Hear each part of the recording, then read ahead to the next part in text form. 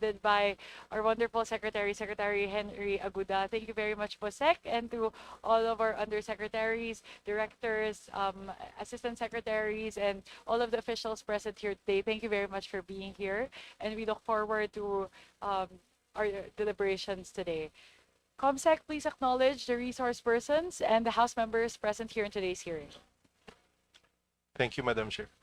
We would like to welcome our guests from the Department of Information and Communication Technology and attached agencies, led by Secretary Henry Aguda, Undersecretary Cristina Faye Condes de Sagon, Undersecretary Hiherson Asidao, Undersecretary Sara Maria Sison, Assistant Secretary Philip Varilla, Assistant Secretary Gerald James Reyes, Assistant Secretary Luis Miguel Planas, Assistant Secretary Celine D., Assistant Secretary Wilroy Tixon. From the Cybercrime Investigation and Coordinating Center, Executive Director Renato Paraiso, Director Alvin M. Navarro. From the National Privacy Commission, Privacy Commissioner John Henry Naga, Deputy Privacy Commissioner Nerissa De Jesus, Deputy Privacy Commissioner Jose Sutton Bellarmino, Executive Director Ivan Ronald Alzona. From the National Telecommunications Commission, Commissioner Ella Blanca Lopez, Deputy Commissioner Alvin Bernard Blanco, Deputy Commissioner Andres Castelar Jr. From the DICT regional offices, Regional Office CAR, Mr. Alan Lau, Regional Office 1, Regional Director Juan Vincent Manuel Gaudan, Regional Office 2, Regional Director Pinky Jimenez, Regional Office 3, Regional Director Antonio Edward Padre, Regional Office 4A, Regional Director Reniel Villaflor, Regional Office 4B, Regional Director Emilio Delfin, Regional Office 5, Regional Director Rachel Ann Grabador, Regional Office 6, Regional Director Reynaldo C., Regional Office 7, Regional Director Frederick Amores, Regional Office 7, Central Visayas, Assistant Regional Director Ramil Jeff Taboso, Regional Office 8, Regional Director Melvin Carlo Barroa, Regional Office 9, Regional Director Cheryl Ortega, Regional Office 10, Regional Director City Rama Alawi.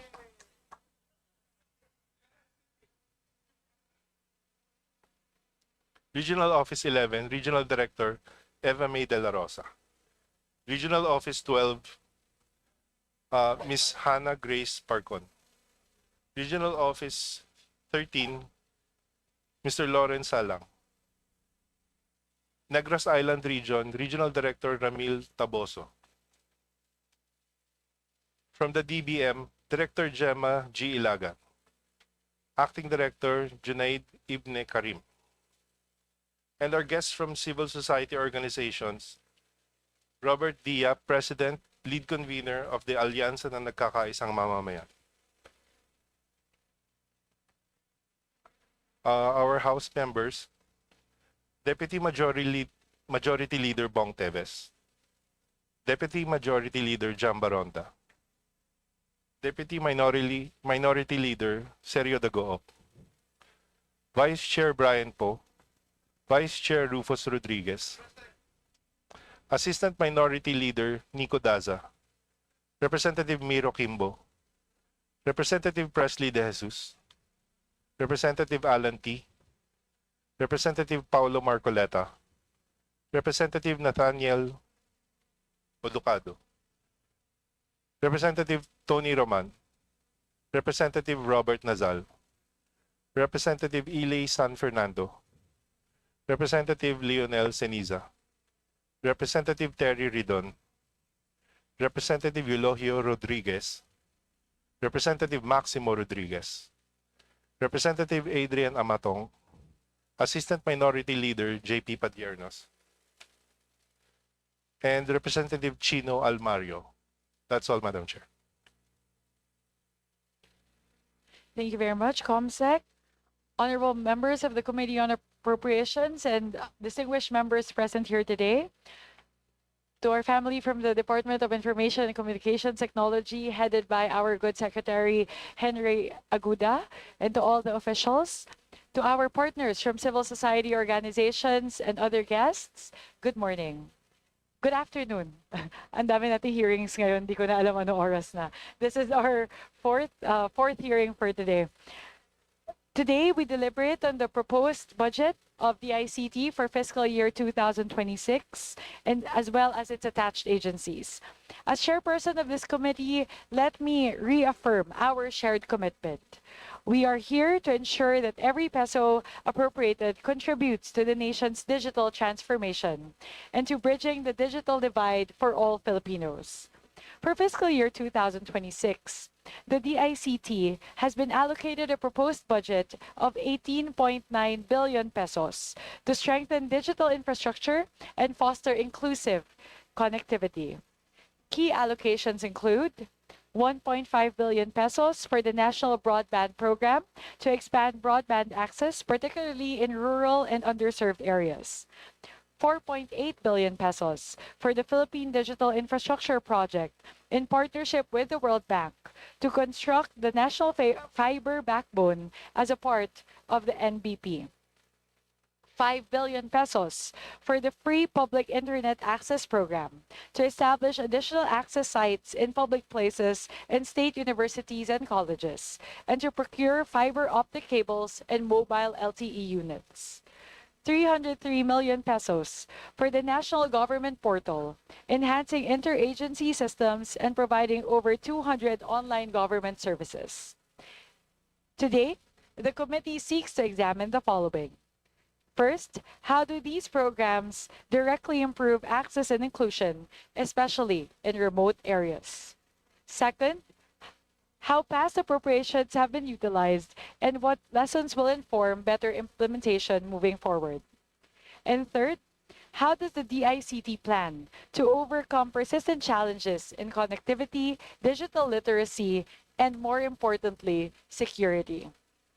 May today's hearing open the way for stronger collaboration between Congress and the DICT so that every program we fund brings us closer to a more connected, secure, and inclusive digital Philippines.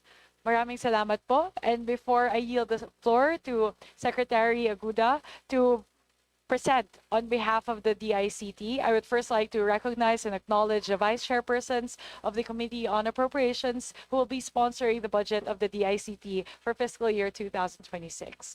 To my left is Representative Brian Poe, Vice Chairperson, and to my right, and then to my left is Representative Bong Teves, also our Vice Chairperson. So you're in very capable hands, and I know that you've already done your briefings po. So yeah, yun lang. You're in very capable hands. Pinili ko po sila for DICT because I know that they are advocates for what the DICT stands for and advocates for. All right, and with that, I yield the floor to our Honorable Secretary, Secretary Henry Aguda, to deliver the presentation for DICT.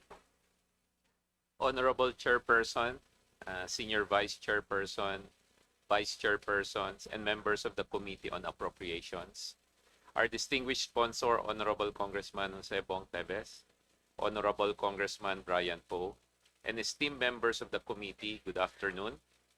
Mga ginoo at ginang ng committee sa Department of Information and Communications Technology, ang aming tinuturing na gabay ay ang DICT framework. Digital First Economy, Inclusive Tech for All, Championing Data Privacy and Cybersecurity, at mahalaga po, transparency in governance. Bawat letra ng DICT ay may kinakahulugan na malinaw para sa ating mga kababayan. Trabaho at inobasyon, koneksyon para sa lahat, tiwala at seguridad online, at mabilis at tapat na serbisyo ng pamahalaan. Dito nakatali ang bawat pisong inilalaan sa aming kagawaran. Ngunit higit sa lahat, nais naming idiin na ang digital transformation ay hindi lamang responsibilidad ng DICT, Ito ay sama-samang pagkilos. Ito ang diwa ng digital bayanihan. Ang pagbabago ay mas magiging makabuluhan kung sama-sama natin itong isusulong mula sa pamahalaan, pribadong sektor, hanggat sa bawat Pilipino. Sa ganitong diwa, akin pong ipagkakatiwala ang mga detalyadong pagtatalakay sa 2026 budget presentation ng DICT sa aming Undersecretary for Support Services, Honorable Herson Asidaw, upang ilahad ang ating mga programa, target, at pangangailangan para sa taong 2026. At nandito po ang buong liderato ng DICT para tumugon sa anumang katanungan po. With your permission, Madam Chair. With your permission, Madam Chair. Go ahead po, Yusek Asidaw. Thank you very much, Madam Chair, and to the members of this committee. Part 1 of our presentation pertains to the DICT programs, activities, and projects. Here we will walk you through our key initiatives and milestones that we have accomplished, as well as the major targets we are pursuing for 2026. And the second part will be the National Expenditure Program for DICT and its attached agencies. As mentioned by the Secretary a while ago, our programs, activities, and projects are mainly included in our DICT framework.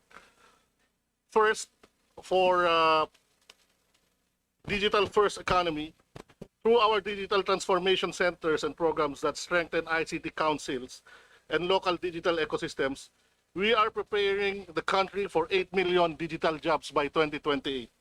This is about building a future where businesses, startups, freelancers, and young professionals can thrive in a competitive and technology-driven environment, because every peso we invest here directly supports livelihoods and economic growth.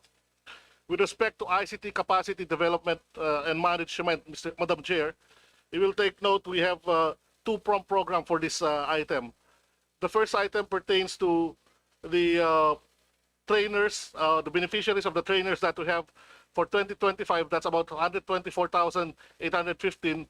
And for 2026, we are targeting about 553,600.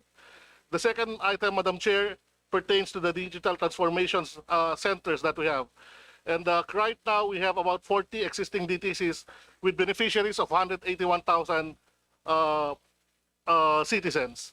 For 2026, that will increase to about 500,000 citizens for 70 DTCs, or an additional 30 digital transformation centers. With respect to the ICT Industry Development Program, Madam Chair, in 2026, we are targeting 25,000 beneficiaries under our Trabahong Digital Initiatives, expanding from 12,592 in the previous year. This will be supported by 145 ICT ecosystem development initiatives that provide training, workshops, and industry linkages. At the same time, we aim to double our industry partnerships from 100 in 2025 to 200 in 2026, building stronger connections with startups, freelancers, IT BPM firms, creative industries, and emerging technology players. The next item in our framework, Madam Chair, pertains to inclusive tech for all. This includes expanding our free Wi-Fi for all programs, bringing internet access to communities, schools, public spaces across the country. At the same time, our infrastructure projects such as broadband, rollout, and last mile solutions guarantee that connectivity reaches even the farthest and the most unserved and underserved areas. For our free public internet access program, Madam Chair, in 2025, we have beneficiaries of about 10.2 million. Our budget for 2025 is about 7.5 billion. Currently, we have ongoing procurement pertaining to Bayanihan SIM and connectivity in SUCs. However, in 2026, Madam Chair, I just would like to inform everyone, under the NEP, our budget decreased to about 5 billion. As such, the beneficiaries targeted for 2026 with this budget decreased for free Wi-Fi for all users to about 4.5 million, and for Bayanihan SIM, that's 5 million. For the National Broadband Project, Madam Chair, in 2025, we were able to launch phases 2 and 3 ahead of schedule, covering 1,781 kilometers of fiber backbone, 31 nodes, and 6 Luzon bypass facilities. This milestone indirectly benefited 16.7 citizens, million 7 citizens transacting online and connected 1,614 government agencies to more efficient digital services. For 2026, we are targeting the expansion of Phase 1, 2, and 3, a total of 3,026 kilometers, 59 nodes, and 6 Luzon bypass facilities. This will double our reach to 37 million indirect beneficiaries and connect 1,983 government agencies to the backbone of the digital government. As mentioned, Mr. Chair, in addition to that, we have the PDIP project for 2026. In 2025, we established a project management office, initiated environmental and social assessments, feasibility and business studies, and began the groundwork for cybersecurity assessments and planning. For 2026, Madam Chair, we will move into the design and preparatory works for backbone installation and subsea cables, start the activation of planning for provincial points of presence, the middle mile fiber rings, and set up the groundwork for firewalls, intrusion detection systems, and security operations center components. This is a 16.1 billion project from 2020 to 2025 to 2028, with 4.83 billion allocated in 2026. Together with the National Broadband Program, PDIP ensures that our digital infrastructure is not only wider in reach but also secure, future-ready, and internationally benchmarked. Ito po yung ating national fiber backbone which will provide connectivity for the whole of the Philippines. Ang susunod, Madam Chair, is yung ating ICT Systems Infrastructure and Management Services. Notwithstanding the fact that our budget decreased by 13% from 198 million to the NEP of 173 million, Madam Chair, our targets for this item actually increased. No? For our GovMail accounts maintained, we will maintain the same at close to 60,000. For GovPH domains, that will increase from 2,732 to 2,789. For the maintained and floated hosted website through GWHS, from 1,063 to 1,011, and from 829 NGAs hosted through DMS, that's about 918 for 2026. Again, Madam Chair, with a decrease of 13% in our budget. For the Government Emergency Communication System, Madam Chair, for 2025, JEX has already reached 500,000 beneficiaries through the MoveSets and radio systems. We are maintaining 10 existing MoveSets, adding 3 units, and keeping 114 radio communication systems operational nationwide. For the information of everyone, Madam Chair, napakalaking tulong po ng ating JEX communication system in times of calamities. Ito po yung ginagamit natin for emergency communication kahit wala pong kuryente at lahat ng buong region, pinapadala po natin ating mga MoveSets para makatulong po sa ating mga kababayan at sa gobyerno. By 2026, we aim to expand this to 975,000 beneficiaries, maintain 13 MoveSets, deploy 3 more units, establish 20 network in a box systems, and roll out an early warning broadcast system for disaster alerts. The proposed budget for 2026 is 330.4 million, supporting these critical emergency systems, Madam Chair. Madam Chair, the next in our framework is championing digital data privacy and cybersecurity. DICT, together with its attached agencies, is strengthening our national cybersecurity program, enhancing our response and monitoring capabilities, and expanding the Philippine National Public Key Infrastructure to secure transactions such as e-government services, business registration, and even medical and financial records. For our cybersecurity program, Madam Chair, our budget decreased by about 37% from 1.017 billion in 2025 to a NEP of 642 million in 2026, Madam Chair. That notwithstanding, with respect to the registered subscribers under the PNPKI, that will increase to about 880,000 in 2026 from 844,358 in 2025. The digital certificate services under the PNPKI will secure e-government transactions, contracts, and records, and the evaluation of critical infrastructure and cybersecurity standards, ensuring that systems our citizens rely on, whether in banking, healthcare, education, or governance, are safeguarded and resilient. In 2026, Madam Chair, we aim to expand PNPKI to about 880,000 subscribers and 396 agencies and serve over 7,000 stakeholders nationwide. For the last pillar for our framework, Madam Chair, is the transparency in governance. Through our platforms like eGovPH Super App and the Digital National ID, citizens can transact faster, more securely with government, all in one place, right from their mobile homes. Beyond this, we also advance transparency through policy development, monitoring, and advocacy.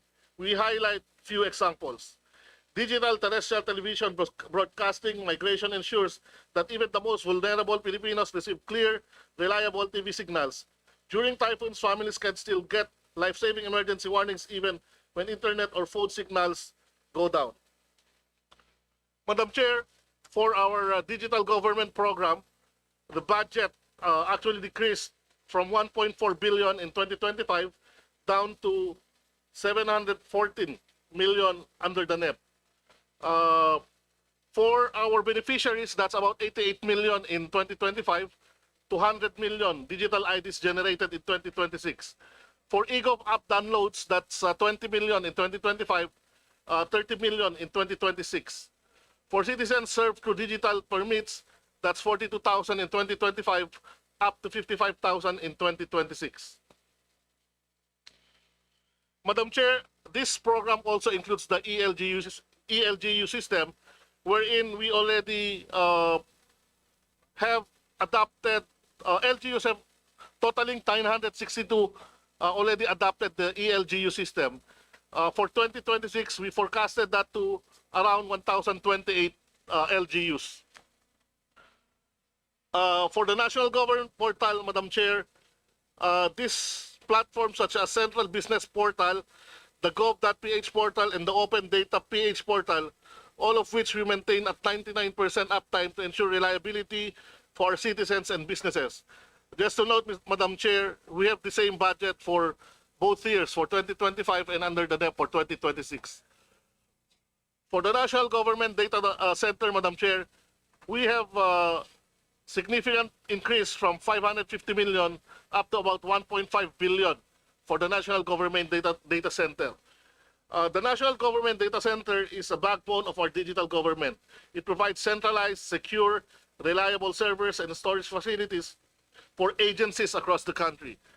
From just 21 agencies and 197 systems hosted in 2025, by 2026, we are scaling up to 66 agencies and over 2,400 government systems in the eGov Cloud. We are also expanding from one data center to two, increasing rack utilization to ensure capacity for growing demand.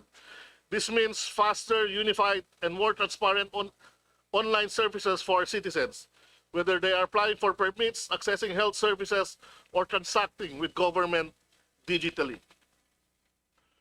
Madam Chair, as far as the second part of my presentation is concerned, below is the summary of the NEP for the ICT and its attached agencies.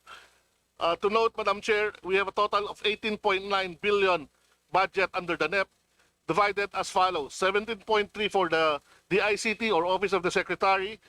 For CICC, that's 463 million. For NPC, that's 440 million. And for the NTC, that's 676 million, Madam Chair. For the Office of the Secretary, the total budget is 17.3 million, divided as follows: 10.9 for MOE, 5.3 billion for CO, and 1 billion for PS. Madam Chair, I will not go into the details of the whole of the line items under the NEP, but with respect to our budget utilization rate, Madam Chair, by the end of the year, we are committed to hit about 97% budget utilization rate, which will be the highest in the DICT's existence since it was established in 2026. That's all, Your Honor, for the DICT. Thank you very much. Sorry, 2016. Yeah.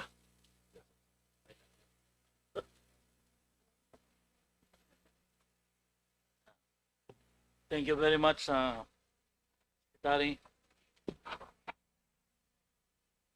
The committee invites questions from the members, particularly on the utilization of the previous budget in the proposed allocation for fiscal year 2026. As part of the House commitment to greater transparency in the budget process and in line with the current leadership initiatives in the Committee of Appropriation to foster a more participatory budget process, we shall read the questions submitted by the civil society organization, CSO, after all members have propounded their question to the agency. Secretary Henry Aguda and his team are requested to provide the necessary clarification and to respond directly to the issues at hand to ensure that this committee in this public following this proceeding are fully informed of the anticipated impact of the proposed budget of the DICT. May I remind our distinguished colleagues that each member is allotted 5 minutes for questioning or interpellation, excluding the responses of the resource persons. When you hear the first bill, it indicates that you have 30 seconds left to conclude your questions. The second bill signifies the lapse of your allotted time. In accordance with the long-standing respected tradition of the House of Representatives to accord preferential treatment to the minority members, followed by the independent and majority members in alternating manners, the chair now recognized from the minority Honorable Deputy Minority Leader Nico Dasa.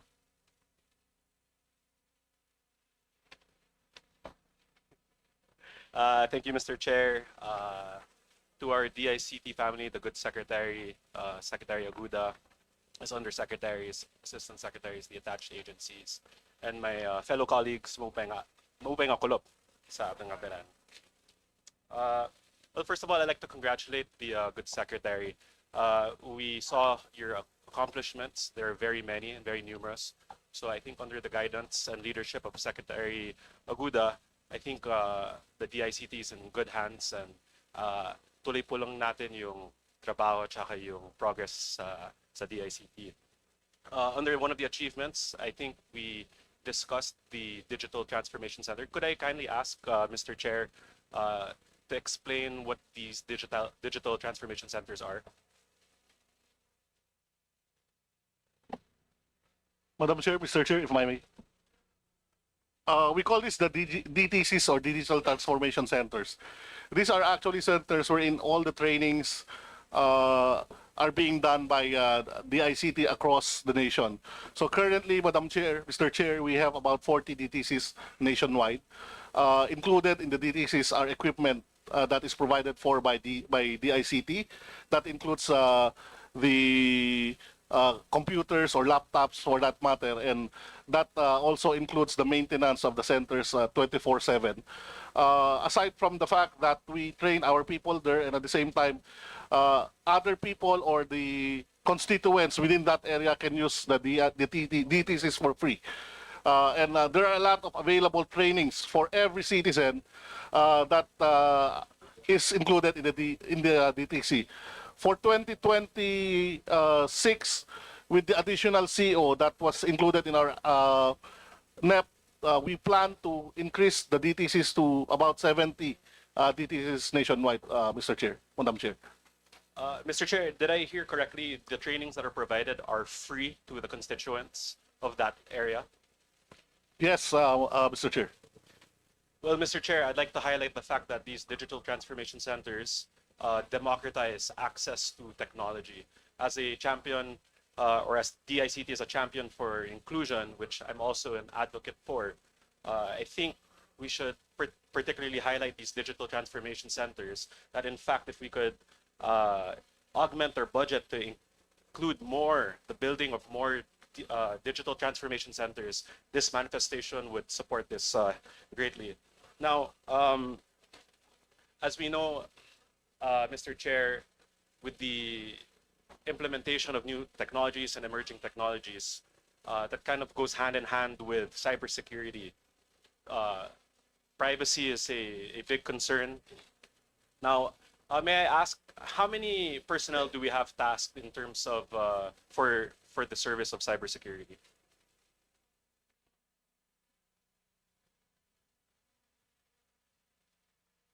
Sir Chair, right now we have close to about 50 full-time, but we heavily rely on job orders because it's hard to retain them. So our problem, Mr. Chair, Your Honor, we're under the salary standardization. So I guess you can appreciate that cybersecurity experts are in high demand, and usually the very good ones stay with us for about a year or so, and then they either go to the private sector or and some of them go overseas. For specific data privacy, there's also an attached agency, the National Privacy Commission. If Mr. Chair will allow me, I can direct the question, or I can ask them to answer on the number of personnel. Commissioner Tenaga can answer that. Permission to speak. There are only 135 plantilla personnel for the National Privacy Commission, sir, and we are only located in one location, which is Metro Manila. We don't have any regional offices or satellite offices outside Metro Manila. Thank you. Mr. Chair, so it sounds to me that perhaps we're understaffed, and not to the fault of the DICT, but because our salary grades are non-competitive. What is the suggestion of DICT to at least tide over this issue? Mr. Chair, Your Honor, there's a pending bill for the Magna Carta for IT professionals in government. I think that will really be a great help for us because it increases the compensation of not just cybersecurity but IT professionals. That's one. And then there's also, I think, a pending bill for the creation of a GOCC that focuses on information technology. Currently, right now, there's no GOCC attached to the ICT, but we feel that it's time for the government to have one in the same manner that we have GOCC specializing in financial services like banks and insurance companies. I think that bill that will be pushed in Congress would really help us. Thank you, Mr. Chair, Your Honor.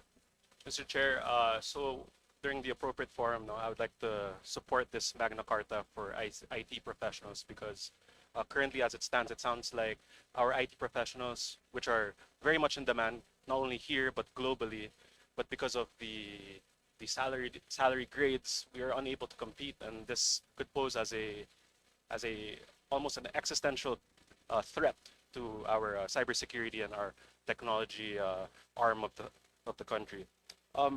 Now, I'd like to segue into there's been all this discussion on budget reform, budget transparency, and I believe Senator Bam has been working closely with the DICT, and in fact, I believe filed already a bill in the Senate regarding blockchain as a technology that can perhaps help us with the transparency in the budget process.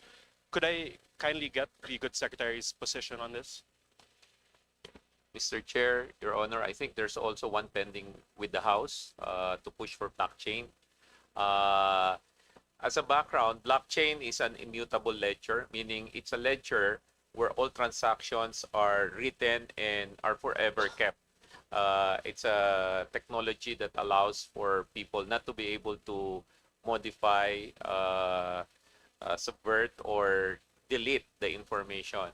Second, in the Philippines, we do have a lot of blockchain experts, And personally, we've used blockchain in banking transactions, regulatory compliance, and what have you. So I think it's a good move for both the Senate and for the House to push for the adoption of blockchain in government.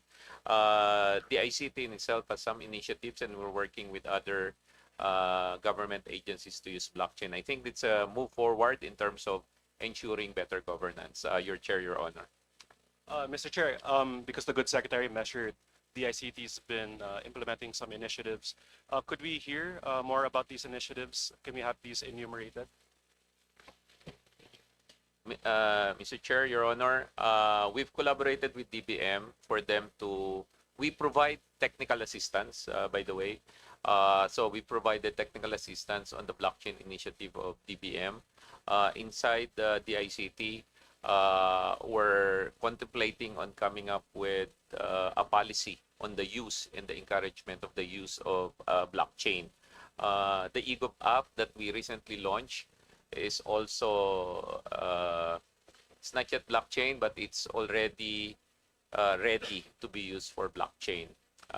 That's it, Mr. Chair. And we want to do more with the help of Congress, of course.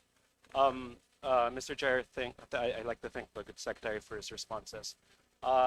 Now, if we were to implement blockchain in the government, does the DICT have any estimate on what the budget requirements would be for implementing such a project?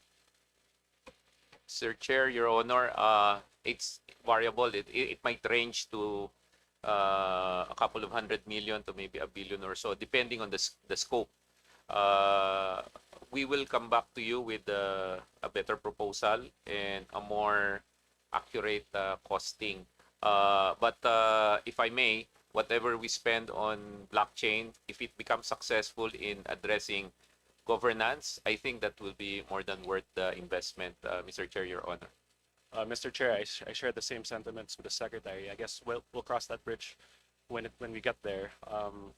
In fact, that's actually the rest of my questions. I would like to take the time to manifest my support for the DICT. I'd like to commend the good secretary, his undersecretaries, of course the ASECs. I know they work hard, and I'd also like to take the time to especially commend my regional director, si RD Bob Baroa, who's been a great friend to the province of Northern Samar. So with that, Mr. Chair, I'd like to manifest my full support for the budget of the DICT, and if there is subject, to the available fiscal space, I would manifest my support of augmenting that so we can increase their budget. Thank you, Mr. Chair. Thank you, Assistant Minority Leader Nico Daza. Kong, if you're serious about supporting the blockchain movement, in the House, I filed the counterpart of Senator Bam Aquino's bill. So if you're interested, I'm still looking for sponsors and co-authors. I'll send you a copy. I would love to, Mr. Chair. Thank you. Looking forward. All right. With that being said, another tech advocate, Kong Tony Roman from the majority. Good afternoon, Secretary Henry. Good to see you again. Also, the ICT family. How are you? A few questions. I think the purpose of budget hearings is to find out whether you have the financial support to deliver on your mandates, right? As I just based on my personal survey of laws, I see that the DICT performs a critical role in some laws. So let's start with the Philippine Innovation Act. Can you just describe your mandate under the Philippine Innovation Act?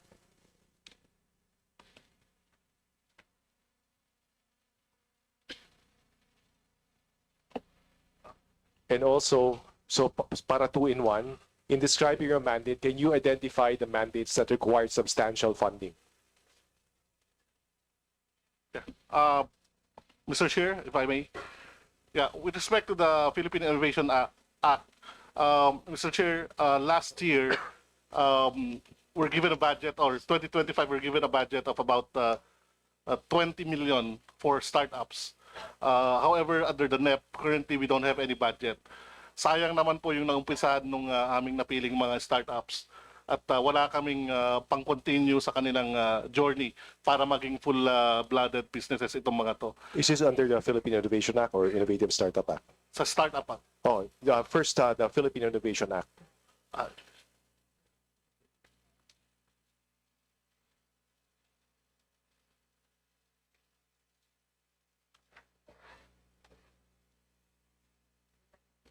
Mr. Chair, we'd like to acknowledge Director Emmy, our person from Legis and Policy. Director Emmy, you're recognized. Mr. Chair, if, So, just to rephrase a question, what mandates under the Philippine Innovation Act, not the Innovative Startup Act, require substantial funding?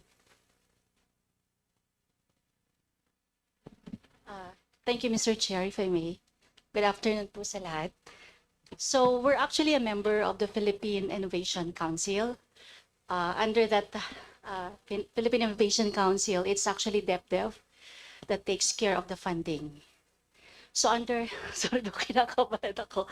So under the Philippine Relax, Innovation relax. Council, it's DepDev that takes care. I think every year they have to provide 500 million pesos to support innovation grants.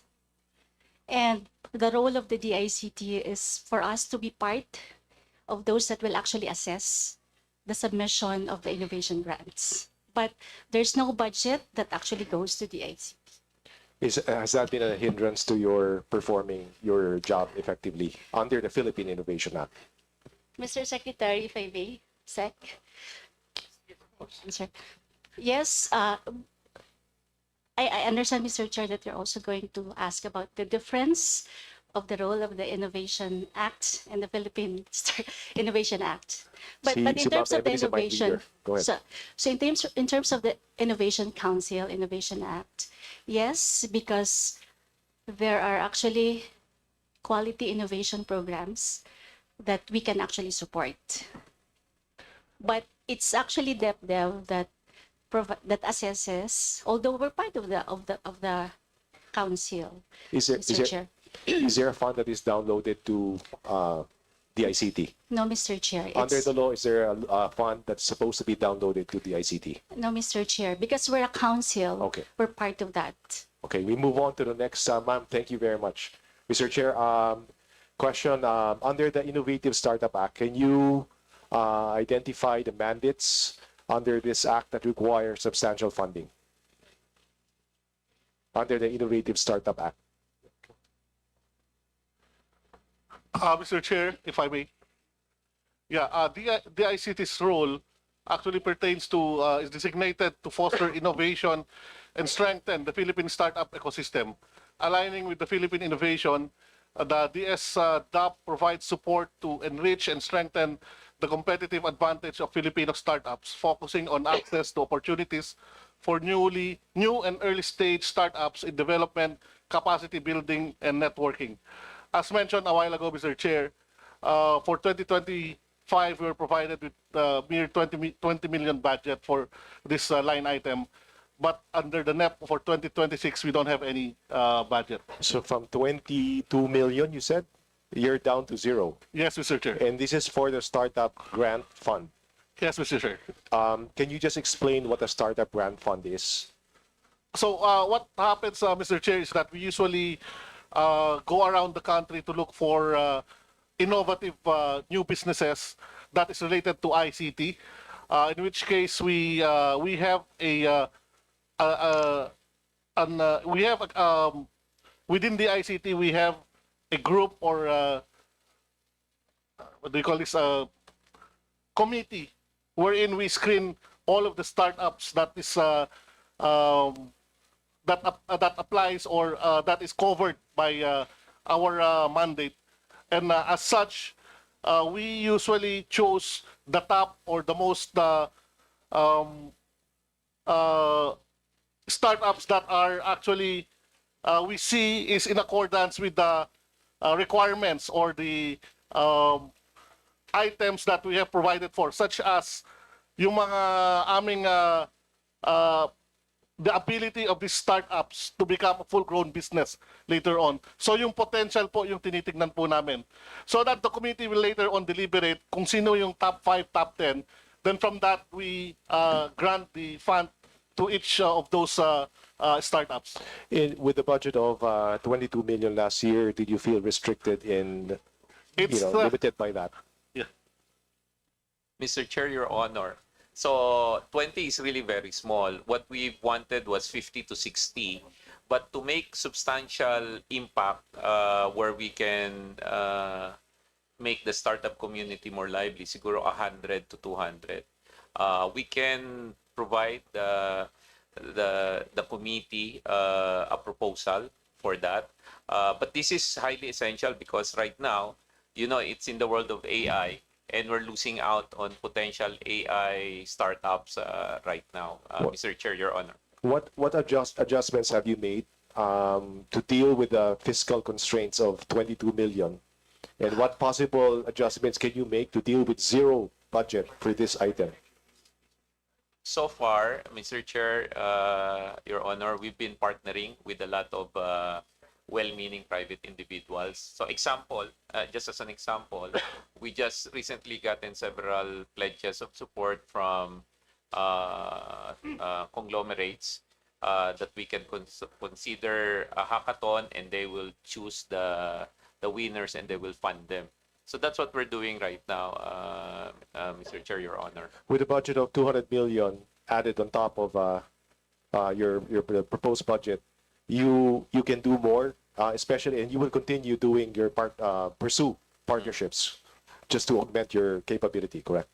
Mr. Chair, this is how it is with the public-private partnership. If the government is serious with a specific program, let's say we fund it by 200, the private sector will most likely match. So there's a multiplier effect. For every peso we put into the DICT program right now, we've seen that the private sector is matching it. So the 200 can become 400 and we can do much, much more.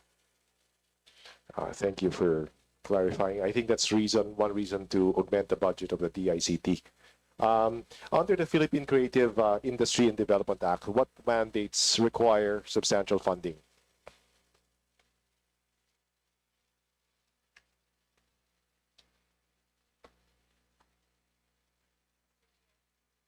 You're Mr. Chair, recognized. if I may. Yes. So the Philippine Creative Industries Development Act, it's actually led by DTI. The DICT is a member. There's a fund, but it's DTI that actually takes care also of, the implementation of the programs. But in terms of the assessment of the proposal, the DICT is part of the council. Mr. Chair. Thank So you. it's only actually, Mr. Chair, it's only the Innovative Startup Act that has no specific provision of budget. Mr. Chair. If I'm not mistaken, under the Innovative Startup Act, you're also mandated to put up innovation hubs. Is that correct? Mr. Innovation Please hubs. go for it. Yes, you're If I still may. recognized. Yes, under the Innovative Startup Act, the three agencies, DTI, DOST, will have to develop innovation hubs. But again, there's no allocated funding for DICT, sir. Was there an allocation in previous budgets for innovation hub? There's none, sir. But we have the Digital Transformation Center. But when you talk of innovation hub, it should be the level 4. So if I may, Mr. Chair. So we have DTCs levels 1, 2, and 3. But when you talk of, that's the level 4. So meaning it's composed of co-working space, training center, and innovation space so that startups can actually make use of it. But when Mr. the DTCs are different from the innovation hubs as contemplated by the Innovative Startup Act. Yes, Mr. Chair.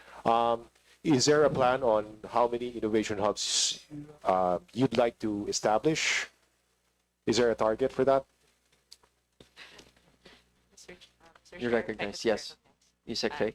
Yes, good afternoon, Mr. Chair. Thank you for that question, Mr. Chair. It would be ideal to have at least one per district or province, because if our thrust is to promote, I see. Okay, if the thrust is to promote innovation and to promote, especially our more agile young population to participate, ideally there would be one per region, if not one per district, sir. One per district. Okay. How many districts have innovation hubs? Not there are no innovation hubs, sir. By the ICT, sir. Yeah. Yes. There are none under the ICT, sir. Like what Director Emmy has said, there are some level 4 DTCs which kind of double as innovation Oh, I hubs to see. kind of augment, despite the fact that there's actually no funding. But How- there are how many? Let me just get my get Yeah. the details, sir. My question is actually how many DTCs have you established? Right now, sir, there are only 40 DTCs all over the country. We hope to establish 30 more by next year, but these are of different levels, sir. Yeah, but yeah, even at 70, you're still below the target. Very much so, sir. And how much is the cost for one DTC? It depends on the level, Mr. Chair. Just ballpark on average. Sorry, sir. Because there are smaller DTCs depending on the absorptive capacity of a locality. So you can establish a DTC for as low as 2.5 million. You can establish a DTC for as low as 18 million if you have 25 seats. For a level 3, it's yeah, sorry. For the level no, that's not it. For level 3, it's 35 million, and for a level 4, which we try to double as an innovation hub, sir, it costs about 65 million. Okay. It's a hefty amount. Yes, sir. Okay. Yes, sir. But you've explored like frugal alternatives, right? Like repurposing buildings Yes, sir. and Of everything course. else. We've been very lucky that our partners in the LGUs, in the districts, have been generous enough to provide us with the space, and sometimes nakikihati po sa amin sa utilities. So medyo nakakaraos naman po. Tapos nakakatulong rin po minsan yung mga private sector na mga kaibigan po natin, partners natin, nagdo-donate po sila ng equipment. Yes, sir. Okay. A question regarding, I guess, to the CICC, Mr. Chair. I understand that one of your objectives is to fight fake news. Is there a program in place on how to do that? With the permission of the Secretary. Mr. Chair, thank you for that question. Yes, we have several partnerships ongoing with regards to the fight to fake news, against fake news. We have partnered up with different social media platforms with regards to self-regulation. That's one. We have an upcoming memorandum of agreement with one of the fact checkers of the biggest platforms. Hopefully within this one, we can announce that partnership already, so we can have a steady partner when it comes to fact checking, and we can down those content-based or context-based fake news, Mr. Chair. Plus, we have our threat monitoring center that continuously scrolls social media platforms, the internet, with regards to fake news, Mr. Chair. Is there a specific line or item in the budget that for that program? None, Mr. Chair. CICC has become innovative when it comes to this fight against fake news under the leadership, of course, of our secretary. We have transformed our threat monitoring center in order to monitor and identify these fake news, Mr. Chair. And then with our partnership with the social media platforms, we ask them to be taken down immediately, Mr. Chair. And have they complied in most cases or all cases? Mr. Chair, in most cases, when it comes to deep fakes, it's fast. But when it comes to context-based fake news, that's where we have a problem, and I think that's the tug of war between us and the social media platforms. We've continuously asked these social media platforms to set up office here and listen to their personnel here, because they know the nuances of the Philippine setting. Because most of their content policy creators are based abroad, Mr. Chair. So you would support a bill that would require their presence in the Philippines? Definitely, Mr. Chair. Would you, in determining whether it's fake or not, who makes that determination? Mr. Chair, most of the time, it's if it's with regards to national security, it's the government. For example, we have a case that involves memo from the executive secretary. It's government that debunks those fake news, and then we relay it to the social media platforms. But with other context-based fake news, that's why we partner up with one of the fact checkers here in our country, Mr. Chair. So you feel that it's to avoid any like constitutional due to constitutional considerations, you feel that you should defer to a private entity to determine whether it's fake or not. And to preserve the integrity of government, Mr. Chair. Okay. Thank you, Mr. Chair. Mr. Chair, if I may, Your Honor. Yes. Oh, just to add to the discussion on fake news, the social media they've all been consistent. If we have a law that defines exactly what fake news is, they will follow. So that's what they've said. So we just have to define what it is. They will not take our definition, but they will take the definition of, I guess, Congress and the lawmakers on what it is, and they gave us their assurance that they will follow. Mr. Chair, Your Honor.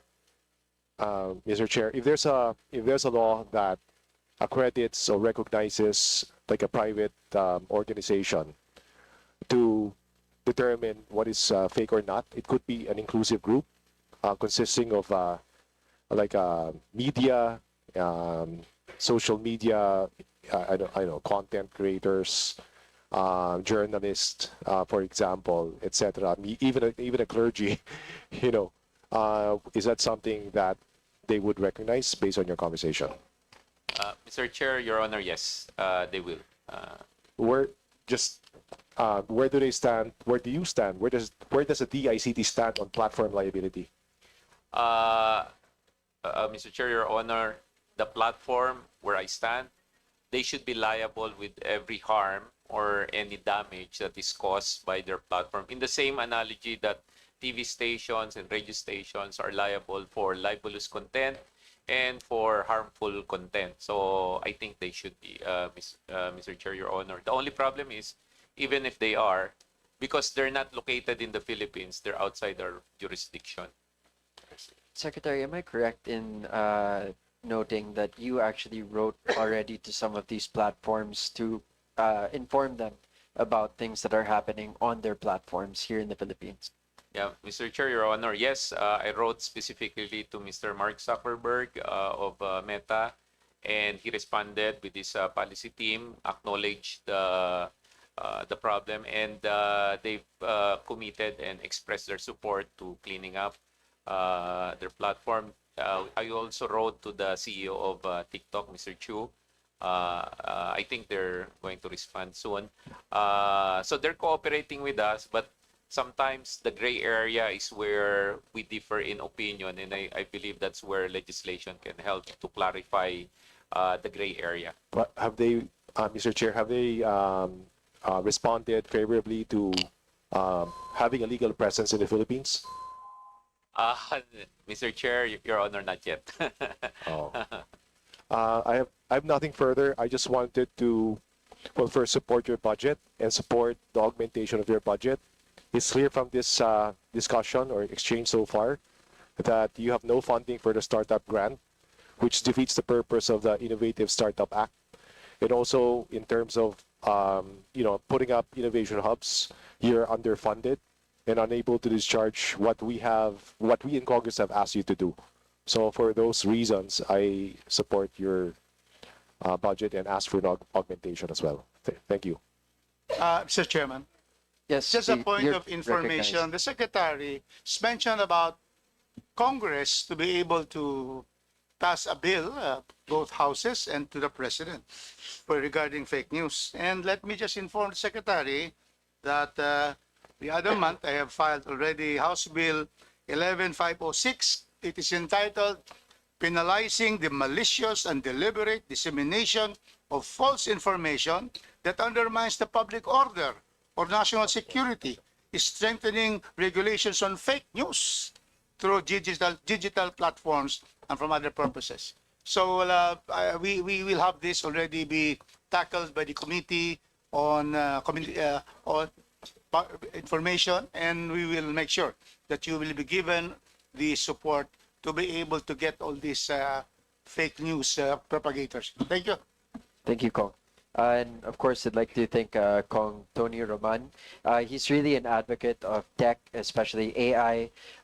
You should check among his priority legislation are, for example, the AI framework. Baka you can work closely for legislation na kailangan nyo po. Regarding the point of course, Kong Rufus Rodriguez, yesterday in the Committee on Public Information and Mass Media, the chairman committed as priority legislation, one on freedom of information and two on tackling fake news.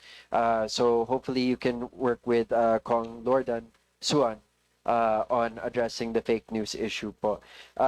Mr. Chairman, Yes, just to you be able recognize to po. elaborate on this point, in Section 3 of the definition of terms, fake news is defined, which you're asking. And fake news refers to false or misleading information presented as fact or news, deliberately and maliciously disseminated to mislead the public that may sow confusion, incite hatred or violence, or disrupt public order. So it's very clear definition that we will make sure that the public order and the public information, Yes. we're going to take it. This is defined, Mr. Chairman, on my bill. Thank you. Opo. And with that, we're calling on our next to interpolate from the minority, Rep. Robert Nazal. Rep, you're recognized.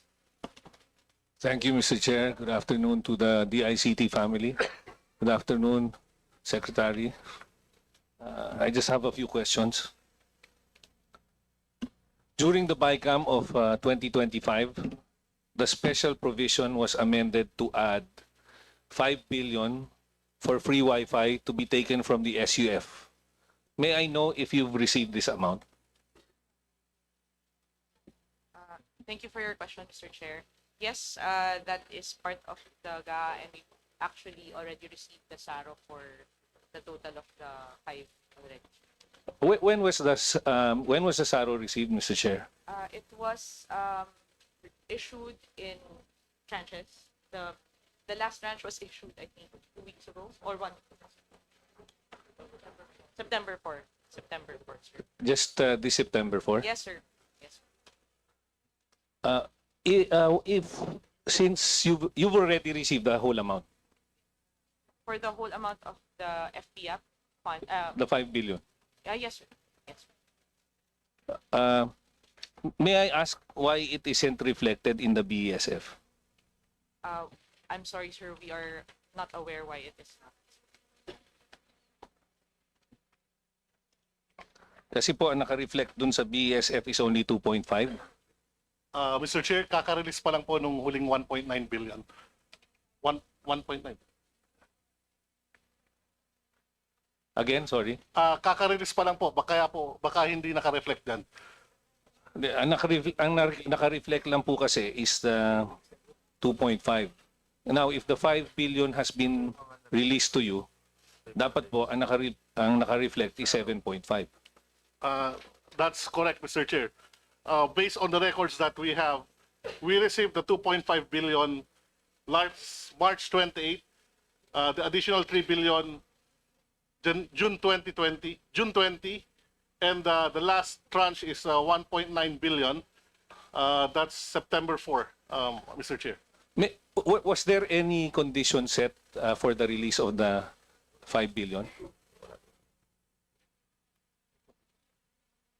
Mr. Chair.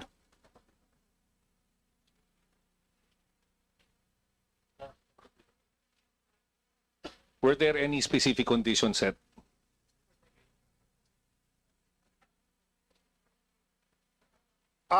Based on the letter that we received, Mr. Chair, there were no conditions. So, that being said, I would like to put on record that the amount of 5 billion which has been released to you for the year 2025, contrary to what was stated during the DBCC hearing, ang sinabi po kasi nila, conditional yon. And this also means that indeed the BICAM adjustments were carried out contrary to what was stated. during the DBCC hearing, that it was conditional. So I would just like to put that on record. But anyway, I am happy that this was released kasi every hearing po, ever since the previous Congress, yung DH party list has been advocating na yung SUF po magamit nyo. So, ang nangyayari po ay laging conditional po ang release at laging sinasabi sa inyo, dapat depending on the fiscal space. So, I'm just happy na nabigyan po kayo ng 5 billion in 2024, 5.6 billion in 2024, and 7.5 now for 2025. So, may I ask, ano po yung proposed projects nyo under the 5 billion na additional? Has this been obligated already for 2025? With the permission of the Secretary, Your Honors, Mr. Chair, for the 5 billion, we have allocated projects more focused on schools. We have allocated 3 billion for mobile broadband service that will be set up in schools and nearby communities. And additional 1.5 billion is allocated for free public internet access for schools, directed to schools as well. 1.5 1.5 and 3 billion. and 3 billion for the schools Yes, sir. for free Wi-Fi. Yes, sir. So hindi po na I remember there was a proposal before, Mr. Chair, that para magtayo ng additional towers. And this program, because what my understanding is that in the GIDA sites, there are already currently there are already towers na hindi nagagamit. So there was a proposal for capacity purchase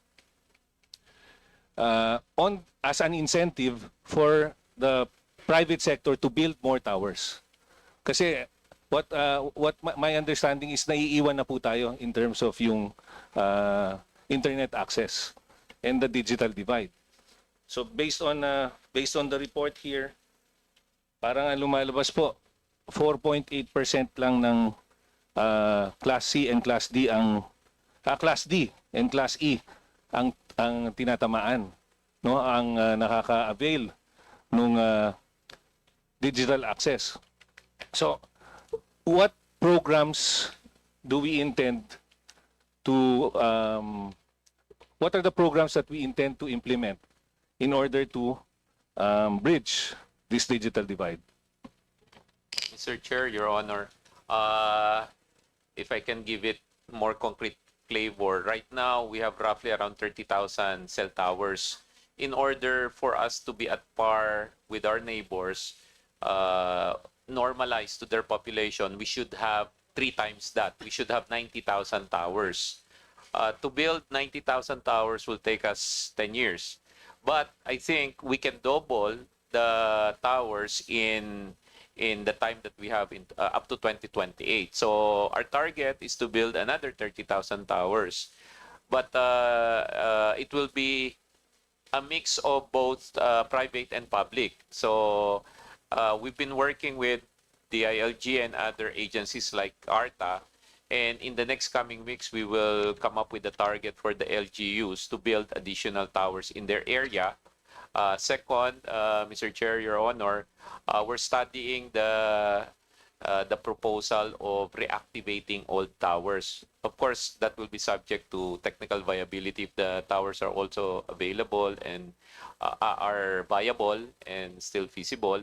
And third, because of the Konektadong Pinoy, it is something that we will now impose on telco providers that they prioritize areas without access for now. What if there was a project proposal, Mr. Chair, na private public partnership, no, na for every tower na magka-capacity purchase tayo in the GIDA sites, they will build another tower. Is that would that be viable? Mr. Chair, Your Honor, yes, that would be viable. Again, subject to further study on the PPP proposal, but that is a welcome proposal if anyone would propose that. What if we were to amend the law, Mr. Chair, na maybe yung SUF, instead of collecting the SUF from the telcos and remitting it to the National Treasury, how about the government, the department considering an alternative mechanism where the telcos are required to provide free bandwidth or data allocations to the public in exchange for an equivalent amount to the SUF, which they won't have to pay anymore? Mr. Chair, Your Honor, we will leave it up to the wisdom of Congress. If it's something that you will push as a national policy, definitely the ICT as the implementing arm will follow the law. Would you support such a program? I would support such a program, Mr. Chair, Your Honor. Anything that would increase the number of towers in the country because we really badly need it, me and the whole department will support it. Thank you, Kong. Last question. Last question. Okay. Under your proposed budget, the digital government development and management budget was reduced from 1.4 billion to 700 million. What were the projects undertaken for this particular item? With the permission of the Secretary, Your Honors, Mr. Chair. Yes, Mr. Chair, your numbers are right. From 1.5 million now, it's down to 714 million. The projects and programs under this particular fund is for the development of our e-gov systems and of course the ELGU systems, Mr. Chair. Are we also building data centers, our own data centers? Kong. With the permission of the Secretary. With the permission of the Last Chair. question na po yan. Thank you. Yes po. Currently we have a data center in Subic. It's 97% finished and accomplished already. And in our target, sir, we're trying to have another data center for next year. The reason why I'm asking is because my understanding is that most of our data is stored abroad. Is this correct? Correct, Mr. Chair.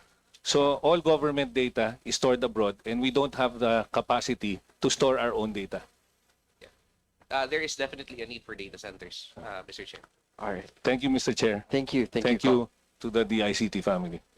All right. So moving on to the majority, our next Kong is Rep. Miro Kimbo. You are recognized. Thank you, Mr. Chair. I have no questions. Thank you. Thank you. Buti na lang, we gave extra questions kay Rep. Nazal. Okay, so from the minority naman, Rep. Presley De Jesus. Thank you. From the majority. Thank you, Mr. Chair. There is a waiver of a majority question, so we should stick with the majority. So okay. All right, so we stay with the majority then. On the end of the majority, we have Rep. Adrian Amantong. Mr. Chair. Yes. Yeah, before you call on Kong Adrian, I'd like to give my time to Congressman Rufus Rodriguez, my cousin. Thank you, Patod. When his turn, we can be after when his turn comes. Sige po. Because especially for the part where he will ask for augmentation. I will take note of that. Comsec, please take note. His time has been given to Kong Rufus Rodriguez. So again, moving back to the majority and recognizing Congressman Adrian Amantong. Adrian, sorry. So actually now thank you. It's the time of Kong Rufus Rodriguez. So sakto. Thank you, Mr. Chairman. and our distinguished colleagues and Vice Chairman over here, let me first welcome Secretary Henry Aguda, first time to appear for a budget hearing because you were just appointed in March. And of course, we should know, Mr. Chairman, that our secretary is a cum laude graduate of UP BS Mathematics. I never took up mathematics because I will have difficulty passing it, so I went to law. So, not only is he a BS Mathematics cum laude graduate of UP, he is also a cum laude graduate of the UP College of Law. You see? So, the President really has properly selected the person to lead this particular agency. And the good thing is he is backed up by undersecretaries who are very, very good. I'll just mention my friends. And who are the ladies here? Because chivalry is alive. And so we have here, of course, we have here Sarah Season, after law school in Ateneo, went to the National University of Singapore, LLM, Master of Laws. 2 Master of Laws for Sarah. He went to University of Geneva, LLM. And then we go to Undersecretary here, Faye Disagun, who took up law at UP also. Yes, my co-alumnus. And then went to University of Oxford. You see, this is the lineup. And of course, the others are very, very fully qualified. So my only question now, because I have been preceded by a statement of my cousin that I am always for augmentation. Because the DBM is always not properly. The DBM is here, but I'd just like to seek an apology, but I believe that DICT is the way to go. We have to therefore digitalize. We have communications and technology. So my question is directed to Undersecretary Sara. How much has been collected from the spectrum users fee, and how much is the money pending? You know, this is always the favorite topic of Congresswoman Bernadette, you know, here. Every year I listen to her because there's always the non-release of this user's fee. How much has been collected now from the user spectrum fees, which is to be used for free public Wi-Fi for all? Yan. Permission to speak, Mr. Chair. Good afternoon, Your Honors. You're recognized. To answer your question, Congressman Rufus, the grand total for the collection of SUF is 41.33 billion as of June 2025. Your Honor. See, that's why Congresswoman Herrera Bernadette is always right that malaki talagang pera, but you know, they're not releasing to the ICT for the Wi-Fi. So they're only releasing now 5 billion. Last year was only 2 billion. And that is why I would like to ask Yusek Faye Disagun, what do you think should be done by this government so that we will have really all the schools as directed by the President, correct? The President said, can you repeat what the President said, Yusek Faye? We need to connect, permission to speak, Mr. Chair. You're recognized. Thank you, sir. Yes, Mr. Chair, during his last SONA, his directive was to connect 100% of the DepEd public schools, Mr. Chair. Are, Yusek Faye, how much percentage of all the public, elementary, and national high schools have been connected by free Wi-Fi? Let me just inform and thank the Secretary. Yes, sir. Because Cagayan de Oro, almost all schools in my district have already been connected. Only 6 more, and I have a letter for you to be able to give the 6. And all my barangay halls are connected. But Congressman Maxi is asking for the first district, Abanti, Mindanao, because kulang sa first district. So we will know how many are still not being connected, and how can you be able to connect them if you're only given 5 billion or what when we have 41 billion? Can you explain to us how many have been connected? Because we want the President's statement to be gospel truth, because the President should always be right and the President should always deliver on his promises. Thank you for your question, Mr. Chair. To date, we're about 78.5% connected for all schools, DepEd schools. 78.5%. We're looking to connect an additional about 12,000 schools remaining to be connected all over the Philippines, Mr. Chair. To achieve this, we are utilizing part of the FPAP, or what we call the Free Public Internet Access Program Fund, which is funded by, as we've discussed earlier, by the SUF. Um, um, to the credit of the DBM, Mr. Chair, the DBM has, of course, always been very diligently and vigilantly guarding our budget process, and we I know you believe wouldn't want to disappoint the DBM, but nobody wants to. none. I But especially anyway, do not want to, sir. 70, are you sure with the present budget proposed for next year? Thanks to the We will be able, because the president said this year, That's December right, sir. 31. First question, will you be able to connect to all public schools in the country by December? That is the first question. Thank you, Mr. Chair. Yes, Mr. Chair, thanks to the leadership of the Secretary, Secretary Henry Aguda, and also through the leadership of Secretary Sonia Angara, we have been able to source enough funds to connect the remaining 12,000 schools for the rest of the year. We are working closely together with the Department of Education, and I think this is a manifestation of how things can work when we're more collaborative with each other, Mr. Chair.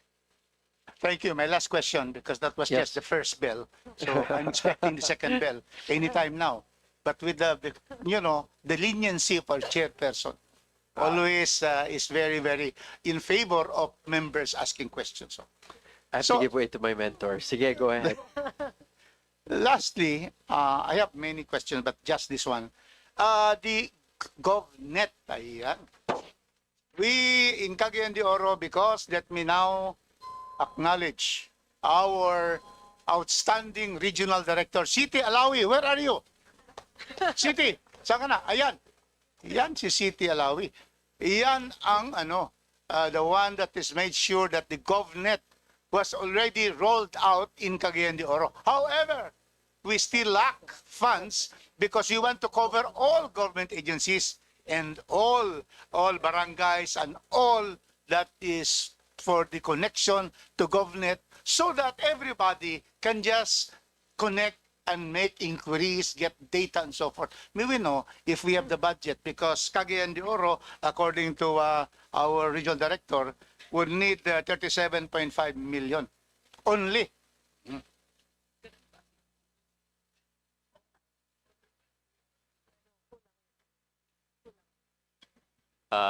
Mr. Chair, Your Honor, kulang pa. Pero How much is it in the 2026? but before I answer that, if you can allow me, the free internet access law mandates that we provide free internet not just to schools, but so this year schools will do that. But next year our challenge will be to maintain the schools, include all the healthcare and hospitals, community places, barangay places, transportation hubs, and tourism spots. Just to give the committee an idea, there's around 132,000 locations that we have to connect. Right now, we're only doing 8,000. So we're a far cry from the 132,000. The nice thing, Mr. Chair, about the ICT now is we're now activating the fiber backbone. That's the backbone that we've installed or we have on the national grid. So, which is perfect. It is a perfect plan because as power gets to the province, you already have a fiber optic cable running there. So we just need to buy the active components. And you give you an idea of how wonderful that backbone is. It cuts from north to south. Right now, it is up to Tacloban. And our promise to the president is to get it connected as far as Zamboanga by 2026. And Cagayan de Oro, Your Honor. And once that is done, we can now provide access to all LGUs. The next aspect of technology, and most of you know, technology gets cheaper over time. So what used to cost 120,000 per satellite terminal has gone down to about 30,000 to 20,000. So as prices go down, we ensure, like our USEC for admin has applied a rule with procurement where anything that we recontract, automatic, we negotiate 20% down. So that's the situation with technology, Mr. Chair. But we really appreciate the support of the committee, and we will come back with a proposal on more substantial ask for the budget to attain universal connectivity and universal affordable connectivity. Thank you, Mr. Chair, Your Honor. Thank you, Mr. Mr. Chair. Secretary. Thank you, Chair. and I would thank you. just, can we hear our USEC before I have my final statement? Yes, Yusek, you are Secretary, if I may recognized. just, Mr. Chair, if I may just add for the numbers in GovNet for our targets in 2026. Firstly, as of August 2025, we have connected and provided internet to a total of 1,614 agencies and public facilities in 18 sites nationwide. That is 2025. Just to revert a little, it was in 2024 when we connected Cagayan de Oro City, 125 sites, Davao City, 122, and in Subic and Cebu. In 2025, we focused in Lawag, Coronadal, Pagadian, Iligan, and Sorsogon. For next year, our targets, Mr. Chair, is 1,983 agencies. So that is the reason why we're asking for more money for the augmentation, Mr. Chair. Thank you. Okay, thank you very much. Your Yes, closing statement. Closing statement, Mr. Chairman. So we'd like to request the Honorable Secretary to submit what are the priority items that will make sure that you're able to fulfill your mandate. Submit to the committee because our chair is here and he will fight for us. He will lead the charge for the increase of budget for the ICT. And finally, Mr. Chairman, I would like to manifest that in the proper time, I will move not only for the approval of what is presented here of the NEP, but also to augment and increase the budget of the DICT. Thank you very much. Thank you. And as promised, there's that augmentation. Buti na lang nagbigay ng konting oras si Kong Miros kay Kong Rufus. Maraming salamat po. Just one quick question before we move forward. How much is the balance of the USF as of this moment, as of today?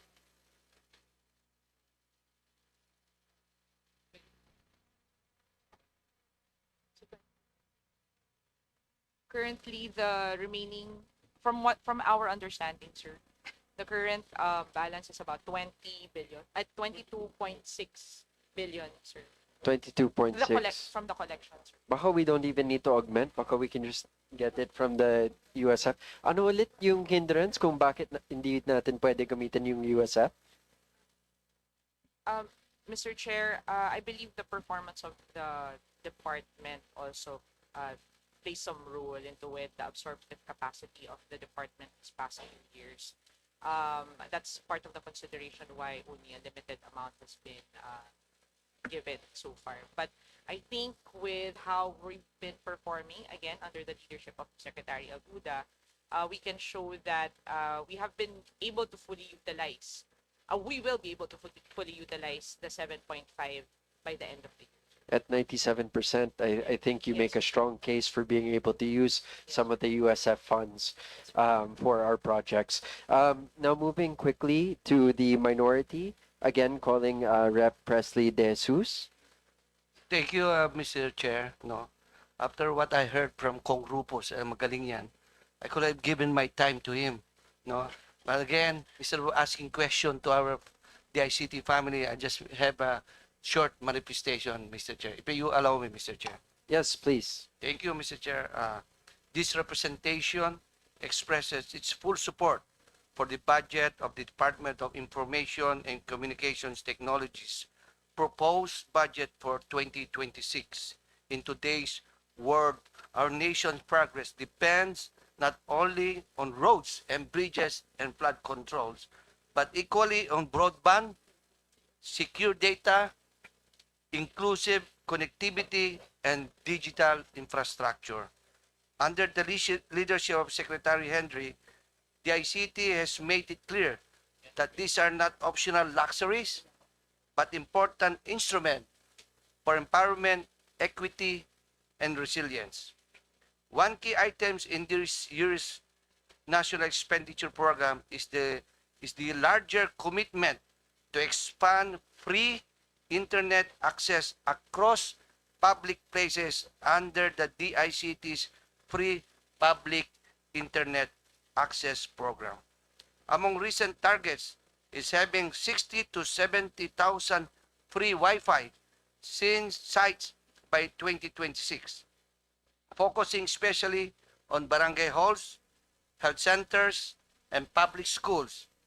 In addition, the ICT plans to finish by 2025 with about 30,000 free Wi-Fi sites, a stepping stone towards next year's goal. Mr. Chair, we also have concrete examples showing these efforts are making a difference. In the Bicol region, the DICT has now connected all provincial, city, and municipal governments to its free Wi-Fi for all program. Is that true? I believe that's a question. Are you asking a question? No, or I'm still... just saying. Oh, okay. Sige. We confirm, Please Mr. Chair. continue po. Let me continue. Kasi kumbaga shock and awe sila eh. So I know my facts.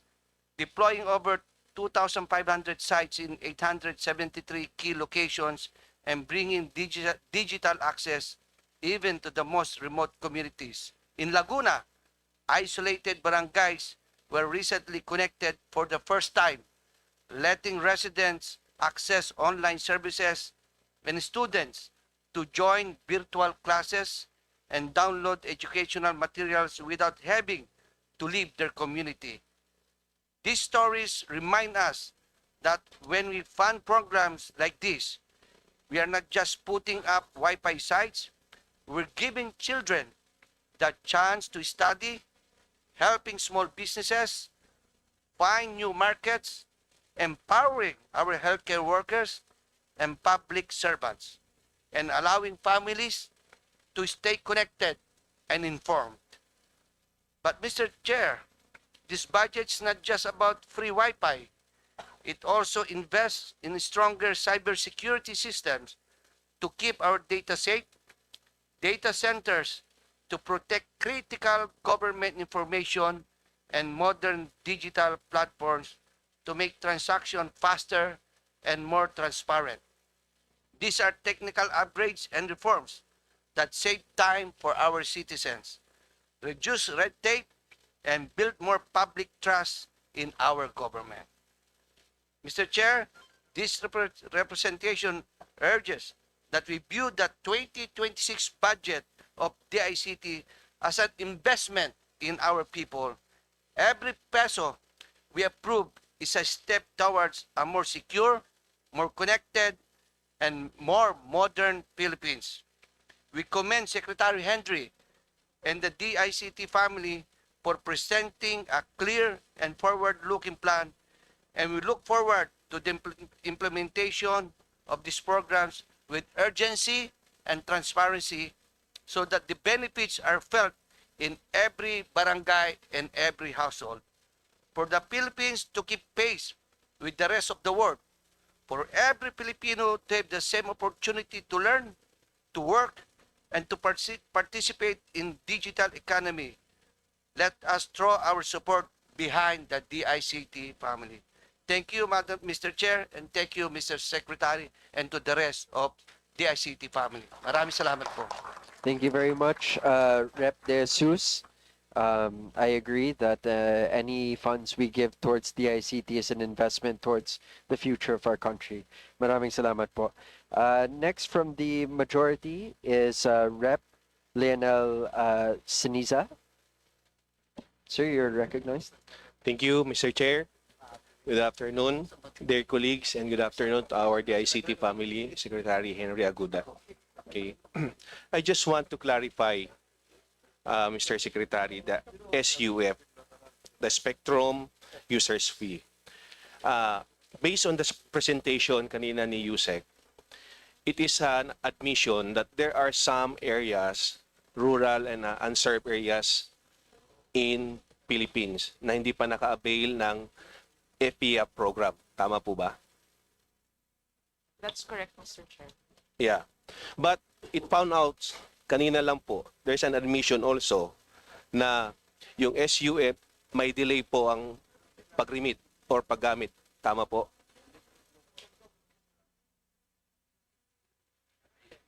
Utilization. Yung release po, sir. Ngayon po, sir, mukhang medyo naayos naman po namin for this year. Yeah, but the preceding years, it shows na may delay sa release po ng SUF. Mr. Chair, if I may. Yes, you're recognized.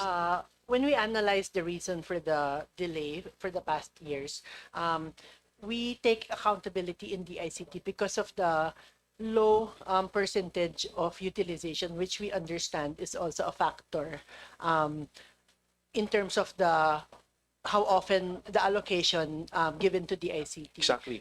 Yeah, I agree with you, ma'am. Now, the question is, dalawa po yun ang problema natin doon.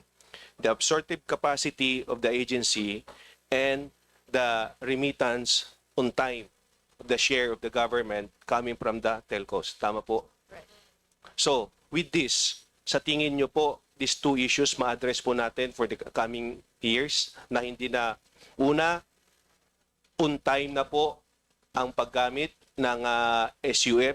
Then, pangalawa is the absorptive capacity of the agency to implement such particular fund. Mr. Chair, Your Honor, on the first question on the processes we've already fixed, and right now we're working closely with DBM, so we don't expect any further delay. Second, on the absorptive capacity, we've made adjustments in our operations, Mr. Chair, Your Honor. Just to give you an example, before, everything kasi gets centralized in the ICT. So every region has to get directive from the central office. So of late, 3 months ago, we've already initiated a process where the regions are more empowered because they're the line people. They know what's happening in their areas. So they've been given autonomy. They're able to execute well, but we provided automated guardrails to make sure that we monitor all of the procurement and deployment of their projects. On the third one, Your Honor, Mr. Chair, may I turn it over to Commissioner Ella on the remittance of the telco to the SUF. They're the ones who regulate the telcos and the SUF collection. Commissioner, you're With recognized. the permission of the chair, good afternoon. Sir, Mr. Chair, yung remittance po ng telco doesn't get delayed naman po because once they pay us, we immediately remit to the Bureau of Treasury. So, probably po before, because of the absorptive capacity nga po ng DICT for the free Wi-Fi program, that is why nagkaroon po ng delay previously. Yung So it pag-release shows- po ng SUF funds. Yeah. It shows, ma'am, na yung delay is within the agency. Tama po. Yeah. Chair. Delay, Mr. Chair, Your Honor, is because of the ability to implement. But that delay has been resolved as of March. So we expect, sir, Mr. Secretary, that the preceding year, Yes. na mag-i-improve na yung services natin. Mr. Chair, Your Honor, yes. Okay. Yes, that's a commitment. Oh, that's a commitment. Sige, for the records. Okay. Thank you so much, Secretary. So the 5 billion as stated sa SUF nyo for the fund for the year 2026 in your NEP, tama po ba? 5 billion? Yes, Mr. Chair. With your permission, Mr. Chair. Ang tanong ko po, yun po ba ay sapat na or kulang pa? Kagaya nga po nung binanggit po namin kanina, hindi po sapat yun para ma-maintain yung ating existing sites. Kasi currently po, ang budget po natin is 7.5 billion. Then under the NEP for 2026, it's 5 billion. So bumaba po tayo. Yes, Mr. Chair. Mr. Chair, it shows that we need to augment the fund of the agency to address issues we discussed right now. Kasi we keep saying, we keep asking other agencies to be more effective and efficient, but somehow the source of fund or the support of fund coming from our side is kulang. So dapat, I agree with Congressman Rufus Rodriguez that we need to augment to cater the demand on the actual field condition in respective provinces. So, Mr. Chair, dito naman po tayo sa NTC. Ma'am, Commissioner, isa lang po yung issue ko. I think this is also an issue in other provinces that you need to have closure yung mga fly-by-night station in different areas. Why? Masakit na po sila sa tenga, especially delivering mga false issues, political issues. They use that medium against the incumbent. So I hope you need to act this one, Commissioner. Marami po ito, hindi lang sa probinsya namin, but much more lumalabas po mga fly-by-night stations pag malapit na po ang eleksyon. And it is abusive in a way na nagdi-deliver po ng mga false information na naririnig po ng mga kabataan, naririnig po ng mga pamilya, and hindi po maganda kung patuloy po na namamayagpag po ito, and it would prejudice also sa mga legitimate operators ng mga radio station in different provinces. Mr. Chair, if I may respond, sir. Yes, you're recognized, Commissioner. Mr. Chair, yes, sir, we recognize po the existence of illegal station. Rest assured that NTC will continue po monitoring this illegal station. We will issue show cause orders and impose fines. We have actually, sir, active pending cases running after these illegal stations. Yun nga lang po, we note that per regional offices po kasi namin, we only have 10 to 15 engineers running after this illegal station. So, we need po sana, actually it would be entail naman po siguro the reorganization of the NTC to give more plantilla positions po. So, to augment the manpower Efficiency. Yes, efficiency po to enforce po our. But Yeah. rest assured po, we'll continue to monitor, and if we ask naman po, we have in partnership with the kapisanan ng broadcaster ng Pilipinas also. We meet with them regularly. They provide us with listings of illegal stations na namomonitor din po nila, and then we file cases po to these stations. Yeah. Thank you. Thank you, Madam Chair. Mr. Chair, I would like to remind the Commissioner that this is just not only monitoring, but somehow we implement outright the closure. Alam naman po natin kung sino yung mga fly-by-night and those illegal operators sa mga every region and provinces po. So with this, I would like also to commend also my RD De La Rosa, for keep informing me about the programs and the updates about the ICT. So thank you, ma'am, for reaching out. Thank you so much, and I will support the augmentation of fund of the agency, as well. Thank you also, Yusek Pay, for guiding me for the program. So I'm with Kong Ropos Rodriguez and Kong De Jesus for the augmentation of your budget. That will do. Alright. Maraming salamat po, Rep. Siniza. And just a gentle reminder to everyone here with us today to please keep your voices down while we're deliberating the budget. With that being said, I'd like to call another member of the minority, Representative Paulo Marcoleta. You're recognized. Thank you, Mr. Chair. Good afternoon po sa buong hanay ng mga opisyalis ng DICT. Regarding staffing for DICT, I observed that you have a very lean staffing with just 2,009 authorized positions filled up. And considering how important connectivity is for modernization and national security, it is also worth noting that the agency also largely operates from the central office and the NCR. Halos dito lang sa Kamaynilaan nagaganap yung action, no? With only 2% of the budget going to the rest of the 15 regions. Is that correct? Mr. Chair, if I may. Mr. Chair, in the past, we already increased that to about minimum of 20% of the budget that will go to the regions. Okay.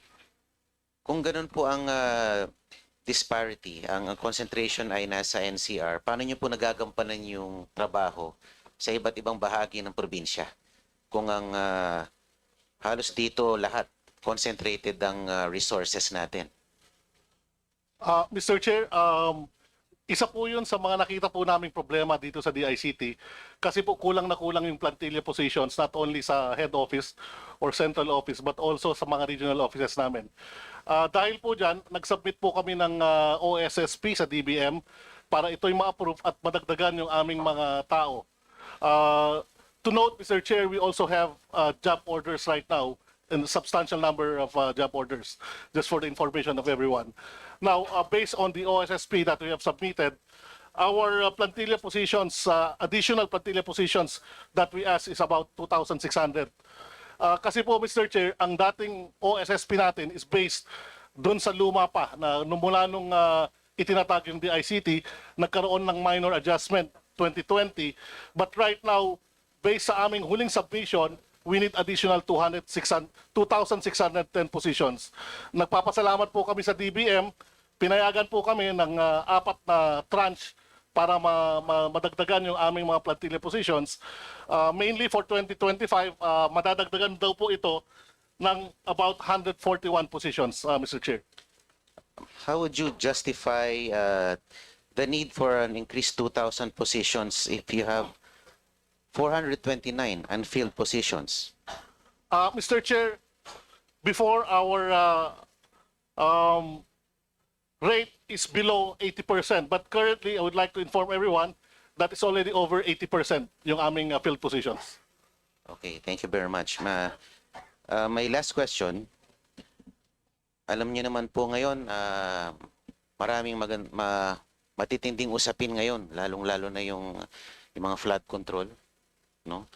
At dito nga ang aking boss, ang chairman ng isa sa mga TRICO. Lumalayo ako. Oo. Kaliwat kanan po ang mudslinging, ang smear campaign, no? And the cyberspace has been the battleground, no, sa batuhan ng mga attacks. And at the forefront is the CICC, no, spearheading this. How does the CICC figure in the prevention, suppression of cybercrime attacks? Samantalang meron naman mga kaugnay na sangay ang PNP at NBI na kumakalaban din dito. With the permission of the chairman. You're recognized. Thank you, Mr. Chair. Mr. Chair, the CICC's mandate is really for coordination with all the law enforcement agencies and to coordinate all the efforts of government po with regards to preventing all sorts of online harms. The ICC also builds capacity for these agencies po. Kami po ang nagpo-procure ng mga tools, kami po ang nagpo-procure ng mga training po at pinapasa ho natin sa law enforcement agencies. Now with the regards po do sa coordination part, doon ho tayo medyo may challenge, Mr. Chair. So, ang ginagawa na rin ho ng CICC, medyo pagdating ho sa level namin, kinukumpleto na ho namin yung investigasyon para pagpasa ho natin sa mga layers natin, konti na lang ho yung gagawin nila at i-implement na lang ho nila yung investigasyon natin, Mr. Chair. So CICC is in charge of procurement of equipment, gadgets. Ginagawa ho namin yan, Mr. Chair. Although yung ibang mga ahensya po, nasa mandato rin po nila mag-procure na sarili nila mga tools at saka mga systems Paano po tayo nakakasiguro that we are not duplicating their tasks? Mr. Chair, kaya nga ho, sa CICC po, part po ng CICC Council, ng Executive Committee ho natin, andun po ang PNP, andun po ang NBI, andun po ang DOJ, OOC po, Mr. Chair. Okay. Kumusta naman po yung intelligence funds ng inyong opisina? Meron ba kayo? Wala po, Mr. Chair. Parang nasilip ko nasa 760,000. Hindi ho yun na Hindi yun? intelligence funds, Mr. Ano siya? Chair. I think those are funds po para ho ma-augment from the 2025 budget para ho gumawa ho ng National Cyber Hub Center po, Mr. Chair. Okay. Pero karapat-dapat lang na kayo ay magkaroon ng intelligence funds, di ba? Mr. Chair, malaki po ang Paano nyo malalabanan ng cyber attacks kung wala kayong intelligence funds? Mr. Chair, malaki ho ang magagawa sana ho ng pagkakaroon ng confidential intelligence funds, lalo na ho sa intelligence purchasing, lalo na ho sa pagmamonitor ho ng ating dark web po, kung saan po lahat ng illegal na transaction ay nagaganap po, Mr. Chair. Lalong-lalo na may mga kasama ko dito na inaatake rin sa social media. Dapat alalayan din natin. Diba? Tama po, Mr. Chair, at nakikita ninyo naman po sa kung ano po yung meron ho kaming kakaunting budget, ginagawa naman ho namin kung ano yung mandato namin at ginagawa ho natin pati ho ang pagsugpo sa fake news at saka po sa every form of online harms po, Mr. Chair. Ayun, sige po. I joined the rest of the committee here in augmenting your budget and providing you with the appropriate intelligence funds para lalo nyo pong magampanan ang inyong trabaho provided there is enough fiscal space. At yun po, ako po ikaisa nyo sa pagpapadagdag ng inyong budget para lalo pang galingan ninyo ang inyong pamamalakad sa inyong binigay na mandato. Maraming salamat po. Maraming salamat, Representative Marcoleta, at salamat din na bring up mo na kulang talaga yung budget natin pagdating sa intelligence funds, kulang din yung budget natin pagdating sa cybersecurity, kaya napakahalaga po yung line of questioning po nyo. Ang susunod, galing po sa majority naman po, is Rep. Eulogio Rodriguez. Rep. Rodriguez, you are recognized. Thank you, Mr. Chair. Okay, ano muna?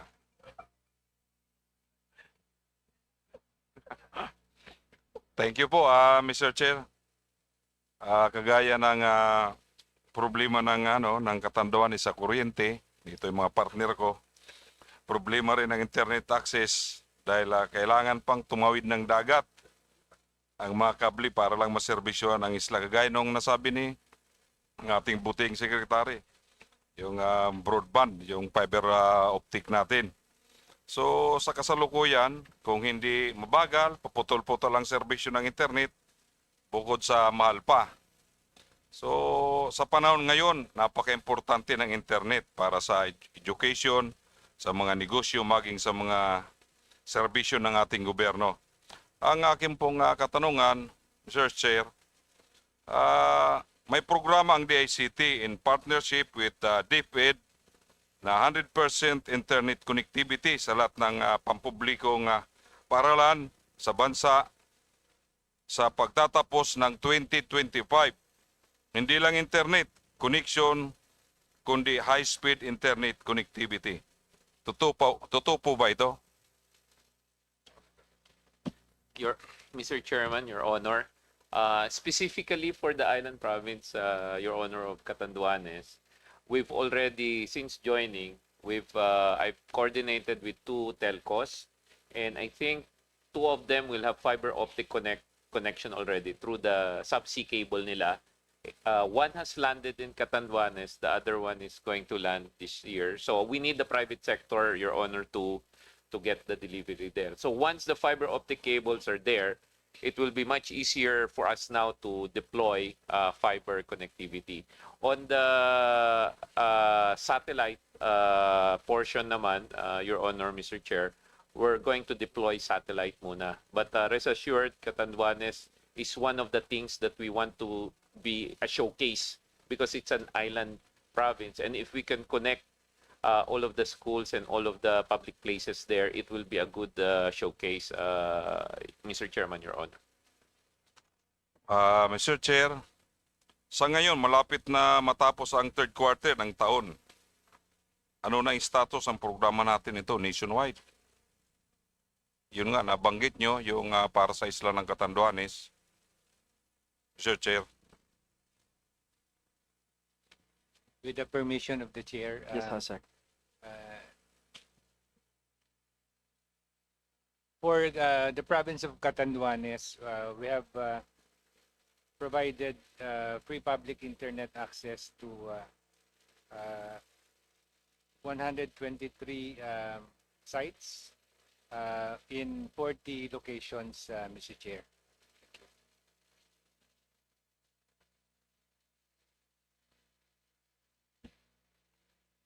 Mr. Chair, nagkaroon na ng programa ng internet connectivity sa mga public schools, Catanduanes. Pero hindi naging effective dahil paglipas ng ilang buwan, kailangan na naman bumili ng card o load ng ating mga bata para makakunik sa internet. Anong pagkakaiba po ng bagong 100% internet connectivity program sa mga dating programa na hindi naging epektibo dahil sa walang continuity? Kagaya po ng nitong ating mga alam na ba natin kasi may ano tayo, may contract tayo yung lagay ng renewal ng subscription na contract. So, ang alam ko 7 months lang yata. Mr. Chair. Mr. Chair, Your Honor, in the past, the practice of the ICT para pagkasya yung budget, puro short contract lang, mga 4 months or 6 months. We started doing away with that practice kasi sometimes, tama po, Your Honor, minsan nakakabit, tapos biglang mapuputulan. And then, the procurement process, magkakaroon ng gap before they can be connected. So right now, we're moving to minimum 1 year, and then next year, we will do MICA, meaning multi-year na siya. As to Catanduanes, Mr. Chair, Your Honor, I will personally go deep into the details of the problem, as I do with other provinces naman. Yes, yung mga problema po nung nakaraan, yun po yung mga binabago po natin. Kasi Mr. Chair, alam naman natin, pag naputol, wala, stop na naman. So, okay lang yung makakapag-load. Kung wala. So, hindi natutuloy-tuloy po. Tama po yun, Mr. Chair, Mr. Secretary, na kung po pwede nating 1 year. And then, siguro pag nag-bid naman, bago mag-lapse yung 1 year, mag-ano na tayo para hindi maputol, tuloy-tuloy. Kasi ganun po ang nangyayari. Opo, kaya yun lang po. Tapos, mga ilan na ba na-install natin sa Catanduanes, yung free wifi natin? Ilan pa talaga ang target nyo na ma-install doon sa amin? Kasi parang may pa si Kong Ropos, 6 na lang eh. Sa amin yata, parang baka 6 na daan eh. Mr. Chair. Mr. Chair, with your permission, as mentioned earlier, Your Honor, we have 123 access point sites in the province of Catanduanes. We are also going to provide connectivity using the additional budget that we got from DBM for schools connectivity. So we are targeting that all schools will be connected with free Wi-Fi. I hope po na makompleto kasi nainggit pa ako sa primo ko 6 na lang eh. Kaya kanina pumulong sa akin dapat medyo malampasan mo ako. Kung mag-6 ka lang, baka sa akin 2 na lang. Okay, Mr. Chair, salamat po. May full support po sa budget ng DICT. Thank you. Maraming salamat po.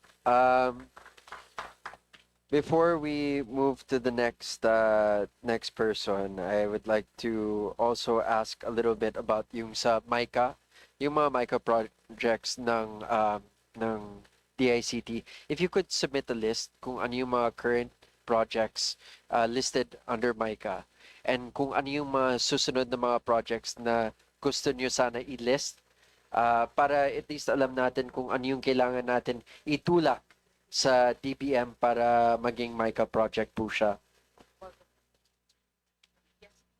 We will comply, Mr. Chair. Sige, maraming salamat. Now, moving on to our next congressman, Deputy Minority Leader Sergio Dagook. Thank you, Mr. Chair. Magandang gabi po sa ating lahat. Gabi na yata 1 minute na lang, gabi na. Magandang gabi po. Especially to the ICT family. First, no, concern is that is the office of the ICT secretary aware of a resolution which was transmitted last year, no? September, to be specific, September 27, 2024, by the Association of Electric Cooperatives. Ito yung problema natin sa mga dangling wires. Hindi natin may relocate dahil ang daming naka-connect na mga cable TV, yung mga service drop wires natin sa DICT. Are you aware of that, Mr. Secretary, Mr. Chair? Mr. Chair, Your Honor, vaguely, but I believe Your Honor, NTC has the full detail with COMELA on the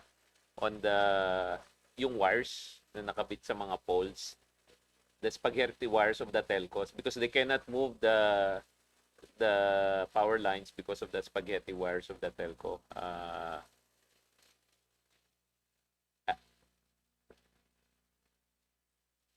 Mr. Chair, yes, sir, we'll have to check po with that and we will submit po our update on that, sir. Mr. Chair, that is a 3-year issue already. We are being ordered by there is already a joint circular between the Department of Energy and DPWH to relocate those poles. However, we cannot relocate because of those wires. So I am sure na you are the regulatory agency of this cable TV operator because you are the one granting them franchise. Then on the part of the telcos, sa inyo po yun. There is already a task force created for that purpose, National Task Force to expedite the relocation. Pero parang hindi nyo pinansin, 1 year na yung request, hindi nyo nga ni-replyan eh.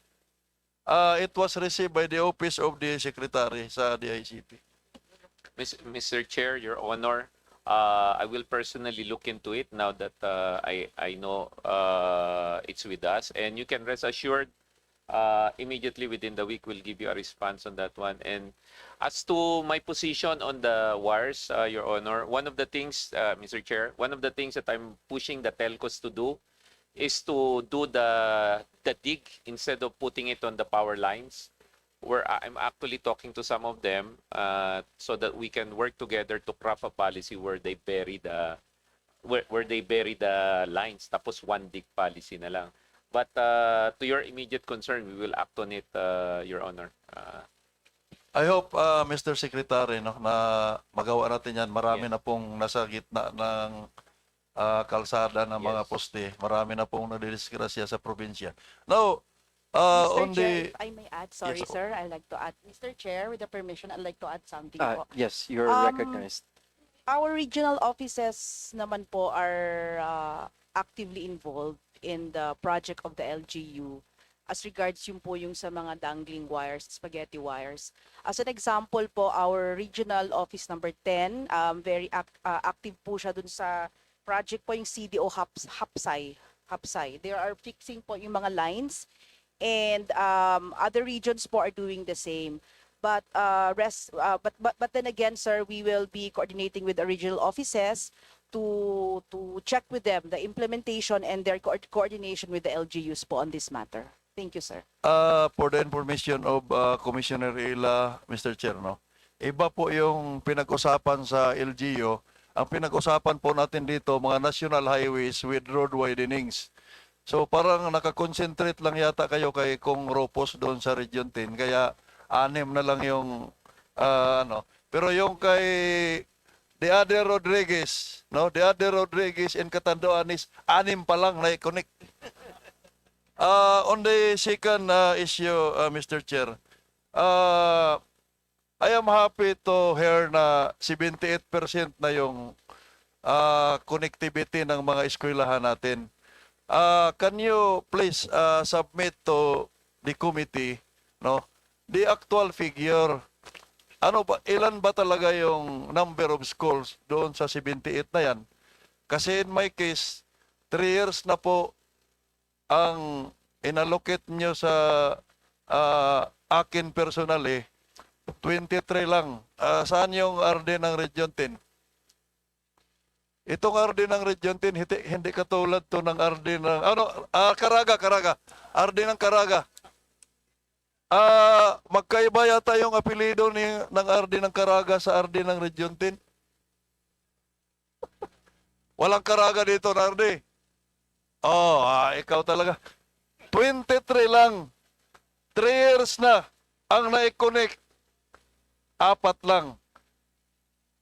But because we have already informed the recipient schools and barangay halls, napilitan akong ako na lang ang nagbayad sa Starlink kasi araw-araw tinitext ako kung saan na yung 3 years yung 23. I hope na with the new secretary, no, magawa natin yung Region 10 na 6 na lang. Hindi yung sa Catanduanes na katulad din sa Siargao, 6 pa lang. Yung sa akin nga, 4 pa lang. RD, pinabayaan nyo lang 3 years, 4 lang kinabit nyo. So, may katanungan pa sana ako, Mr. Chair, pero finally, no, I would like to manifest my full support to the budget of the ICT, including the keynote speech of Congressman Presley De Jesus, in as far as the augmentation of your budget is concerned. But please augment yung natitira. Kasi ako na ang nag-augment doon. Thank you, Mr. Chair. Maraming salamat po, Kong Dago. Kung may tanong pa po kayo, baka we can submit it directly to DICT for them to answer on their own time. Next, moving back to the majority, ang aking kaibigan, si Rep. Nat Oducado. Thank you, brother. Thank you, Mr. Chair. And thank you to our very humble and excellent secretary. Also, all the competent USECs and ASECs. Mukhang may universal truth na sa hearing na to, no? Na dapat gayahin si Kong Rufus. Kaya kailangan galingan mag-data gathering. So I think the ICT should improve its cybersecurity program because of this truth. So nakita ko po sa program ninyo, there was actually a decrease of 36% sa cybersecurity program. And nakita ko rin po sa article from several sources na we've encountered around 5.4 cyber attacks in 2024. May we know po anong status for 2025 in terms of cyber attacks?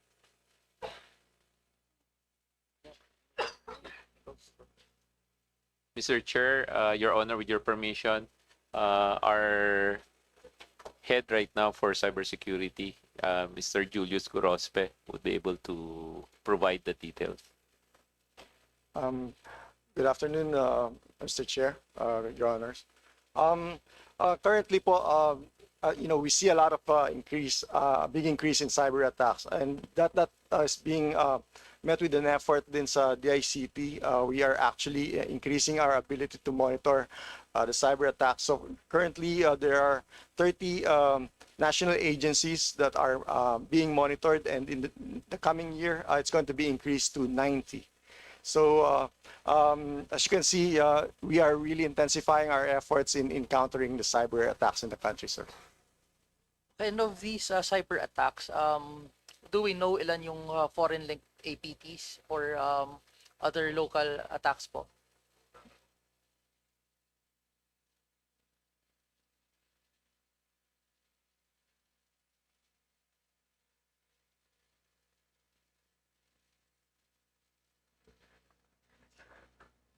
Sir, Your Honors, Mr. Chair, Your Honors, there, our the increase in foreign cyber attacks attributed to foreign or state sponsored act, they actually is correlated sa activities in the West Philippine Sea, and so it goes up and down depending on how intense the activities are in this area.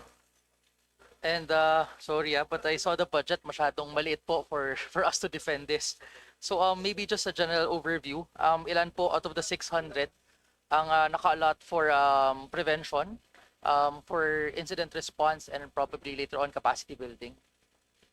Mr. Chair, Your Honor, a big chunk of this po is allotted to countering the attacks. So over 67% is allotted to tools, infrastructure to counter attacks, and then the remaining 1/3 of the budget is allocated to manpower and activities, programs and activities in under the Cybersecurity Bureau. Kong, 1 second. Just a gentle reminder, please keep your voices down. Thank you. Thank you, Mr. Chair. Sir Julius, gusto ko kasi makatulong. May we know how much ang needed additional budget for the cybersecurity program? Number one, for us to be fully capable to defend. Number two, what is in line with our national security cybercrime plan, if there is, para malaman din namin how to help this department. Thank you very much, Mr. Chair, Your Honors. We would be glad to submit a list of proposed projects that you can consider for funding under the cybersecurity program and the cybercrime program, sir. Sige po, we'll ask for our submission sa committee po. Secondly po, when it comes to SIM registration, can we know the status, and are we coordinating with other agencies as well as transnational agencies to combat yung mga phishing and scams? Mr. Chair, Your Honor, I'd like to turn it over to COMELA for the SIM registration because the telcos directly submit to them and we coordinate closely with them on how to administer it. Kong, you're recognized. Yes, Mr. Chair, Your Honors. As for the if the question po is about the registry numbers as of date, as of July 2025, total of 193 million SIMs have been registered. 93 millions. For dito, 23 million 633 and 945 million. For Globe, 86 million 554 and 796. For Smart, 83 million 799 and 671 million, Your Honor. Are we coordinating with other agencies locally as well as maybe international organizations to combat itong phishing as well as scams po? Yes, sir. NTC po is closely coordinating with PNP-ACG, of course, with DICT and CICC, sir, on this matter. The reason why po I'm asking these questions kasi we're hosting ASEAN next year, and I also noticed you have a budget for ASEAN. How much of this budget ang mapupunta po sa permanent changes or infrastructure development for us to be ready for the ASEAN by next year po?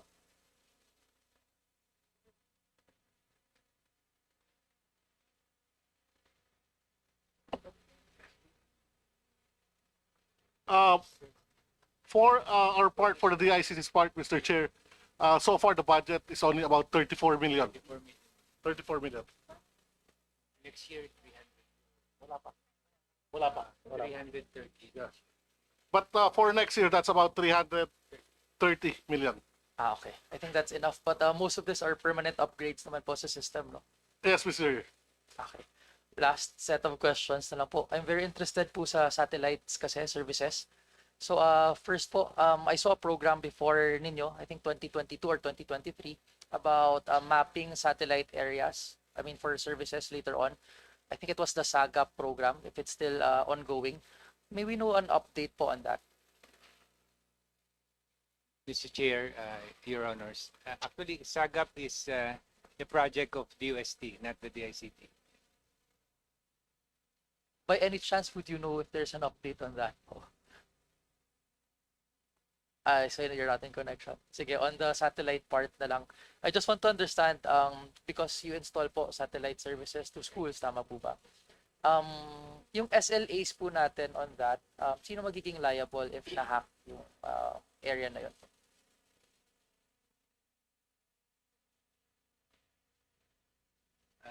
Your Honor, Mr. Chair.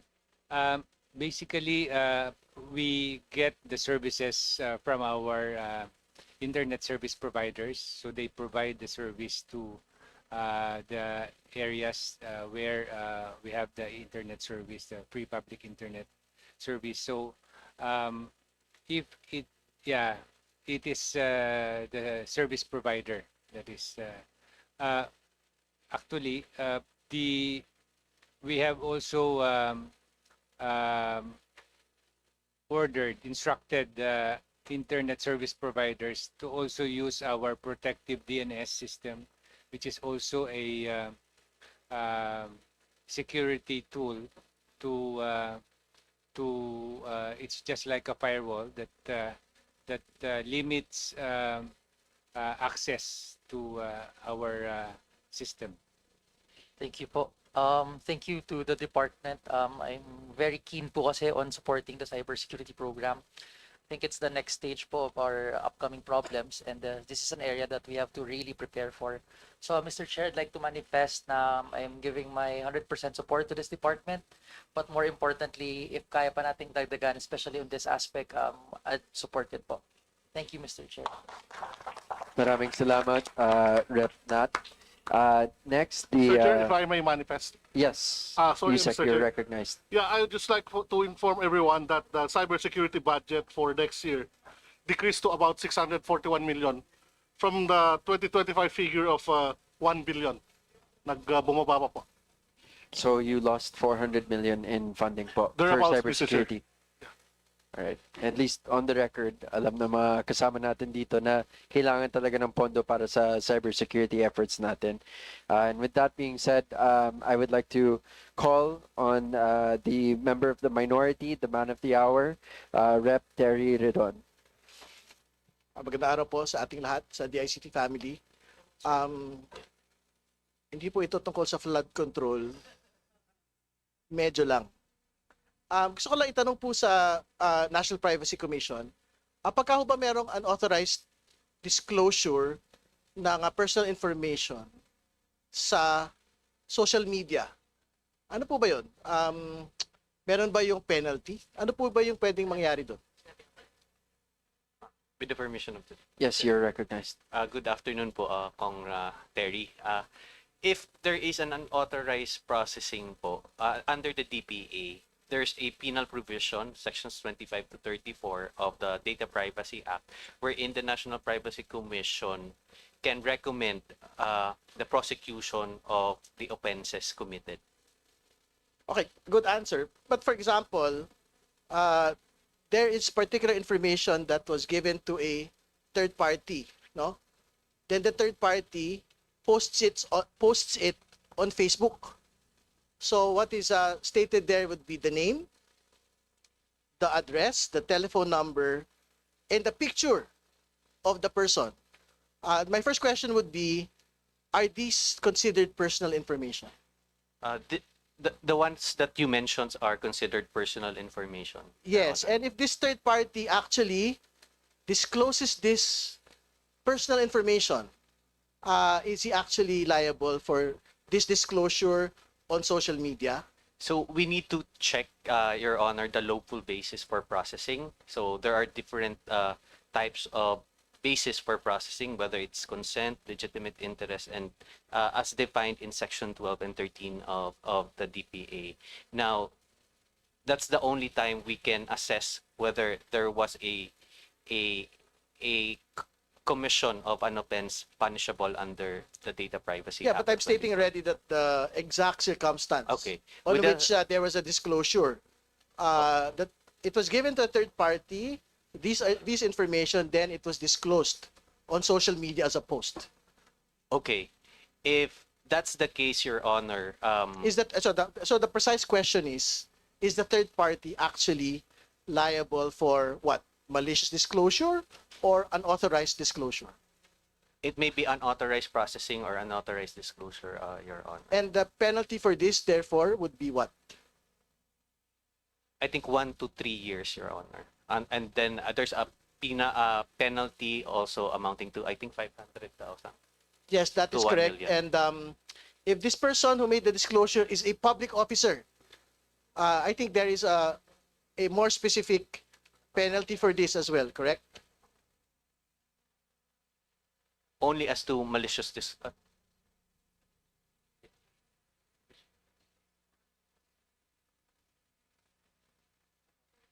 only for section 27 and 28, which is improper disposal of personal information and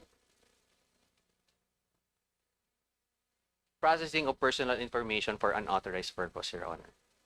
Which means, sorry, it's that's a lot of words. Okay.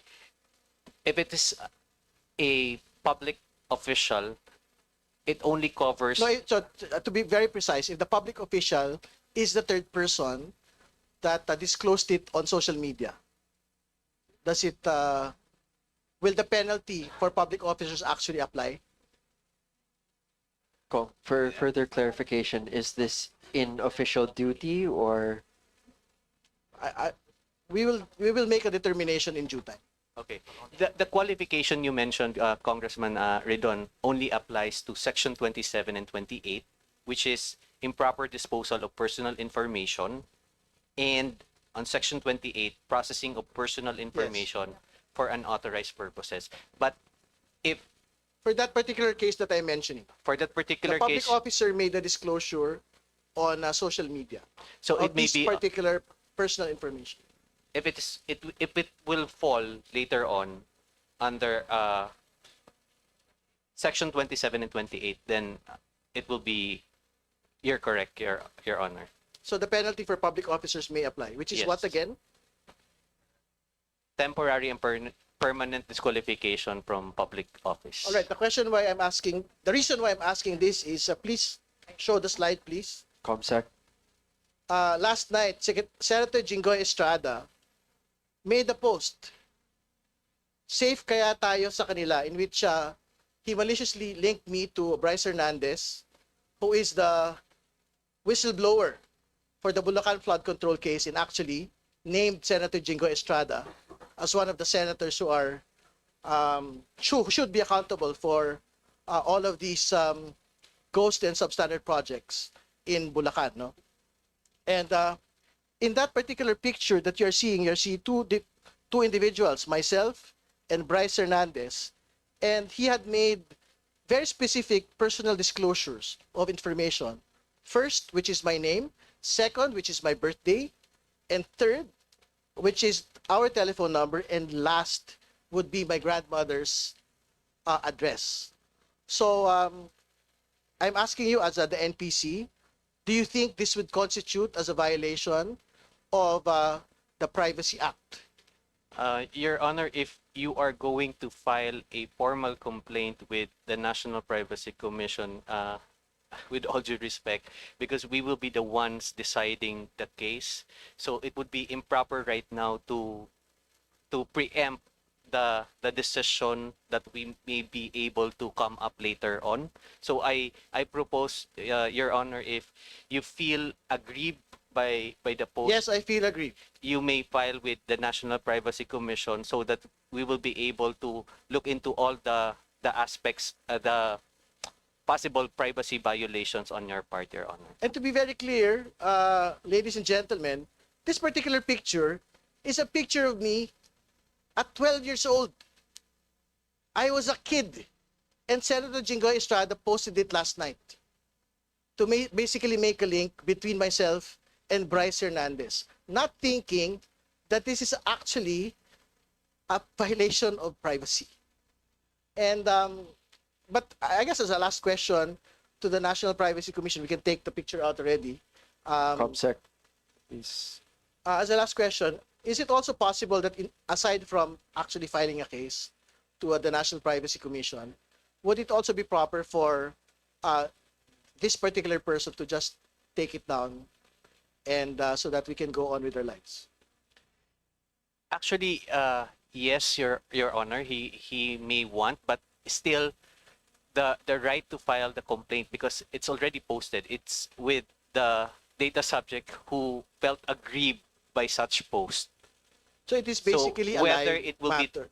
be taken out in his Facebook page or it will remain there, still the aggrieved party may still file with the National Privacy Commission. Especially, sir, that you already have the screenshot of the posting. Yes, it is such a particular screenshot of what had been done last night. But hopefully, the good senator will take it down in the soonest time so that we can focus on the more important Yes. matters on flood control instead of us fighting about who these kids are. No? Yes, So, yun Kong. lamang po. Maybe Maraming more salamat. questions about the budget for. No, I don't have questions about Okay.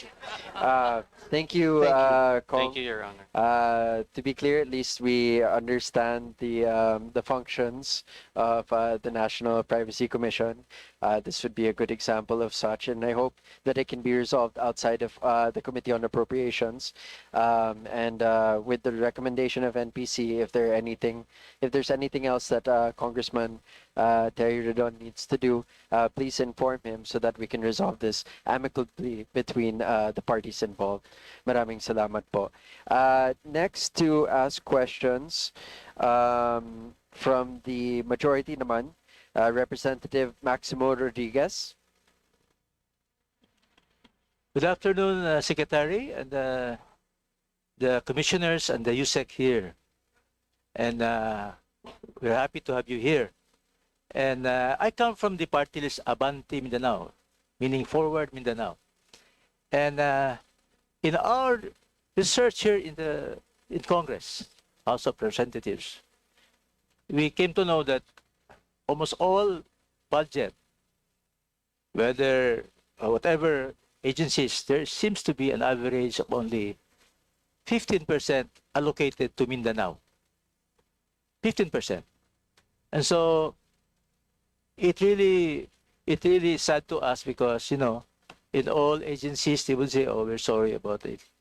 But here in the ICT, would you be able to give us a figure on what's really part of the pie? How much is a part of the pie for the budget for Mindanao? Okay. Mr. Chairman, Your Honor, unfortunately for area of Mindanao, because we don't have connectivity yet, Mr. Chair, Your Honor, there's not a lot of budget for Mindanao. But I will do mention this. With Mindanao, we have an 18 billion peso World Bank loan that is solely dedicated to Mindanao because it is to build the national fiber backbone that has ended in Tacloban and now we want to bring to Mindanao. So once that fiber optic backbone is activated, Your Honor, we'd be able now to put the free Wi-Fi program. Second, I'm also working with World Bank also because the National Fiber Backbone Phase 4 and 5, if we finish it by next year, it will be 2 years ahead of schedule. So because of that, and because of the hard work that the team in the ICT has been doing, the World Bank has extended a proposal for another 300 million US dollars aid to Mindanao. So for the other side, because right now the 18 billion is Eastern Mindanao, and if we finish that very quickly, they will fund the Western Mindanao portion, Mr. Chairman, Your Honor. So expect that more investment will be put into connectivity in Mindanao as soon as we have the fiber optic cables there. When can that be, Secretary? A doable time and if it can be done? Is the loan already ripe for implementation? The 18 billion? The 18 billion is now, okay na, no? It's on its way na. When I mean it's on its way, it's being implemented na. Okay. 400 million will be next year. But that 18 billion is to finish phase 4 and 5. The new 300 million US, which is another 15 or 16 billion, will be in the World Bank will provide the loan proposal by this year, and if it gets approved, siguro by 2027. So total, mga 30 billion plus yan for Mindanao, Mr. Chairman, Your Honor, all funded by World Bank. That's nice to hear because, you know, with that backdrop of 17% only share of Mindanao, we are given hope that we should see the light of the tunnel, no? And I come from Mindanao, and much of those here are from Mindanao, especially Congressman Rufus. Is very keen on looking at your promises. Yes. And so, you're lucky to have 3 Rodriguezes today. That's just very historic. Yeah? But then I would not take long because, you know, much have been said, must have been answered, the questions of my colleagues. And I would just say, I would like to endorse your budget, and in due time, together with Rodriguez's, augment your budget in due time. Thank you very much. Maraming salamat po, Kong Rodriguez. Napakaswerte naman po ang DICT dahil lahat ng Rodriguez nag-manifest for augmentation ng budget nila. Kaya maraming salamat po. Ang next na magtatanong po galing sa minority is Assistant Minority Leader JP Padiernos.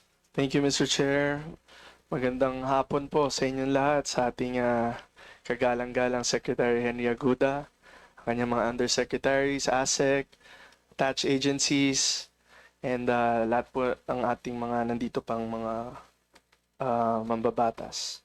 So, quick questions lang po, Mr. Chair, kasi napagod na yata si Sec Aguda sa kakangiti sa pag-augment sa mga But first off, I want to start with budget utilization.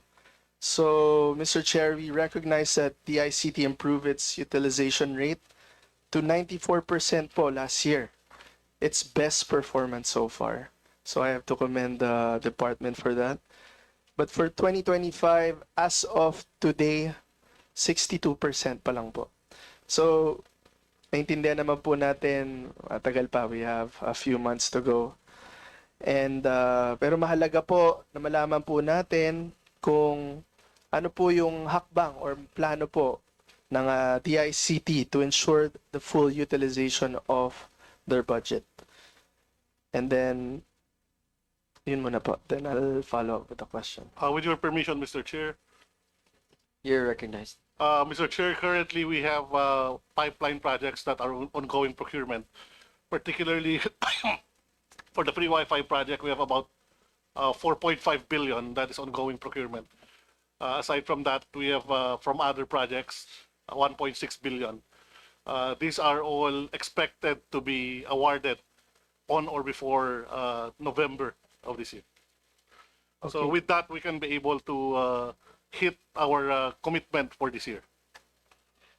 Pero according po before from an adverse opinion by the Commission on Audit, in 2023, it gave partly due to delayed activation of free Wi-Fi sites and issues with GovNet. So what concrete reforms in financial reporting, project monitoring, and compliance are now being implemented to ensure transparency and accountability moving forward? Thank you very much for that question, Mr. Chair. For the past how many years, actually ayaw ng COA magbigay ng opinion sa DICT. It is only in 2023 that initially they released an opinion, an adverse opinion. However, COA actually changed that opinion to qualified opinion in 2023. We will endeavor actually, Mr. Chair, to have an unmodified opinion moving forward. Particularly the reason why we have adverse opinion is because of the fact that, as we all know, the ICT is a congregation of a lot of agencies when it was established. Ang nangyari po, halo-halo pong agency, hindi inaudit yung libro nila nung pinagsama-sama. Ang naging problema namin, halos 50% ng aming beginning balance nung pumasok po kami, hindi po namin ma-account. walang mga documentation, walang mga kontrata. So napakahirap po on our part na maglinis ng libro. But little by little, up to this point, we made together with the help of the COA, we cleaned up our books. Actually, nagkaroon kami ng one-time cleansing na tinatawag with the support of the COA. And that's the reason why, initially for this year, I don't know if they have already issued, but they're looking at the minimum of qualified opinion. It's already a good opinion considering the fact that we came from billions of beginning balances na hindi po ma-account. Thank you, Mr. Chair. It's good to hear from the Undersecretary. That's what. Mr. Chair, Your Honor, if I may also add, just to give the committee also comfort of the changes we've done and to give you a flavor of how hardworking the people in the ICT right now. Since I joined, we've been holding mancoms every Monday, walang putol po yun, and then we've been holding XComs every Friday. Wala rin pong putol yun. Rain or shine, we meet online or face-to-face. The Mancom meetings take care of all the transactional day-to-day stuff. And in fact, credit to Yusek Herson, he cleaned up a lot in terms of the books and the booking and the transactional review in the department. Friday naman, that's when we start talking about key projects. So you can be assured that the ICT is working fast and effective together to deliver the mandate that you've asked us to do. Thank you, Mr. Chair, Your Honor. Mr. Chair, that's actually good to hear from the Secretary. At least meron po tayong mga bagong ginagawa para, increase our efficiency, diba, in your department. So, on my second point on free Wi-Fi for all. So, Mr. Chair, we commend the ICT's work in expanding internet connectivity. As of March 2025, there are already 17,966 active free Wi-Fi sites, close to the 2024 target of 18,397. And ito nga po, halos malapit na, pero diba, you're gonna surpass it, definitely. But we'd like to know from the good secretary and the department, what is the target number of active free Wi-Fi for 2026? And follow-up question para tanongin ko na po. How will the ICT ensure that rollout prioritizes public schools, barangay health centers, and rural provinces? And can the ICT commit to providing not just site counts but also metrics on speed and reliability? With the permission of the chair, Your You're Honor, recognized. for 2026, our target is about 30,000 access point sites. 30,000 po. Okay po. So how do we ensure po yung rollout natin? Unahin natin yung schools. How do you guys determine? How does the ICT determine saan po nila ilalagay and whatnot? The selection of sites normally starts with the technical feasibility, and then also we consider the requests coming from different government agencies and LGUs. So we look at how we can implement the projects in all the public places in the country. Mr. Chair, if I may add, Your Honor, if I may add. So we now have a different approach for connectivity. So in the past, it's schools, hospital, barangay, whoever asks. So now, per the directive of the President, I've been tasked to work with the DepEd and do prioritization. So for schools, for example, because there's a bigger emphasis right now on education so that they can catch up with the online thing. So our commitment, our focus right now has been to connect all DepEd schools. So we're working closely with DepEd to connect them. And the reason why it's also good to do it that way is because DepEd has a team a technical team who also connects schools. So we put them together as a technical working group. So I actually have an MOA with Secretary Angara to combine. But we're setting ourselves a deadline. End of the year, everyone from DepEd would be connected. Then next year, we will just continue what's been connected with DepEd. Next year, my priority has been with DOH. So we will sign now a memorandum of agreement with the DOH to connect all hospitals and yes, health centers all over the country. Tapos, but that will not take about a year because we'll do it as fast as we can. Then after that, we'll move to whichever department needs us more. I think the ILG is susunod because of the barangay halls. Yeah, and that's the big. That's 54,000 location. That's the biggest one. So that might take about a year. So we do it per sector and segment so that it's easier for us to maintain. So, Mr. Chair, just to clarify, schools for education, health centers for medical, and then yung huli po natin yung ating mga barangay centers. Right now, Mr. Chair, Your Honor, there have been barangay halls that have already been connected. So we're maintaining that. But there are situations where if let's say we're going to connect the school and then we can connect naman the barangay center, we connect na rin. But right now we just prioritize one education ang priority. Then pag natapos na yan as quickly as possible, we move to the next sector. Mr. Chair, I just wanted to get the opinion of the Secretary. Do you agree with me that internet access is a basic human right? Mr. Chair, Your Honor, I do. I fully agree that that's a basic human right. Kaya nga po, Mr. Chair, ito pong programa, isa lang po to sa madaming programa ng DICT na naniniwala po ako na dapat pong dagdagan natin ng pondo para po mas mabilis natin ma-roll out. Lalo na po yung sinabi ni Secretary Aguda, importante po yung internet lalo na sa mga yung para po sa telemedicine natin in far-flung areas especially.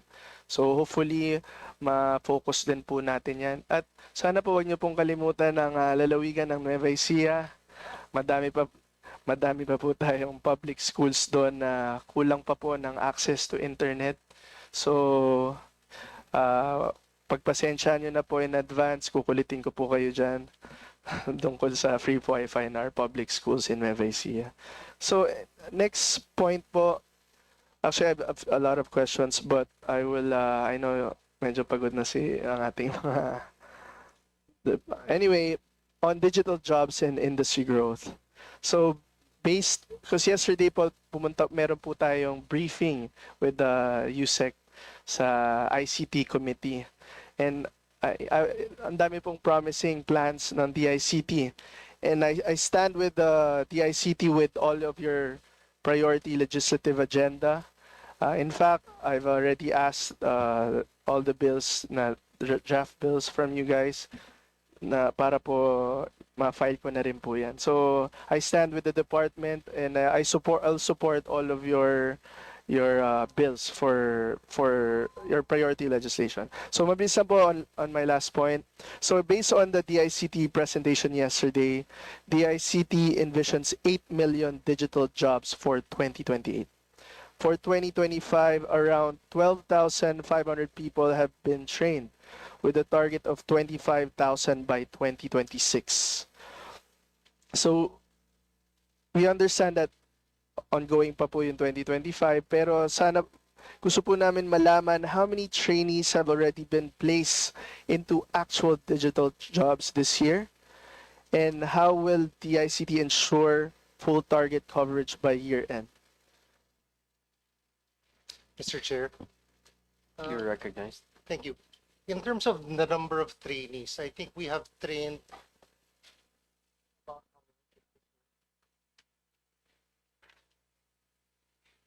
So for this year, we have trained about 124,815 as of end of August. Then our target for next year is about 553,600. So we don't have figures yet in terms of the number of trainees who have actually been placed into jobs. We recognize that there will be a delay from the time a person is trained until they're actually able to locate jobs. So a way for us to address this and to mitigate or to shorten that gap is actually to procure a platform where both the learners and industry are on the same platform. What we're looking at is to procure by this year a learning experience platform that has unlimited number of users. So we want to use that platform to connect supply and demand, and also to help identify learning gaps and skills gaps. So what that platform will do, for example, with the use of AI, you upload your CV. Based on the different job descriptions that are posted on the platform, it can identify, okay, these are the jobs available to you. If you want to apply for a specific job, it can also point you to certain gaps and how to address those gaps based on different learning management systems that are incorporated into the platform, or it can point you to others available options. Then what we want to do is to work with industry so that if they hire someone there, then they can also notify us through that same platform that based on this, someone was already hired. We acknowledge that 8 million is a huge target, and what we want to do, hopefully, is to train double that amount by 2028. Hopefully, that will allow us to hit that 8 million target by year end of 2028. Mr. Chair, do we have partnerships with Test.Shed and other industries to guarantee these jobs? Yes, Mr. Chair. We actually, I was actually discussing with Sec Kiko Benitez on this particular platform, and he is fully supportive of it. He said that Tesla is actually also interested in the platform, and instead of procuring the platform on their own, they'll use their budget to procure additional trainings that can also be incorporated into that same platform. As far as industry partners are concerned, we recently signed a memorandum of understanding with the IT BPM, IT and Business Process Association of the Philippines. So we are working with them. There's a budget committed by the president, 240 million every year, to help the IT BPM industry address the risks brought about by AI. So we want to make sure that not only the IT BPM industry survives, but they also thrive in this age of AI. So aside from the IT BPM industry, we're also working with other industry partners on the technology side, both from the training side and also for them to absorb the different trainees that they're training.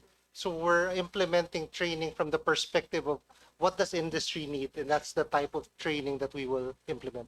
Thank you, Mr. Chair. We look forward with the DICT na matulungan po natin yung ating mga kababayan magkaroon po ng trabaho especially in this digital age. Last manifestation na lang po, manifestation. Okay, last manifestation.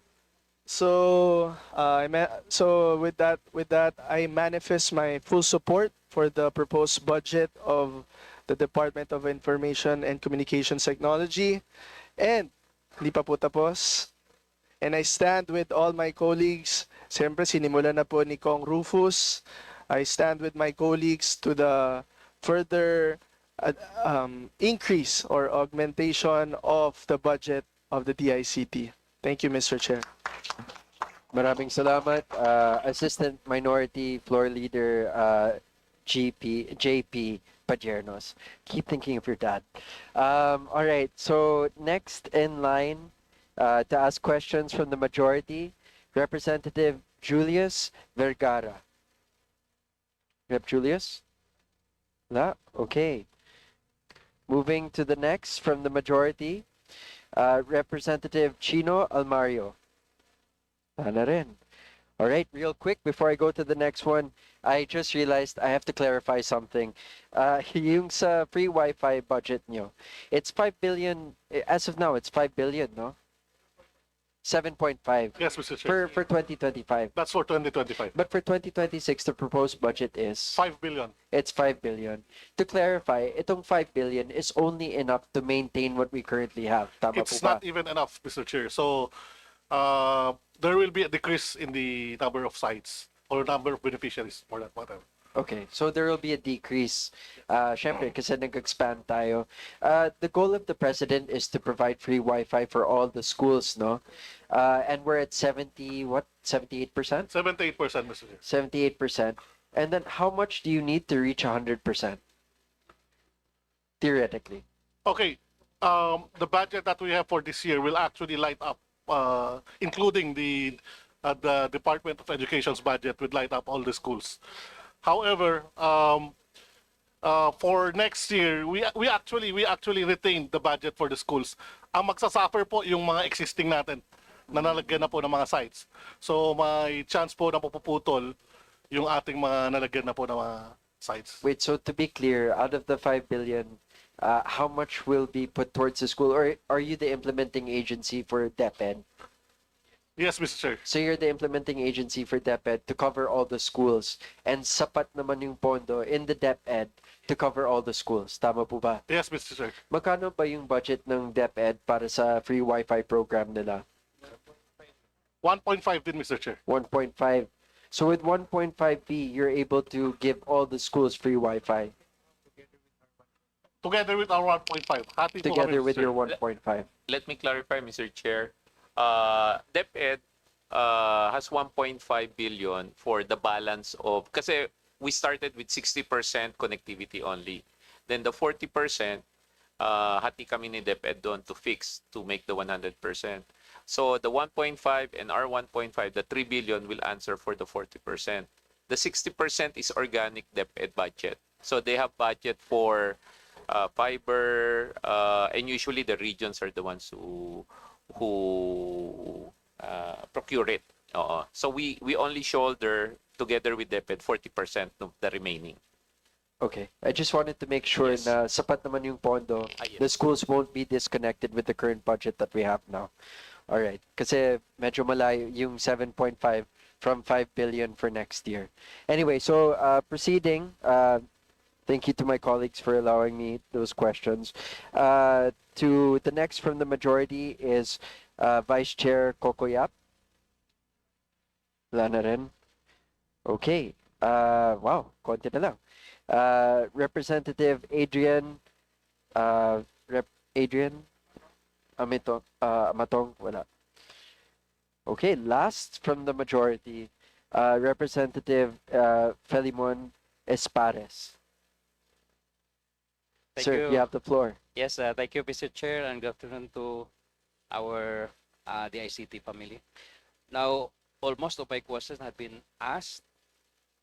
So, as usual, and every budget hearing, my statement is always a manifestation of support, especially to the ICT family. No? But then, Mr. Chair, before I end, I would like to raise some question with the ICT with regards sa pag-identify and prioritization of the sites na kung saan pwede maglagay tayo, especially on the wireless Wi-Fi. Kasi mga remote areas and rural to. So my representation is on cooperatives where co-ops sometimes located sila sa mga walang cell site or cellphone signal ng mga telcos natin. And then, alam ko yung mga areas na yan, may mga schools din, may tourism site. And then, may co-ops doon, which they are also required and obliged to submit online compliance reports, especially with the CDA, with the BIR, and even the data, the credit information. No? So, I have proposed several budget deliberations and times at nagpalit-palit na rin yung ating mga USEC, ASEC directors dyan in the ICT. But then, sad to note, no, and I would like to really get also the same sentiments then. No? na kahit isa man lang basa na submit namin for, this is my second term, na masama man lang sa prioritization natin. Kasi hindi naman kami totally nag-demand, but then we know, nag-ikot tayo sa mga co-ops and I pity with them, no? Nawa rin tayo at saka tinitingnan din natin yung kanilang mga situation sa area. So hindi man lang natin nasama. So I know you have mentioned kanina parang 30,000 ba yung target site, target sites na pwede pagtayuan. So in my part and the rest of our colleagues also here, alam ko we propose also. So my question there is that hirap ba talaga yung ating agency na may sama man lang yung mga naisubmit naming mga list kahit isa, no? For every budget deliberations. So can I hear before I end, Mr. Chair, from the DICT, hirap ba talaga natin ipagbigyan yung mga request namin? Mr. Chair, with your permission. Yes, you're recognized. Thank you, sir. Kong, my office, which is the Office of Special Concerns, will work directly with your office. Okay. It's unfortunate na na-experience niyo po ito, Kong. Please rest assured na yung opisina po namin will coordinate with yours and we will prioritize at least some of the sites. Yeah. As you have mentioned. Unfortunately po, hindi pa po namin nakikita, I think, yung mga previous proposals, I guess, from the previous Congress. But we will endeavor to at least connect some of the sites. But then, for your information lang, actually, in my part, never talaga, zero. But then, every year, we have requested because you mentioned man na pwede naman tayo mag-propose. Nasa minority pa ko the time. So now, wala man lang. So I mean, isa dito rin siguro is the concerns of our colleagues also na sana naman, no? Yes, Kasi po. una-una, nasa constituents namin, no, alam namin yung mga requirements in our areas which sana, no, kahit ilan lang man masama para at least sa pag-ikot natin at sa mga napagsabihan din natin, sige, we will look into your concerns. So we are thankful na may may free Wi-Fi program tayo. I know the budget right now hindi talaga din talaga sapat, no, but then we know there is a automatic appropriations to that na narinig ko kanina mga 22 billion pa yung pondo, no, which I don't think so na hindi man lang masama kahit isa or ilan sa mga request natin dito sa House of Representatives as my experience, no, every budget deliberation. Kong, again, our staff will already go to your office now.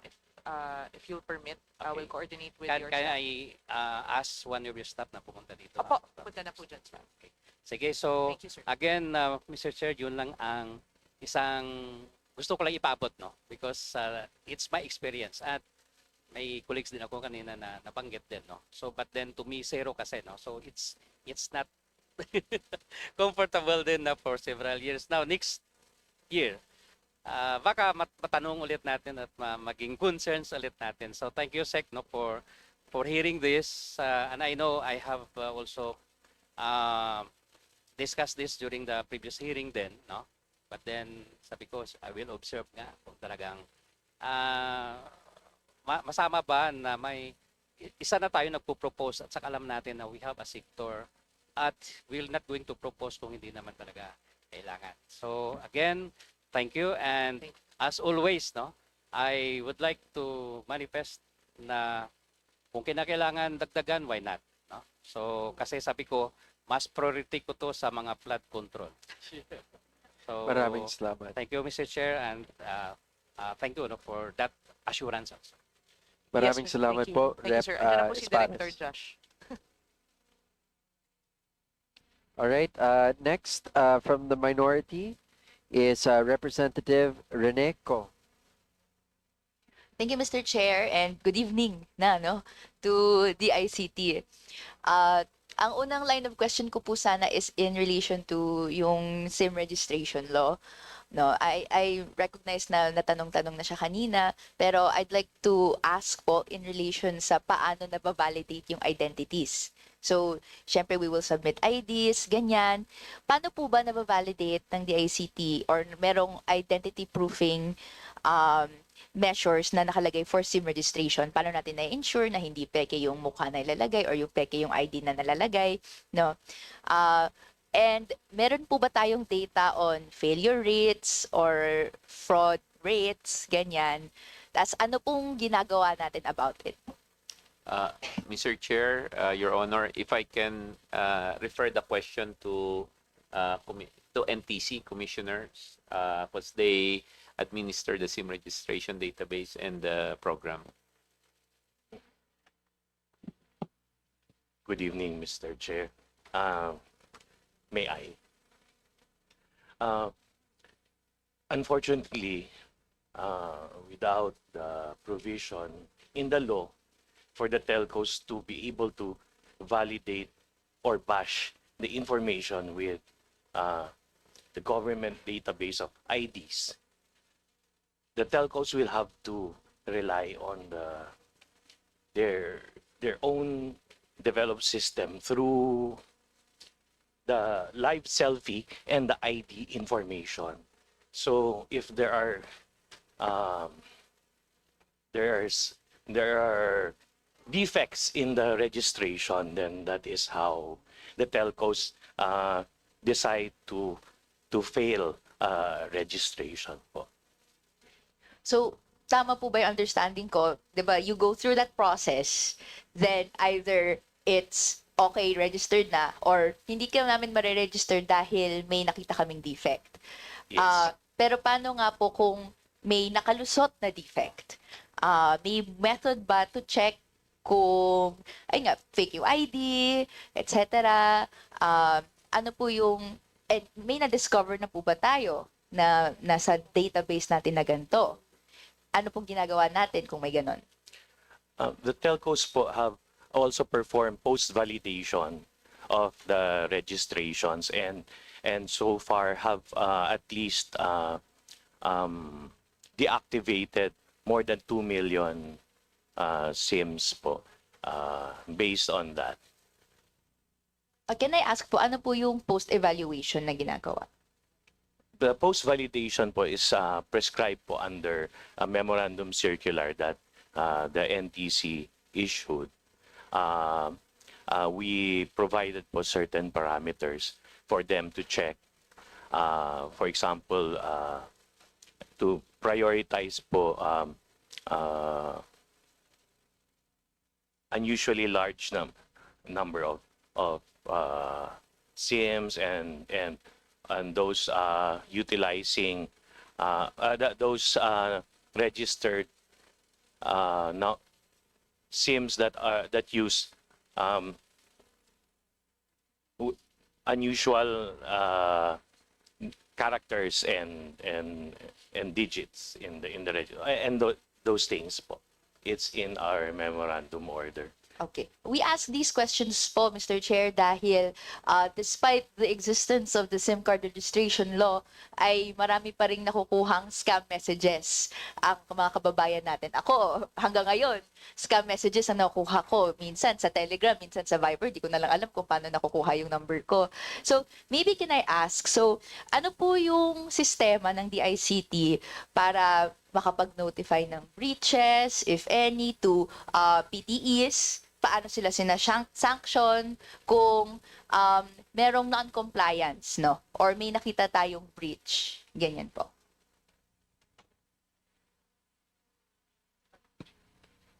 Mr. Chair, with your You're recognized, yes. Ma'am, yung mga scams po through the like OTT platforms, hindi po kasi dumadaan talaga sa networks yon. So, actually isa pong challenge din yan, how to address that.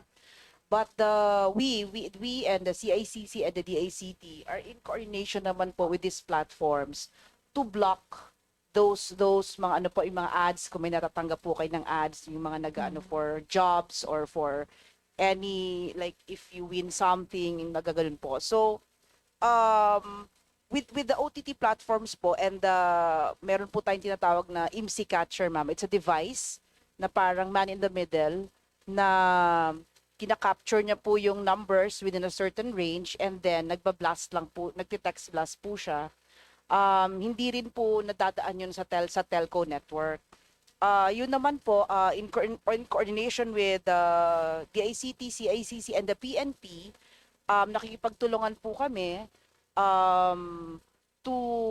na mahuli po yung mga nagpapapasok ng mga devices na ito at yung mga umiikot sa areas to text blast illicit messages and scam messages. Mr. Chair, just to add, with the permission of the chair. Yes, you're recognized. Thank To you. answer the question squarely, Mr. Chair, DICT, CICC, and NTC has a hotline 1326 that operates 24/7 and has a report back mechanism, a feedback mechanism po, specifically para dyan sa mga types of scams na yan and all forms of online harms po. So meron pong reporting mechanism po pag may sa mga kababayan natin na bibiktima ng ganyang scam po.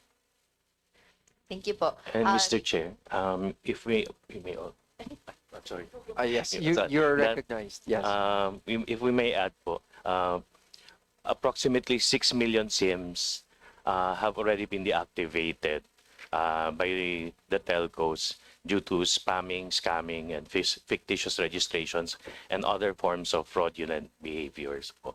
And approximately 5.4 billion smishing and spam messages were blocked by the PTEs over the years. Thank you po. Gusto rin po namin magtanong in relation po sa paano na annually na audit yung mga PTEs compliance with information security standards dahil po yun yung nakalagay po sa IRR. Pwede po bang matanong how many security incidents or data breaches involving SIM registration data ang na-report na po to the ICT or NPC since 2023? Tapos sa mga dito, how many involved PTEs have been recently certified as compliant?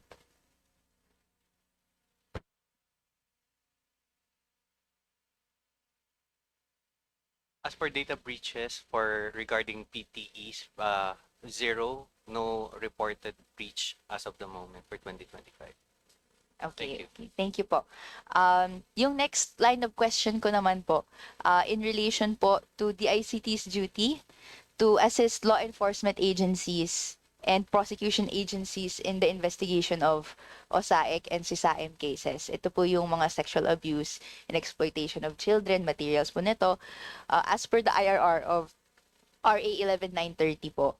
Pwede po matanong kung how many cases po na naka-assist ng DICT from 2023 to now, no, by referral source, no, from PNP or NBI or the National Coordinating Center for OSAIC, LGUs, etc. Mr. Chair, with the permission of the chairman. Mr. Chair, ang tungkulin po ng DICT at CICC po is on the technical side po. Sa reporting po, ang datos po ay nasa DOJ o sa ICSIM po. At so, ang ano po, case intake, parang mas ganun po ba ang duty ninyo? Well, more on the technical infrastructure, yung data infrastructure ho nila. In fact, sa CICC po, doon naka-house ang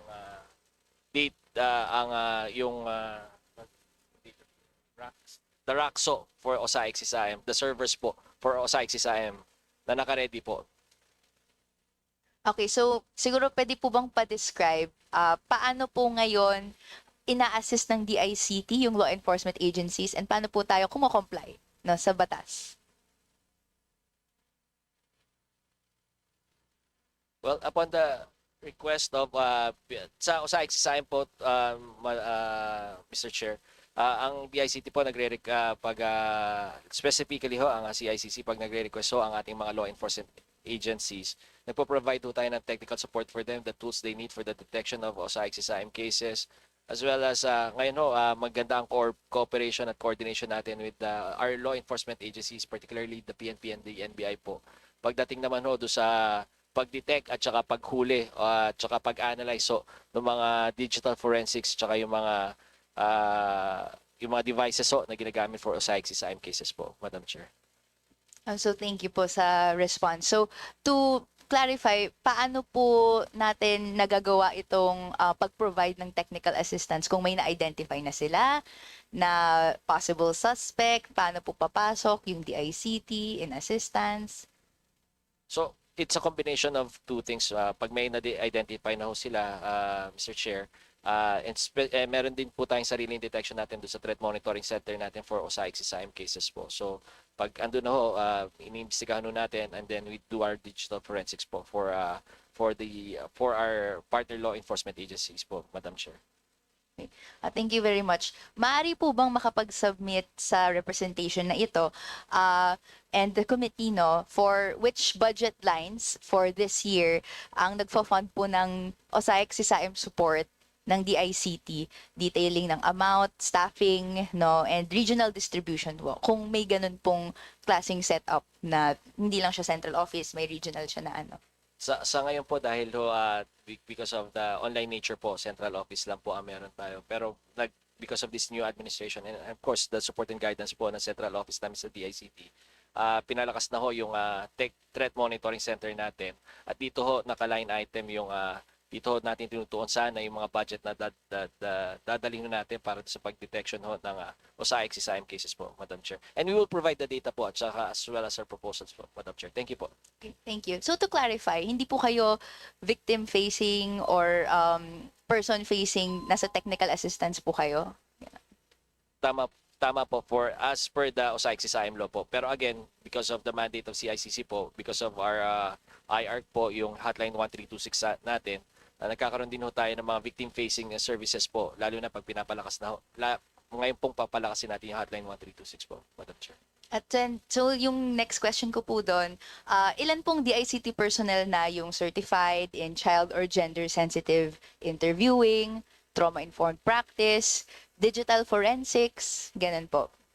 We'll provide the details po. Pero pagdating ho doon sa pag-handle ng cases ng OSA-XSIM and especially with yung sa may psychology training po, 3 lang po, Madam Chair. 3 lang po sa lahat ng personnel involved right now? Sa CICC po, yes, Madam Chair. Okay, I think dapat there's more than that dahil po kung kaharap po tayo sa mga biktima at gusto nating ma-assist sila, lalo na't very sensitive yung nangyayari, I think it should be standard practice na may gender sensitivity and psychosocial first aid na kayang ibigay ang ating mga personnel. I agree po, Madam Chair, because again ho, sa OSSP ho, nasa 69 lang ho ang personnels na meron po ang CICC. Madalas po nag-augment ho kami ng mga COS. Right now, we have 250 personnel po sa CICC, comprising mostly of COS. Pag nagpo-provide po tayo ng training, nanghihinayang ho tayo na mga COS. So, kaya nga nag-aano ho tayo na even with the technical personnel, kung yung mga nagkoconduct ko ng digital forensics natin, so, nakikiusap po tayo. Andiyan naman yung mga kaibigan natin sa DBM na magpropose kami na more expanded OSSP po para ho magkaroon ng mas maraming plantilla positions para ho magkaroon ng retention ho nung trainings ho natin, especially with gender sensitivity, technical trainings po. Tama po, Madam Chair. Maraming salamat po. In wrapping up, Yusek, I think you want to say something. Yes, just very quickly, Mr. Chair, with your permission. Madam Congressman, as head of the Gender and Development Unit of the ICT, we are currently in the middle of a nine-day workshop to ensure that the plans and programs of the ICT are gender inclusive, not just for women, children, but as well as the disabled and everyone else who need to be involved in terms of our planning. We will give an update once we finish the workshop, and we will ensure that our programs definitely include what you have mentioned here. Thank you. Alright, thank you very much. I hope na makapartner din tayo para po lahat po ay may gantong capacity to handle these kinds of emergencies and sensitivity that these cases deserve. Thank you, Mr. Yes, Chair. Mr. Chair. Thank you. Next to be recognized, thank you, Congresswoman Ko. Next to be recognized is Senior Vice Chair, Representative Garcia. So you have the floor. Thank you very much, Mr. Chair. Very quickly lang, kanina nabanggit yung thousands of schools na na-connect natin ng Wi-Fi. So that's good news, pero marami pa tayong gustong i-connect. I was just wondering while we were we mentioned yung mga number of schools that we connected. Kamusta naman yung quality ng Wi-Fi dun sa mga connected schools? May feedback mechanism ba tayo, or is there a way of testing the speed nung mga Wi-Fi that the schools are connected to? Thank you, Mr. Chair. With the permission of the chair. You're recognized, yes. Yeah, Your Honor, the speed of the service, internet service in the school depends on the technology that was used. We are actually using different mode satellite communications, whether it's GEO or using the geosynchronous satellite system. We also use LEO satellites. We are also using fiber optic cable systems. For fiber optic cable systems, the speed that goes into the school is about 100 Mbps. That's the committed information rate. For GEO satellites, it's actually it's only 6 Mbps CIR, which is about 20 to 30 Mbps MIR. For LEO, we are getting around 150 to 200 Mbps MIR, Mr. Chair. Thank you, Mr. Chair. So, ito po, depende rin po ito sa dami ng gumagamit. So, yung stability nung Wi-Fi. So, may feedback mechanism po ba tayo kung talagang napapakinabangan ng mga teachers, ng mga students, nitong mga schools para sa kanilang araw-araw na gawain? Actually, yun pong team natin together with our regional offices are actually going around and getting feedback from different beneficiary sites po, not just schools. And bali kumukuha po sila ng feedback from the different beneficiary sites po. Yeah. Aside from going around, dahil because you are DICT, meron ba tayong online feedback mechanism? Because I can understand it could be cumbersome to go around these thousands of schools. Pero syempre, iba pa rin yung physical presence. Pero aside from that, may online feedback mechanism ba tayo, Mr. Chair? So, Mr. Chair, Your Honor, yung nag-iikot dati, nagro-ronda, one, it's very manual. Second, ang laki ng gasto sa gas eh. So now, ano yung latest? How many percent na? 51, 52? How many percent na yung sa... So we're now 51% of all the Wi-Fi access point, 51% of them we monitor online na.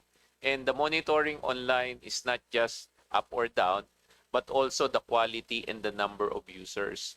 And further improvement will be, we will require beneficiaries to have the eGov app. So when you access your Wi-Fi, it would have to be with the eGov app so that we can trace down to the specific beneficiary. Now, yung sa schools kasi, wala pa sa kanila do sa eGov app, but there's an initiative right now for them to have national ID as early as young as 12 years old. So pag meron na sila, Mr. Chair, Your Honor, ng eGov app, matre-trace na namin sino pa yung gumagamit. So, but that will be end of the year. In the meantime, it's a hybrid. May nag-iikot, tapos ngayon 51% is online. Once it's 100, ang commitment nila sa akin, end of September, 100% online na yan. That's our commitment. Ayan, commitment yan. 72% na daw, Mr. Chair. O, tumaas kagad. 72% na yung online. Biglang So by tumaas, end of September, 100% online. So we can do away with the manual. Siguro yung manual spot checking na lang yon. Thank you, Mr. Chair. Yung feedback mechanism, especially yung online, aside from monitoring the speed, yung technical monitoring, meron din tong actual feedback dun sa end user? Perfect. So, Mr. Chair, Your Honor, ang mangyayari sa amin dyan, doon sa eGov app, lalagyan namin ng rating 5 stars, 3 stars, 4 star. But we don't have that yet. It's an improvement that we will introduce before end of the year. But yes, exactly what we're trying to do para sila mismo yung mag-comment on the quality. Yes. Okay. That's a good program para we can improve our services based on the feedback of actual end users. So I'm happy to hear that. Tapos I didn't get the going to the executive director Paraiso. Yung hindi ko nakuha yung hotline para lang alam ng lahat, Mr. Chair. Mr. Chair, it's hotline 1326 and with the directive po ni Secretary Henry, I think hotline 1326 would not only deal with all forms of online harms, pati feedback mechanisms po about yung mga personnel ho namin sa DICT, and I think we can integrate ho siguro a feedback mechanism po for the quality of service na rin po siguro do sa internet, Mr. Chair. Yeah, good to know. So may sasagot dito 24/7? 24/7 po, may sasagot po at within 24 hours kailangan ho may update ho kayo ano yung status ng kaso nyo, whether it's resolved or referred na doon sa mga layers natin, Mr. Chair. So this is being done efficiently? Yes, Mr. Chair. Right now, nakaka-experience na ho kami ng mga queuing. Medyo lumalaki na ho siya. So, yun doon yung sa mga focus natin kung saan paglalaanan natin ang budget for 2026, Mr. Chair.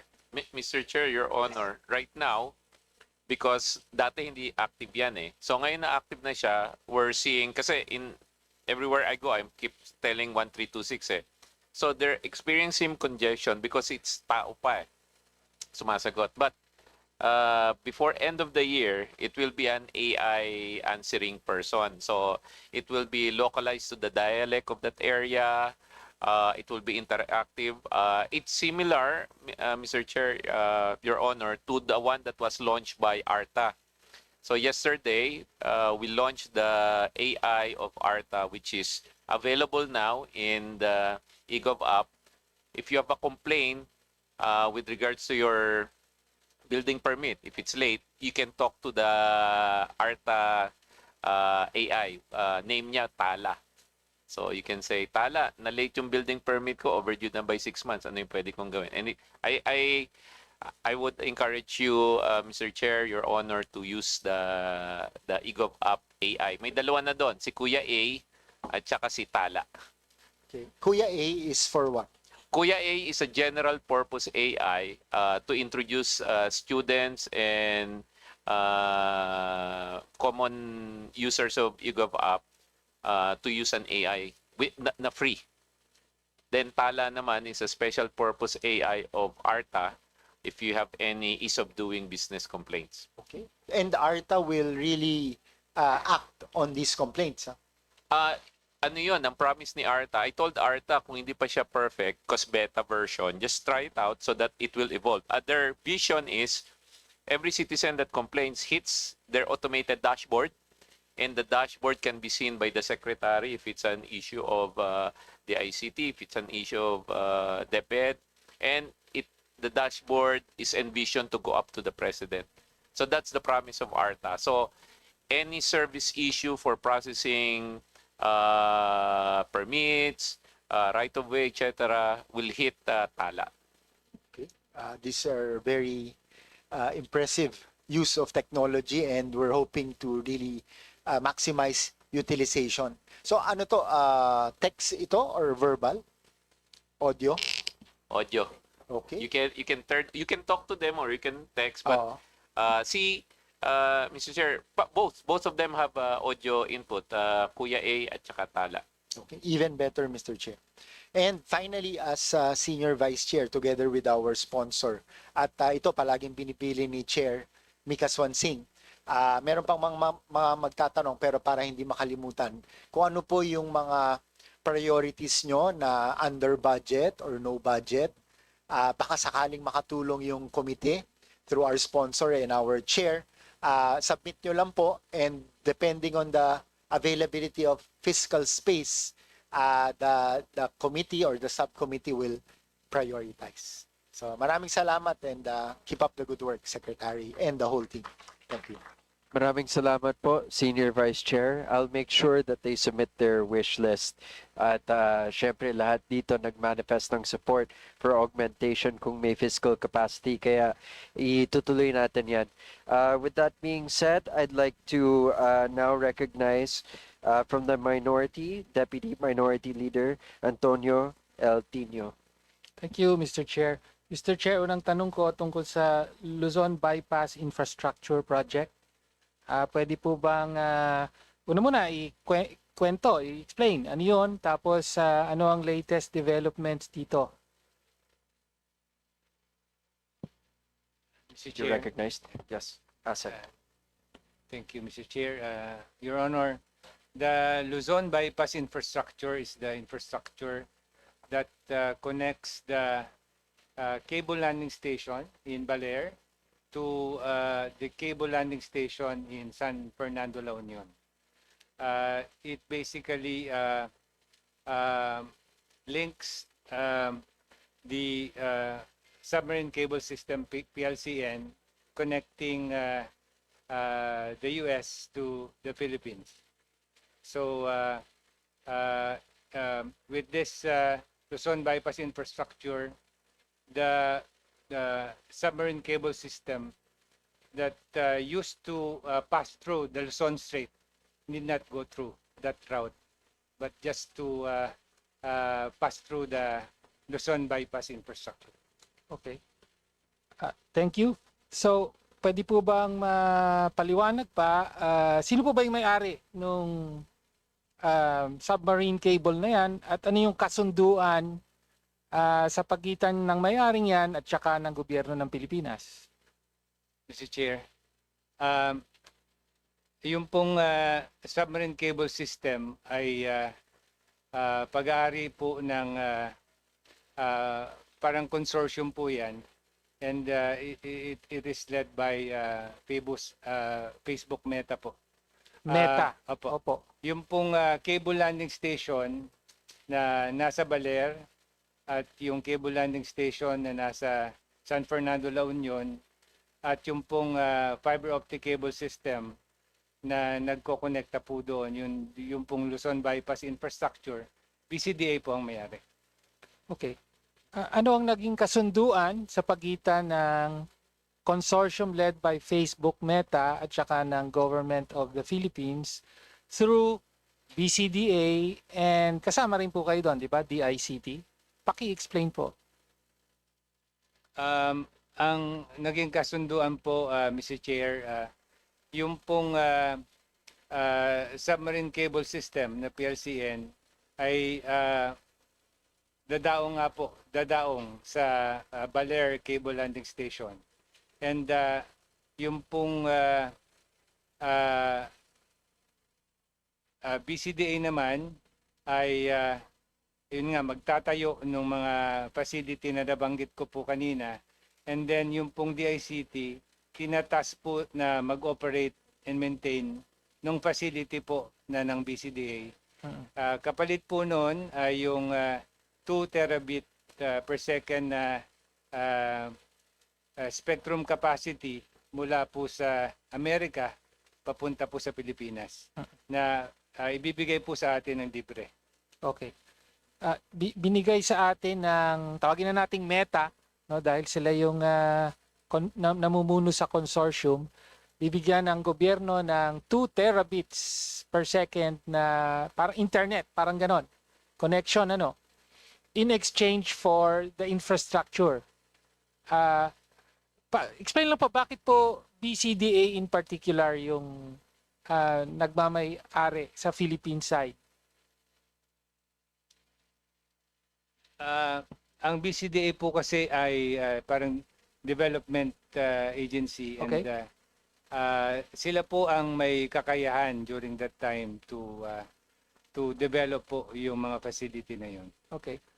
Pero bakit kasi basis conversion, 'di ba? Development, meron bang kinalaman nito? May ang facilities ba ay nasa mga BCDA meaning former bases, ganun ba 'yon?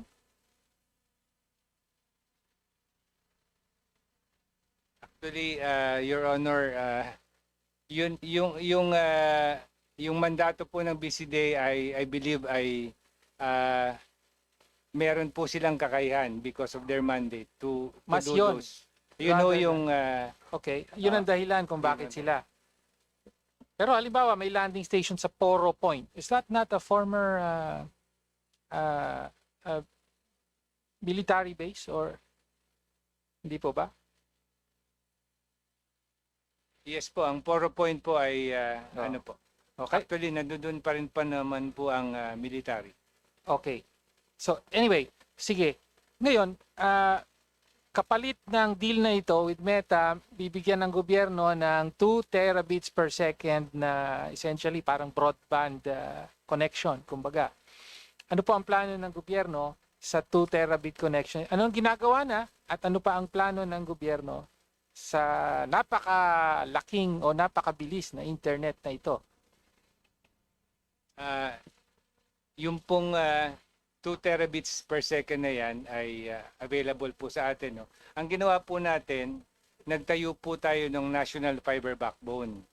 Kumonekta po doon sa Luzon Bypass Infrastructure.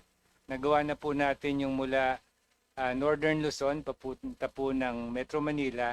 And then, yung pong phases, that was phase 1 po. Yung phase 2 and 3 po, mula po doon sa Cagayan, pupunta po ng Bicol at ng Samar Leyte, and then meron din pong kasama doon sa Cagayan de Oro to Davao po. Okay. So, ibig sabihin po, tama po ba yung press release nyo? Sabi, itong Luzon Bypass Infrastructure will serve as the backbone for yung tinatawag na National Broadband Network. Nasa press release nyo yun, actually.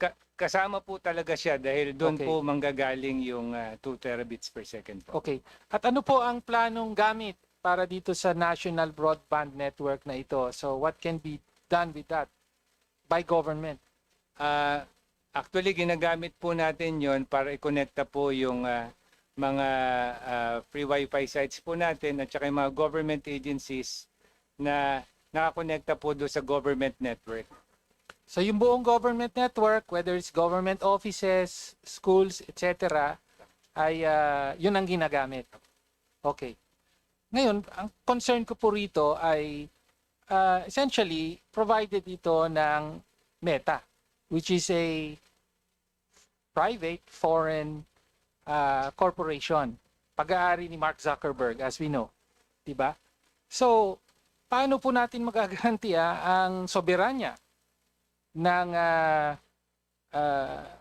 natin, di ba? Given that this will be serve as the backbone for the national broadband network itself. Eh mukhang our national broadband network is built on infrastructure that ultimately is owned by Mark Zuckerberg. Mr. Chair, yung pong facility, kaya po nilagay doon sa Balear yung cable landing station at saka yung sa San Fernando, La Union. Tayo po bali ang magko-control po nung mga papasok po dito sa Pilipinas. At tayo rin magdi-distribute nung capacity na yon throughout the Philippines po. Okay. Yung facility atin, yung fiber optic cable, 240 kilometers daw yan, sa atin po yon. Sa atin po yung Luzon Bypass Infra. Okay, yung infrastructure. Pero yung broadband mismo, yung kumbaga, kasi sabi na dark yan, pero ilawan mo, okay, galing kay Meta. Tama po. Okay. Yung ilaw po hanggang ano Okay. po. Yung hanggang ilaw Balear. kanila. Opo. Pero ano po yun, yung pong, kasi ilaw lang po yun, kailangan din po natin lagyan ng internet. Okay. Ang punto po, pag-aari ito ng ultimately bahagi ng infrastructure ng Meta kasi this is bypass. Ibig sabihin, sumabit lang tayo dyan. Parang ganon. Tama po ba? Actually po yung bypass na term, yun po yung nag-bypass kasi nung Luzon Strait. Yes. Opo. Okay. So yun po yun, kaya po Luzon Bypass Infrastructure po. Yes, but that also means that the Meta infrastructure per se is also part of the bypass. Tama po ba? Actually, hindi na nga po natuloy yun kasi hindi na, naman po sila nagkonekta mula sa San Fernando, La Union papunta po doon sa Hong Kong sana.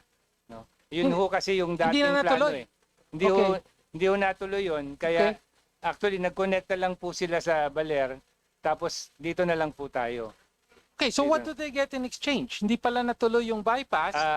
Ayun nga. Ano to, libre na lang na binibigay ni Mark Zuckerberg?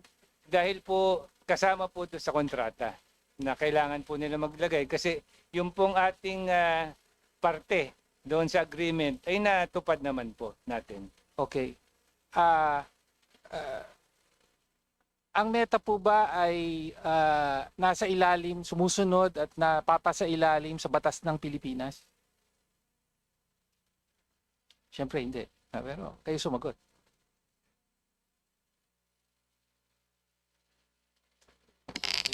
Mr. Chair, Your Honor, the answer there is no po because they don't have a juridical entity in the Philippines. Of course. Even though they operate and gain a lot of profit from the Philippine market, hindi sila saklaw at hindi sila sumusunod sa batas ng Pilipinas. Malinaw po yun. Kaya nga yun ang problema natin dito. No? Kaninong batas ang sila na sumusunod?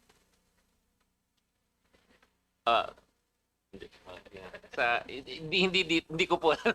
Ang Meta, may problema rin yung mga ibang jurisdiction. I don't think you can answer per Facebook. Opo. Hindi, pero may deal ang gobyerno natin sa Meta. Nakadepende sa backbone provided ultimately by Meta, ang National Broadband Network. So they should know under what jurisdiction their partner operates, no? What laws? Yes. With your permission, Mr. Chair. Yes, Yusek, please. As Meta is headquartered in the United States, they are under the jurisdiction of the United States. However, we can apply the conflict of laws in the future if we want to pursue. Ang punto ko lang po dito, they operate under US laws and therefore, ultimately, kung anong iatas ng gobyerno ng US, yun ang susundin nila, hindi kung ano ang iatas ng gobyerno ng Pilipinas, no? And that includes the national security laws of the United States, no? So, in other words, kung sabihin ng US sa Meta, well, kailangan ko yung mga lahat ng data na dumadaloy sa inyong network, including yung nasa Pilipinas, nasa gobyerno ng Pilipinas, hindi po ba obligadong sumunod ang Meta dito? Yes or no? Your Honor, they are obligated to follow us only because they have a contract with us. They Your are Honor. obligated to follow US law. Yes, Your Honor. Okay. And ang sinasabi nyo, ang tanging protection natin ay yung Contractual kontrata obligation, sa pagitan Your nila. Okay. So kaya nga, yun po ang delikado rito, Mr. Chair, na ang buong internet ng gobyerno ng Pilipinas ay nakasalalay sa infrastructure na pag-aari ni Mark Zuckerberg ng isang korporasyon na sumusunod sa batas ng US, hindi ng Pilipinas. At any time, kung malugi siya, for example, paano tayo ngayon? Saan tayo pupulutin yan? Saan pupulutin ang ating national broadband network? Saan nga ba? Kung sakaling malugi, ano mangyayari? Mr. Chair, Your Honor, nakakabit din po tayo as a backup natin the local telcos. But that local telcos will charge us. Yun lang yung difference. So, yun po ang punto ko sa napakadelikadong arrangement na ito. No, we are at the at our whole e-government e-government ang programa, e-gov program ng administrasyong ito ay nakasalalay sa infrastructure ng Meta, no, na hindi sumusunod sa batas ng Pilipinas, no. Yung US government nagbababala sa lahat ng mga gobyerno worldwide, huwag kayong gumamit ng Huawei infrastructure, delikado 'yan kasi makukuha ng possibly ng gobyerno ng China ang lahat ng information nyo. Okay. Pero ngayon, ang administrasyong ito, actually nagsimula sa administrasyon ni Duterte, tapos ngayon, meron ng ini-implement at pinapatupad na well, our whole national broadband network is basically under the direct control and ownership of a foreign corporation, Meta, owned by Mark Zuckerberg, and ultimately under the laws and sovereignty of a foreign government, in this case the United States. So napakadelikado po nito para sa ating buong gobyerno, para sa mga karapatan ng mga Pilipino. Kaya po, I request, no, ano pa ba yung, Sir, can you wrapping up. provide sabi nga, ang protection dito, ang tanging protection ng mga Pilipino rito, yung kontrata. Okay? So, can you provide the committee with this contract? And provide, well, okay, wala na akong panahon, Mr. Chair. Opo. Pero can I at least request a briefing, a Yes. complete briefing on this, including at least the legal protections kung meron man. No? Kasi technically, walang protection. Kung gusto higupin ng gobyerno ng US ang lahat ng datos ng gobyerno ng Pilipinas at mga mamayan nito, pwede nilang gawin. So at least, are there any legal safeguards that will protect the rights of Filipino citizens and the sovereignty of the Philippines? Alright. Maraming salamat po. We will comply, Pwede Your po ba Honor, yun? and I'll, immediately schedule the briefing, Yes. Mr. Chair. Alright. Okay, Thank you, Yusek. Wait to be recognized first. No problem. So thank you for that. We will make sure that the briefing happens. Also because kung pwede natin pag-usapan already para i-inform si Kong before going to plenary, it would be in everyone's best interest. Ayun. So any last manifestation? Magra-round to na lang po ako. Nahiya na ako, Mr. Chair. Very quickly, because we still have two more people na nakalista. Okay na. All right, so round two. Okay, thank you po. From the majority naman, Congressman Coco Yap.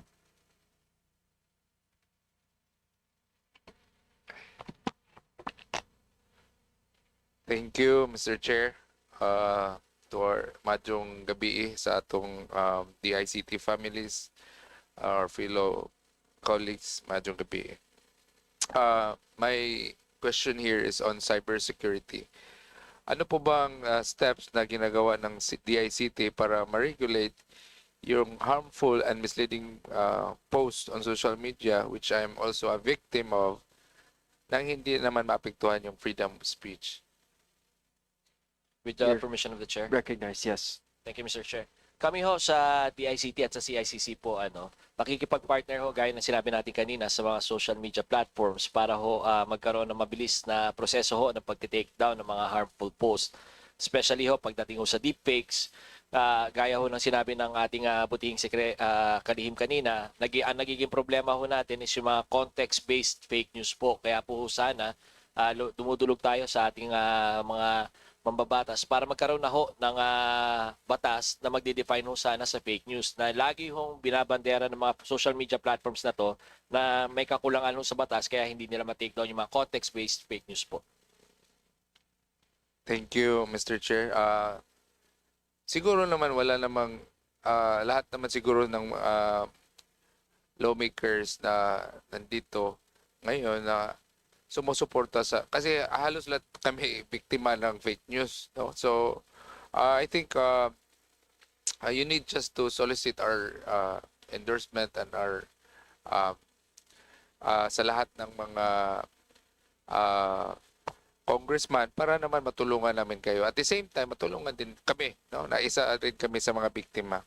Another question, Mr. Chair, regarding naman to sa, I heard na may pinopropose kayo na AI, no? Meron bang pondo AI system na that automatically screen fake news, deep fakes, and harmful materials on social medias and other public media platform?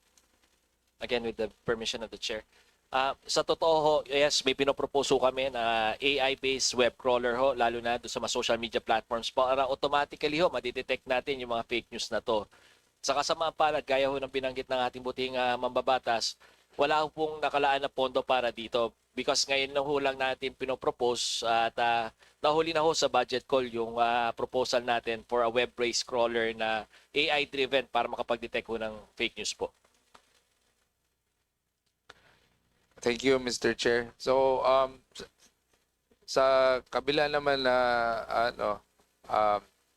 na hindi nasali yung proposal nyo dyan, we will lobby for it kasi may time pa naman. Maybe from our end, no, as a Vice Chair for Appropriation at saka sa mga kasama ko, siguro we will push for it na malagyan ng pondo itong programa nyo ito. Maraming salamat po, Mr. Chair, Mr. Vice Chair. Malaki ho ang magagawa nito, hindi lang ho sa pagsugpo ng fake news, pati ho sa pagsugpo ng iba't ibang online harms po.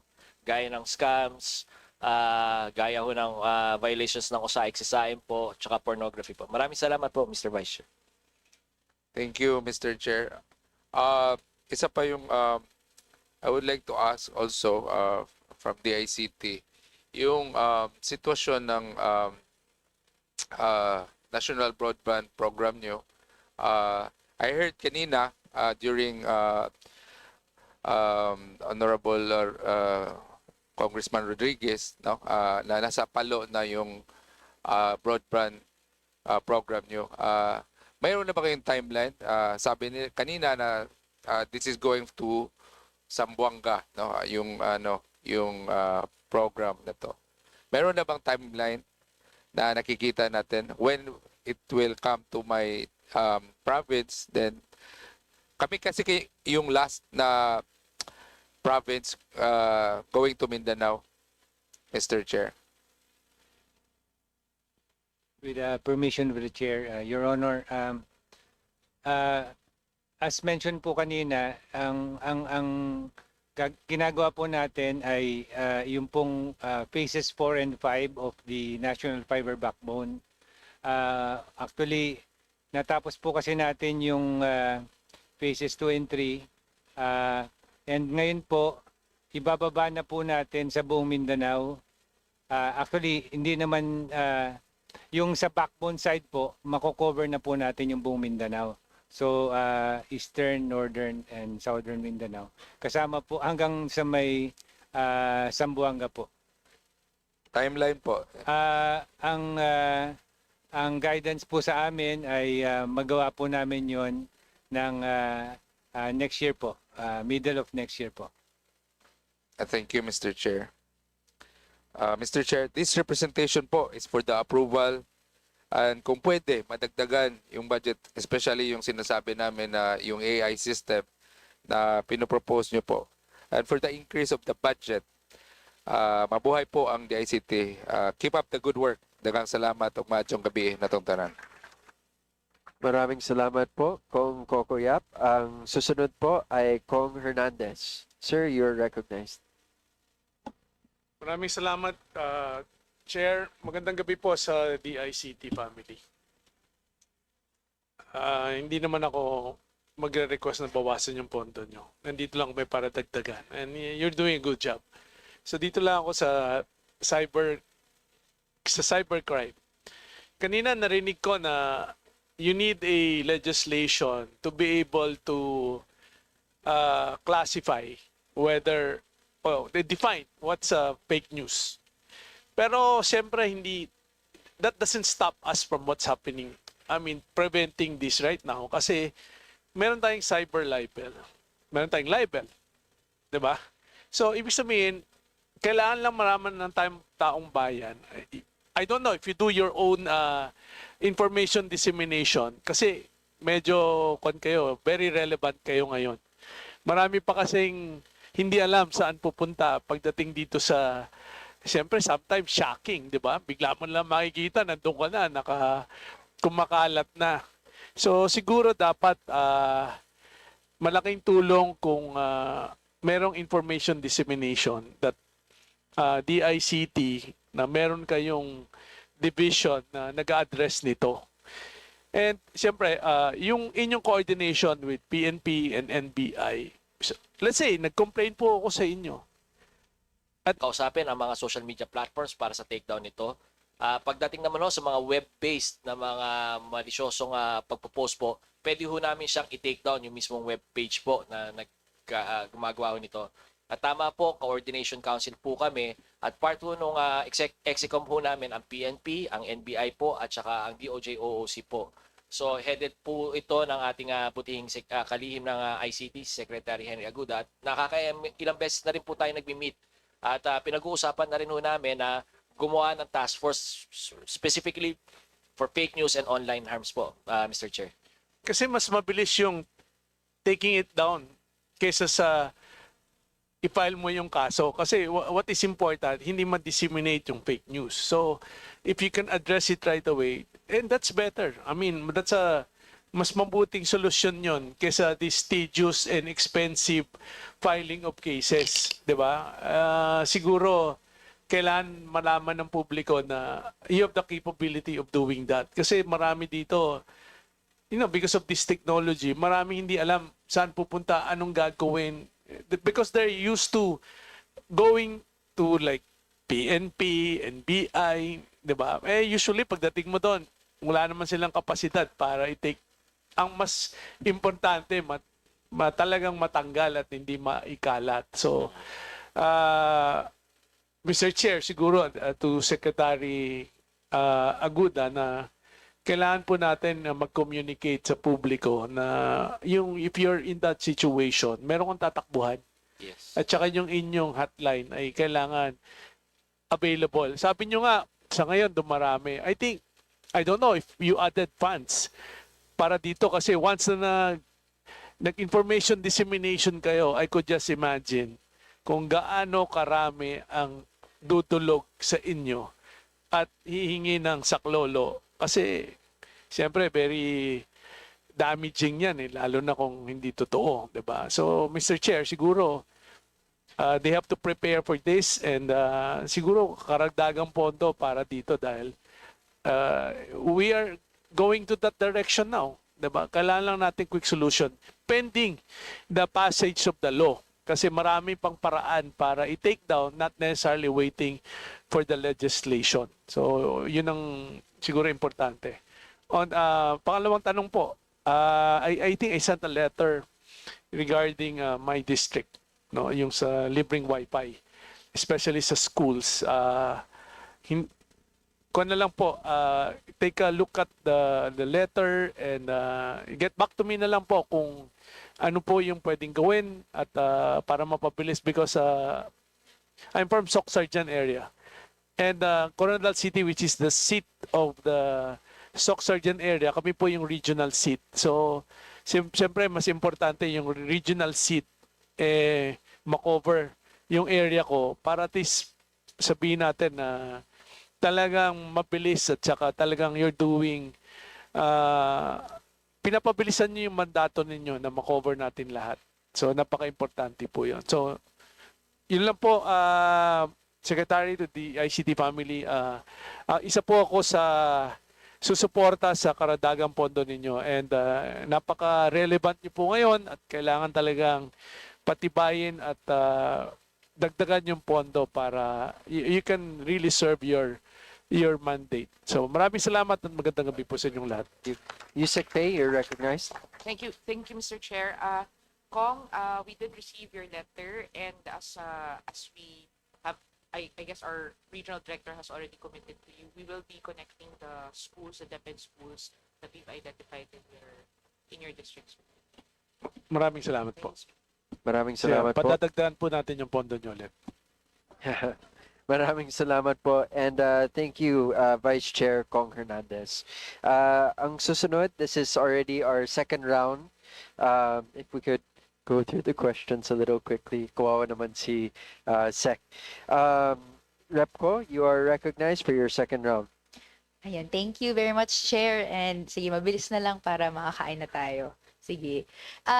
maraming nagtanong tungkol sa fake news, ganyan. Baka po pwedeng ma-describe ng DICT yung kanilang precise legal mandate to act on disinformation or misinformation. Tapos pwede pong ma-distinguish kung meron po bang efforts on education and research, on digital literacy, no? Or meron din ba on takedown efforts, if any? With the permission of the chair again. Yes, you're recognized. Thank you, Mr. Chair. Ma'am, we are anchored upon the provisions of 10175 or the Cybercrime Prevention Act of 2012. Medyo outdated na nga ho.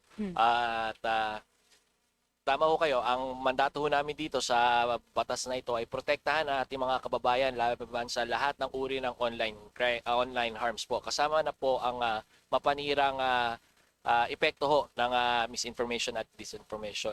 Sa mga tungkulin naman ho namin at saka mga efforts namin para labanan ho to, tama ho kaya, ang unang line of defense ho talaga namin is uninformed citizenry. So, puspusan po ang ating efforts pagdating ho sa information dissemination at saka po sa ating educational campaigns when it comes to the prevention, the practice of online cyber hygiene at saka yung prevention ho, paano hindi ho mabiktima ng mga online harms po.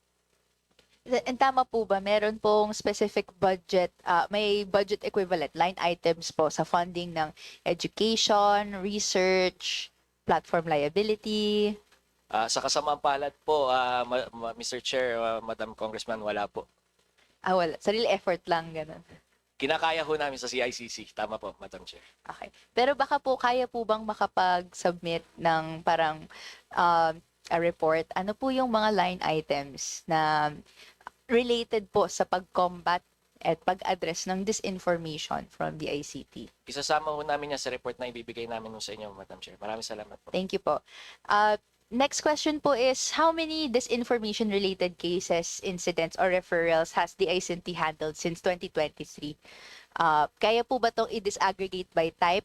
For example, merong coordinated inauthentic behavior, troll networks, deepfakes, no, or financial scams masquerading as news, etc. Sa magtatapat ho kami sa inyo, Mr. Chair, tsaka ngayong taon lang ho namin ini-implement ang Threat Monitoring Center at pinalakas ho ang 1326. Kaya ngayon lang ho talaga kami, kaya ho na sinabi ho, ngayon lang ho talaga nagiging relevant yung hotline 1326. So balit po, ngayong taon po, nakatanggap po kami ng 9,000, sa Threat Monitoring Center ho, nakapag-monitor kami ng 1,101 cases. Ang disinformation po doon ay 97 po. Ang natanggap po namin reklamo,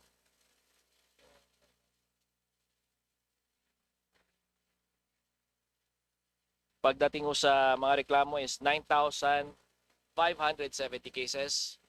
At ang misinformation ho dito ay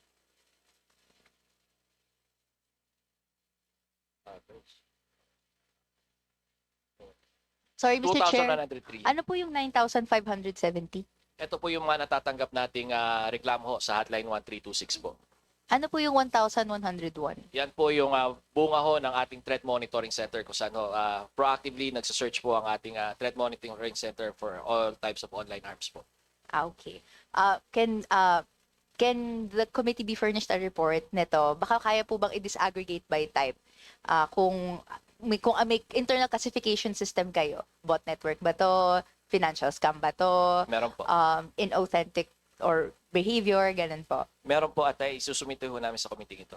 Okay, thank you po, Mr. Chair. Maraming salamat po. May tanong pong next, ano pong due process and appeal mechanisms ang nag-exist for users na may content and accounts flagged through the ICT engagement na fake news pero hindi naman pala, ganyan. And meron po ba tayong number ng appeals filed, if any? Sa ngayon po, pag magpa-flag po kami at nagre-request po tayo do sa ating mga social media platforms po, sila po yung nag-determine po if it's fake news or not. It's really up to the platforms. Gaya ho ng binabanggit natin kanina, mas mabilis po pag deepfakes kasi tech-based po eh. Pero yung mga context-based fake news po, sila po yung nagde-determine. At ibabangga ho nila to do sa kanilang community standards. So yung appeal process po, nasa mga social media platforms din po, Madam Chair. Okay, so ang mechanism right now existing, the ICT flags it, sends it to the platform and platform na po bahala. Tama po, Madam Chair. Okay. Siguro we're raising these because here and other parts of the world, no, merong mga truth, may authentic information that is, spam fina-flag as disinformation to silence or censor the truth. So gusto po naming malaman ano pong mga mekanismo yung meron yung DICT para ma-avoid po ito. As it stands po, medyo hinahayaan natin yung platforms to deal. Pero baka po ma-enlighten nyo kami, meron po ba as it stands? Assistance po gaya ng binanggit natin na tumatanggap po tayo ng mga reklamo whether it's fake news or not, tapos pina-flag na natin. At tumatanggap din po tayo ng mga reklamo kung meron man pong reklamo na na-flag wrongfully yung mga accounts nila para makapag-deal din po tayo. Ginagamit po natin yung green lane natin po dito tsaka partnership po natin sa mga social media platforms po. Okay. Thank you, Mr. Chair. May safeguards po ba to ensure that the ICT's efforts or yung action na iti-take ng social media platform do not suppress lawful criticism, journalistic work, or even satire?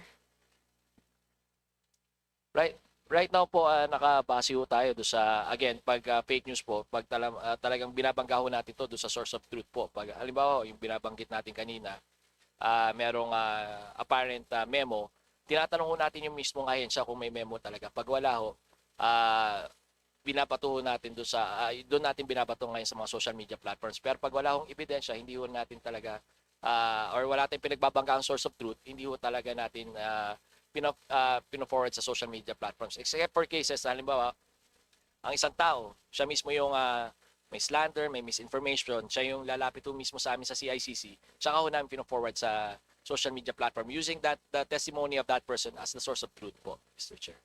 At so, paano po you shared an instance na ang source of truth ay galing sa government din. Tatanong nyo sa agency if may ganito.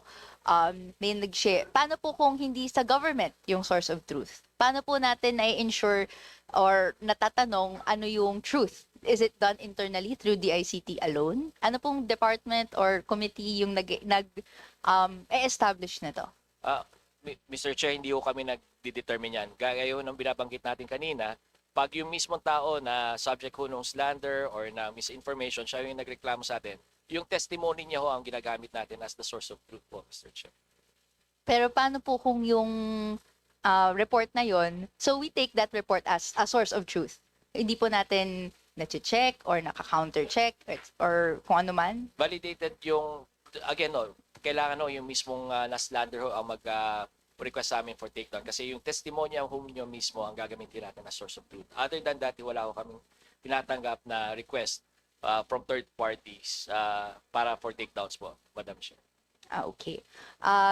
Siguro we can have this discussion on a different date na lang, pero ang gusto po nating ma-ensure is not a single peso is spent on fact-checking legitimate dissent against government policies in keeping with the constitutional guarantee for free speech and the people's right to information on matters of public concern.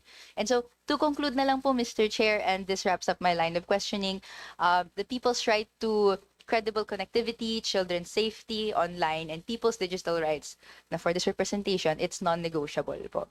Pinapakita ng ulat po nito kung bakit kailangan pa ng mas malalim na pagbubusisi sa pagpapatupad ng mga mahalagang batas para sa kabataan.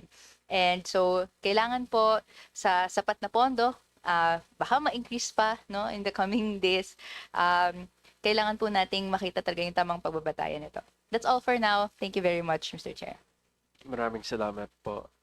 Okay, so ang susunod na magtatanong for the last time in the second round. Rep Tino, you have the floor. Thank you, Chair.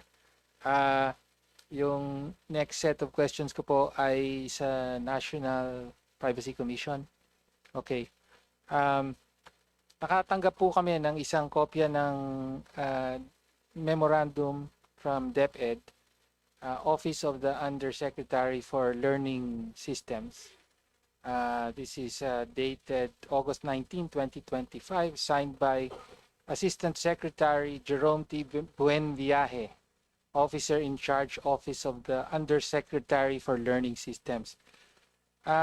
Sabi po dito, let me just read. in line with the implementation of Executive Order Number 70, which institutionalizes a whole-of-nation approach to address the root causes of insurgency, the National Task Force to End Local Communist Armed Conflict, NTF-LCAC, continues to evaluate the programs, activities, and projects of government agencies that serve geographically isolated and conflict-affected areas and disadvantaged areas. As part of its support to the NTF-LCAC initiatives, the Department of Education, through the Bureau of Alternative Education, will conduct data collection to ensure the accurate profiling and provision of appropriate interventions for learners in the alternative learning systems, ALS. In this regard, select regions and divisions ALS focal persons with the support of ALS implementors are requested to verify the list of ALS enrollees residing in the, quote, cleared barangays as identified by the NTF-LCAC. The verification process aims to, one, validate ALS enrollment records, etc.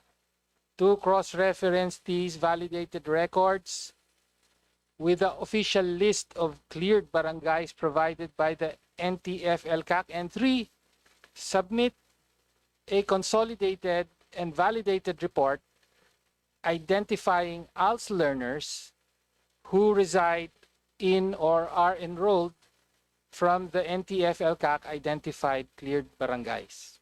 Okay? So, tapos pinasasubmit on or before September 1, 2025.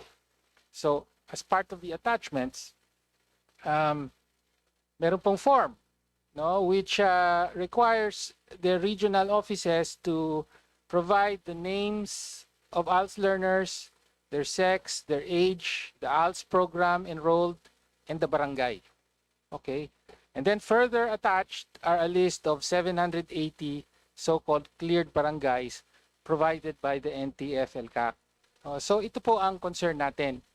Essentially, ayon sa DepEd, hinihingi ng NTF-LCAC ang kompletong listahan ng mga nag-enroll sa ALS ng DepEd sa 780 cleared barangays. No? Ibig sabihin, mga estudyante ito. Mostly, siguro, marami dyan, mga minor de edad. Okay. Of course, tayo may concern po. Bakit inihingi ng NTF-LCAC kung minomonitor nila ang so-called effectivity ng mga programs ng gobyerno, including the ALS program of DepEd, bakit hinihingi pa po nila yung pangalan hanggang sa essentially address saan nakatira yung mga estudyanteng ito? I raise this because, of course, of the context of red tagging, no, na matagal na pong ginagawa at pangunahing nagtutulak niyan ay ang NTF-LCAC. No? Sa kabila po, na meron tayong recent Supreme Court decision, De Duro versus Binoya, which recognized, among others, the dangers posed by red tagging. No? Danger to life, security, etc. of Filipinos. No? So kaya po, tanong ko, alam na po ba ito ng National Privacy Commission at meron po bang posisyon ang National Privacy Commission dito? Pwede po bang marinig?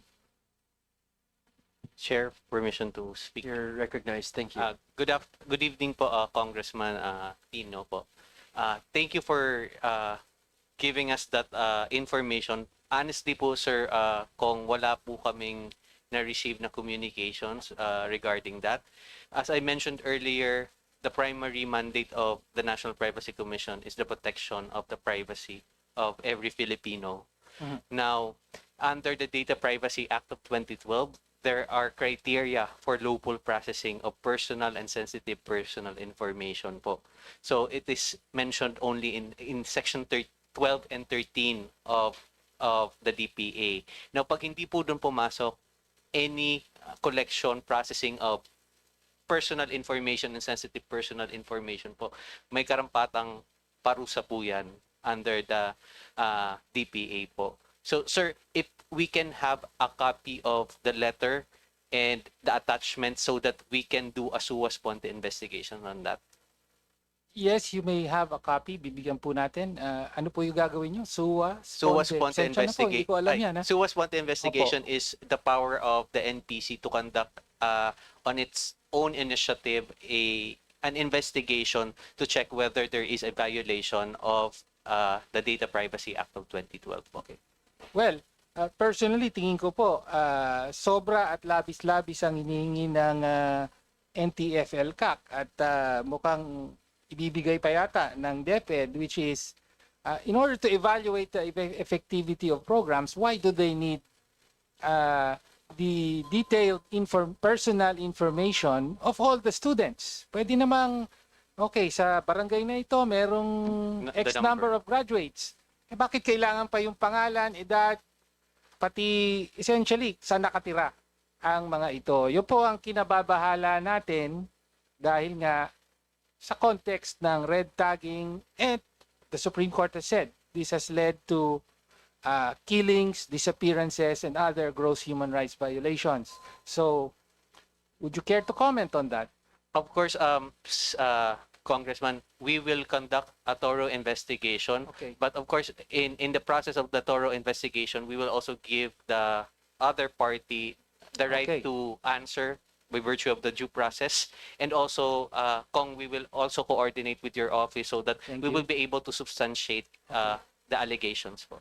Mr. Chair, nag-ring na po yung bell, pero I would just like to note that sometime in the past administration, Duterte administration, yung PNP po naglabas ng kautusan na mag-profile ng mga members ng Alliance of Concerned Teachers. So nagpunta yung mga pulis sa mga eskwelahan, tinatanong doon, sino ba ang miyembro ng ACT dito? And I remember distinctly, yung NPC po at the time, iba pa po ang chair nun. Wala na po ba sino nga yan? Com Liboro. Oh, si Commissioner Liboro. Wala na ba siya? Wala na po sa NPC po. Wala na. Okay. Okay. Sorry, hindi ako updated. Okay. Wrapping up na po. Opo, wrap up. Pero at the time, the NPC gave a very clear ruling or whatever position na hindi po pwede yung ganung profiling. Labag po yan sa Data Privacy Act, no? Kaya natigil po 'yon. No? So hopefully the commission will stand by the same principles. We can also do that, Kong. Thank you po. Salamat po, Mr. Chair. Maraming salamat po, Congressman Dino. And so just to wrap everything up, I have a few questions lang just to summarize everything. First, regarding the Konektadong Pinoy Act. I feel like it hasn't been touched on too much here, but it's an opportunity for DICT to highlight where we are currently regarding the IRR, which I believe they've worked on. 2, safeguards, kasi na-bring up din ni Kong Tino and others regarding safeguards for consumers. 3, how do we entice other Wi-Fi or telco players to join and support better services para sa mga kababayan natin? Thank you, Mr. Chair. On Konektadong Pinoy status of the IRR, our legislative team and legal team, together with the attached agencies and other departments, are starting to convene already the consultation meetings. I think we'll start by next week, and we will. The task is to get the IRR out by end of the month or first week of October. To give the committee an update on the landmark law. And the response by the other telcos, all of them have already signified and sent their representative to participate in the IRR. So the major ones are there, consumer groups are also there, and the government agencies involved are also participating. Yes. And the coordination between DICT and NTC, yes. Especially for national security concerns, no? Yes. It's all in order sa IRR natin. Mr. Chair, yes. On the security issue, as the law itself that the House pushed mandates increased cybersecurity certification.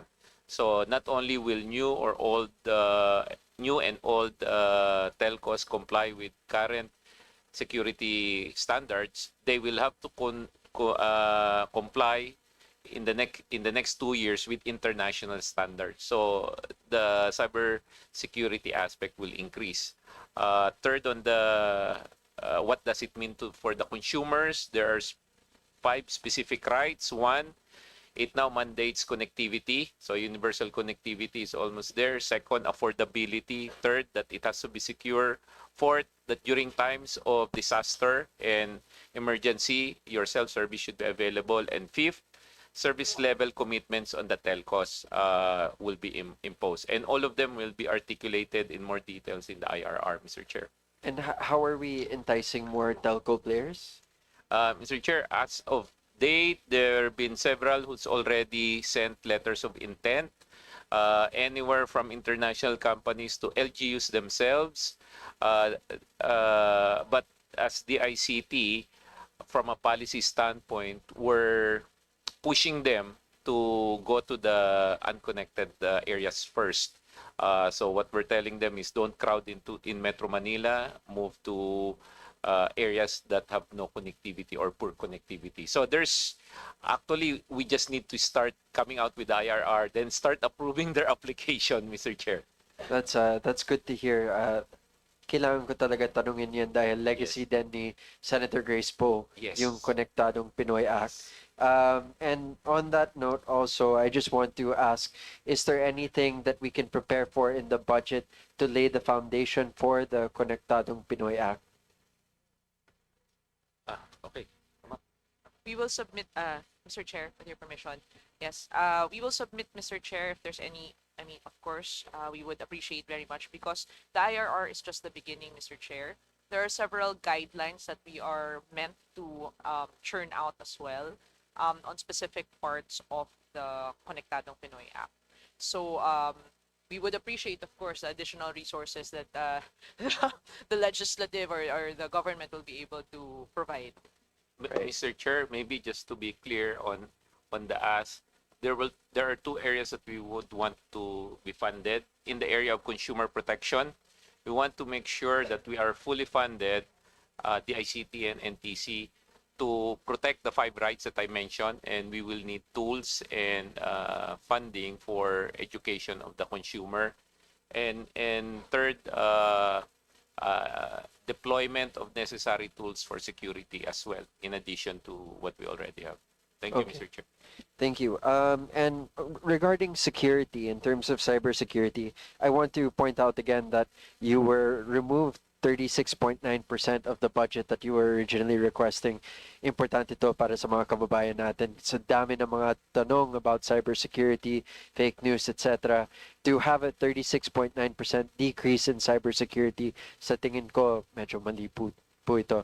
Kaya we will work on this. Is it true that your capital outlay is zero funding? I got a message from Congressman Chino Almario who asked me to ask this question. Meron po kami, Mr. Chair, that's actually about 5 billion. Okay, so it's a Baka CICC. CICC, baka kayo yung zero. Misinformation po yan. So, sa CICC, zero yung capital outlay nyo? Yes, Mr. Chair. Sila pala. See, this is why it's important para it's on the record kung saan tayo kulang ng funding. But what I find interesting, and thanks to our interns sa office, they were able to dig up the total budget that is requested by all agencies of government for cybersecurity and potentially related requests and funds. It turns out that across all the government agencies, we're looking at 158 billion pesos being requested for cybersecurity and IT-related support, whereas the budget of the ICT is how much po? Sorry, Mr. Chair, it's about 18B. So the request is 18 billion. And the request of all the other government agencies combined is 158 billion pesos. It just goes to show, and I want this on the record, that there is a pressing need for cybersecurity across all agencies. And what better agency to implement this than DICT? And I'd like to recognize the arrival of our chair. Thank you for returning to us. And so I just wanted to point that out. The other things that I wanted to point out also before we close and to wrap up is again that the innovation hubs that we're trying to build for DICT severely underfunded. There's no funding, right, for our innovation hubs.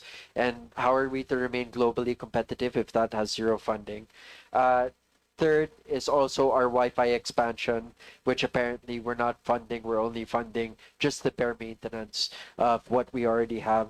And this is important because yung mga ibang areas kung saan pwede tayo mag-expand include yung sa healthcare natin, sa hospitals, health centers, and eventually our barangay centers. Yes, Yusek, you're recognized. Mr. Chair, if I may, I would like to clarify that the budget actually decreased from 7.5 billion to about 5 billion in under the net.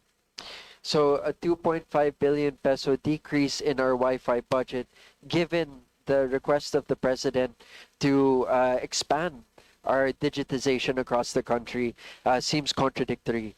Kaya, and in line with the president's new move to lessen wastage in infrastructure spending and put it into impactful spending such as this, I believe that we'll be able to source the proper funds given the accommodations from our chair and the rest of the committee. With that being said, I have no further questions for the agency, just a manifestation of support. I really hope that we can all come together. Everyone here has manifested support for the DICT and an investment towards the future of the Philippines. So with that, I'd like to turn over the floor. Senior Vice Chair Garcia would like to say a few words. Thank you, Mr. Chair. Before we turn over the floor to our chairperson, Mika Swansing, three quick points rather. Number one, I just want to put on record, Madam Chair, Mr. Chair, na alam niyo naman po in our quest for more transparency and accountability, talagang in-involve po natin through the leadership yung ating mga civic society organization. And part of the process, magtatanong po sila through the representatives ng kanilang mga concern. Pero in this case, I just want to put on record na wala po silang binigay na katanungan. Pero hindi pa naman huli lahat. We're still in the budget process. Pwede pa rin humabol. I just want to put that on record, Madam Chair. Pangalawa, yung bilin ni Madam Chair na yung inyong mga underfunded or no funded priorities, which I mentioned earlier, ang strict deadline po ni Chair Mika is within 48 hours. Kasi hinahabol natin yung ating deadlines. So, kung pwede, within 48 hours. And, Madam Chair, Mr. Chair, I'd like to inform everyone na habang naghihiring, denial ko po yung 1326. At may sumagot po. May sumagot. Magalang po siya. And he seems to be very professional. At sinabi niya 24 hours sila ready to serve the Filipino people. So, hopefully thorough yung kanilang service para mas marami tayong mapagsilbihan. So, that's all, Madam Chair. I now turn over the floor. Yung hotline. So, ready po? Yes. Headed by Executive Director Paraiso. Yes. Tingin ko ngayong gabi, mapa-flood tayo ng calls. So, Madam Chair, maraming salamat po. Madam Chair, should I?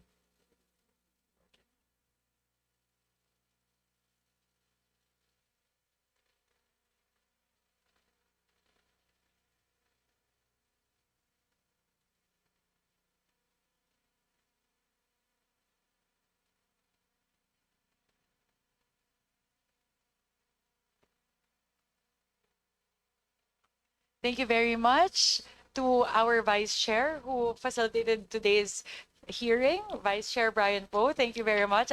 And of course, our Senior Vice Chairperson, Representative Albert Garcia. Nandito sila the entire time. Thank you so much po for shepherding the passage of the budget of the DICT. Of course, the invaluable inputs of all of the House members who participated in today's hearing.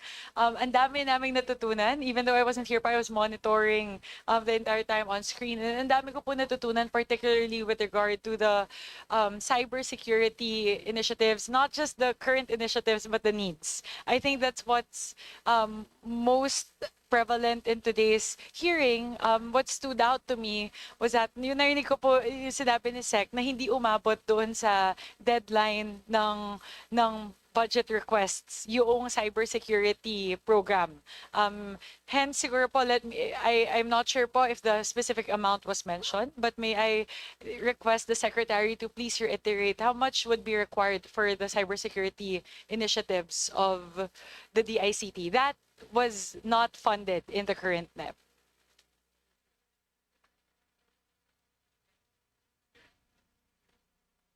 Tier 2.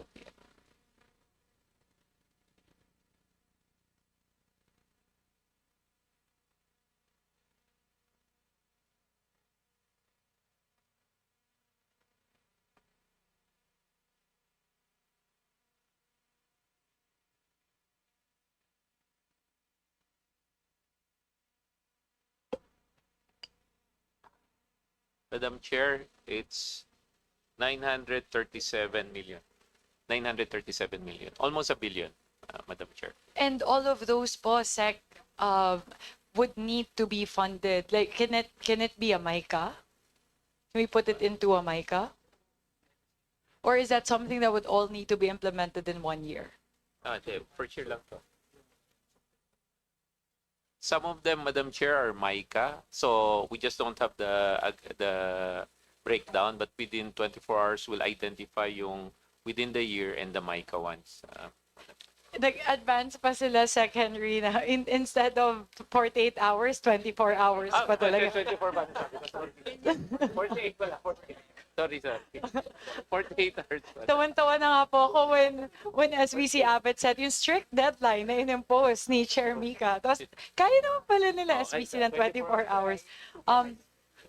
Oo nga, ICT, very efficient po. So, yun po, we're very keen to know lang because if in case, again, this is subject to the fiscal space, available fiscal space that we'll be able to determine, if in case we're not able to fund the whole 900 million, if meron po na nakaspecify under MICA, we'll take a look as to whether we can accommodate. I'm very interested po in what SBC said. When he tried it out, it worked. So definitely, I know it's still in the initial stages of operations, and given the developments in AI and all the digital developments po, we really need to beef up our cybersecurity. Actually, several agencies have also raised it. For example, the DFA, one of their main requests as well is to fund their cybersecurity efforts, which is now, diba, it's really the hot topic because that's what's important now talaga, given the current development. So what we want on the part of the House is to be able to give the DICT the resources, the funding that you would need to ramp up your cybersecurity efforts. We laud the initial stages. Maganda po yung pilot at nasubukan nga po ng ating SVC. Subukan yung hotline, tawagan yung hotline. So if there's anything that we can do on the part of the House to help ramp up those efforts, we would be very happy to help po. Given, of course, subject to fiscal space, available fiscal space that we can find. And again, this was reiterated by SVC Garcia. If in case, aside from the cybersecurity program, were you able to enumerate na by SBC what other programs and initiatives are considered as priorities but have not been funded or are underfunded under the current NEP? Would you be comfortable, Sec, to kind of give us a high-level overview of these initiatives, these other programs? Madam Chair, so top of the list is the free Wi-Fi. in order for us to move from schools to health centers, then barangay halls, then transportation hubs, then tourism spots. Second would be the innovation hubs, which we don't have a budget right now. It will complement our digital transformation centers. Third will be, you mentioned already, the cybersecurity. And fourth, the digital government program. So the digital government program is important because it, yes, that's it. That's it, Madam Chair. The eGov, because right now we're adding functions on the eGov app, almost 2 functions every month. So we just added ARTA this week, where citizens can now talk to an ARTA AI and follow up on pending permits and what have you. So those 4, Madam Chair. Just to understand po, Sec, because when we approved the law, right, the e-gov law, there was already an appropriations provision for that. Yes. Hindi ba ito pong hinihingi ninyo na additional funding for e-gov that's not included in the appropriations provision as approved in the law? Separate. It's you have a copy of that. It's Madam Chair, we still are looking for the final copy. Do we have the final copy? Yeah.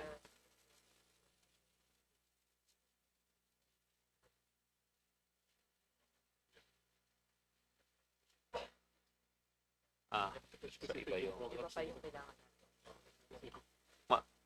Madam Chair, the eGov law mandates whole of government approach to all of the automation. So ours is a specific program on the eGov app and other related systems. But we will harmonize it so that there are no duplication in terms of funding requests, Madam Chair. Madam Chair. Go ahead, po. Thank you, Sec. We very much appreciate that, just to make sure that whatever is being requested is not already accounted for in the appropriations provision of the law. But kung nagawa nyo na po yung reconciliation na yun, we'll be very happy to take into consideration the additional request for eGov. Go ahead po, Vice Chair po. In relation to the eGov, I believe there is also a concern about the sovereignty of data storage in relation to eGov, in which we're trying to build data servers here in the Philippines to accommodate government data, so we don't have to outsource it to the cloud of other countries. I believe, correct me if I'm wrong, Mr. Secretary, but that budget is also underfunded this year. Yes, Madam Chair, Your Honor, yes, that's also underfunded. And this would be a national security risk should we continue to outsource all of this data. Yes, Madam Chair, Your Honor. How much funding are we lacking? Tier 2.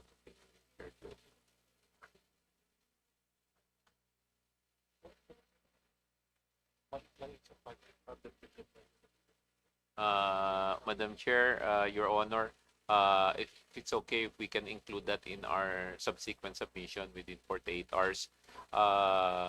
Depends 24 na po. 24 hours. Oh, yes, within 24 hours.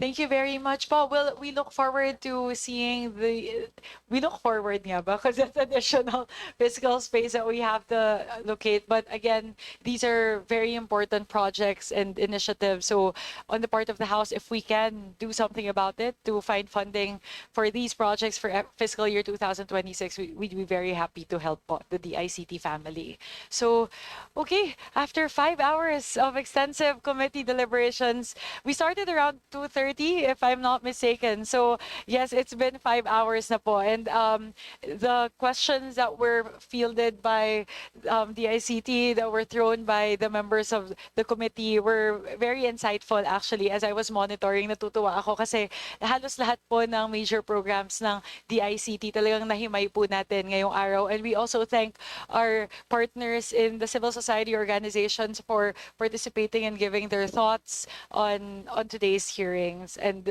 proceedings. So with that, given that there are no other member who wishes to interpolate the ICT, may I solicit a motion from the body? Yes, Madam Chair. Yes, no less than our SVC, Albert Garcia As you will. said, we've been here for more than 5 hours.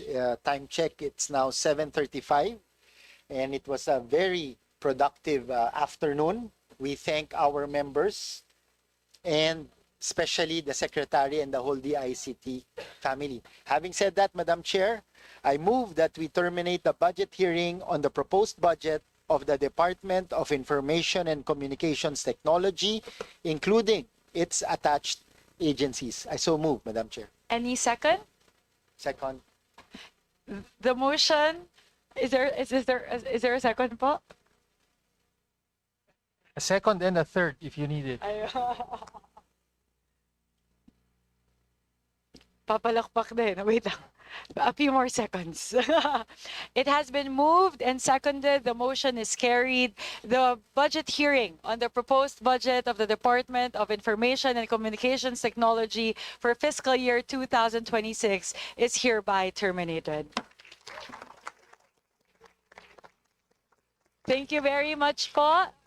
Thank you very much to our Honorable Secretary, Secretary Henry Aguda, to our Undersecretaries, Assistant Secretaries, and to all of the officials of the ICT present here today. Of course, to the members of the Committee on Appropriations, to Vice Chair Brian Poe, SVC Abet Garcia, thank you very much for shepherding today's hearing. Maraming salamat po. Chair, May I solicit another One motion? final motion, Madam Chair. Yes, SVC Garcia. May I move that we suspend hearing and resume tomorrow, September 12, 2025 at 9 a.m.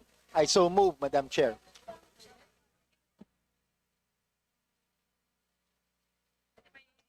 Move to suspend, Madam Chair. Given that the hearing of CHED is still ongoing, there is a motion to suspend the hearing. It has been moved and seconded. The motion is carried. The hearing is hereby suspended.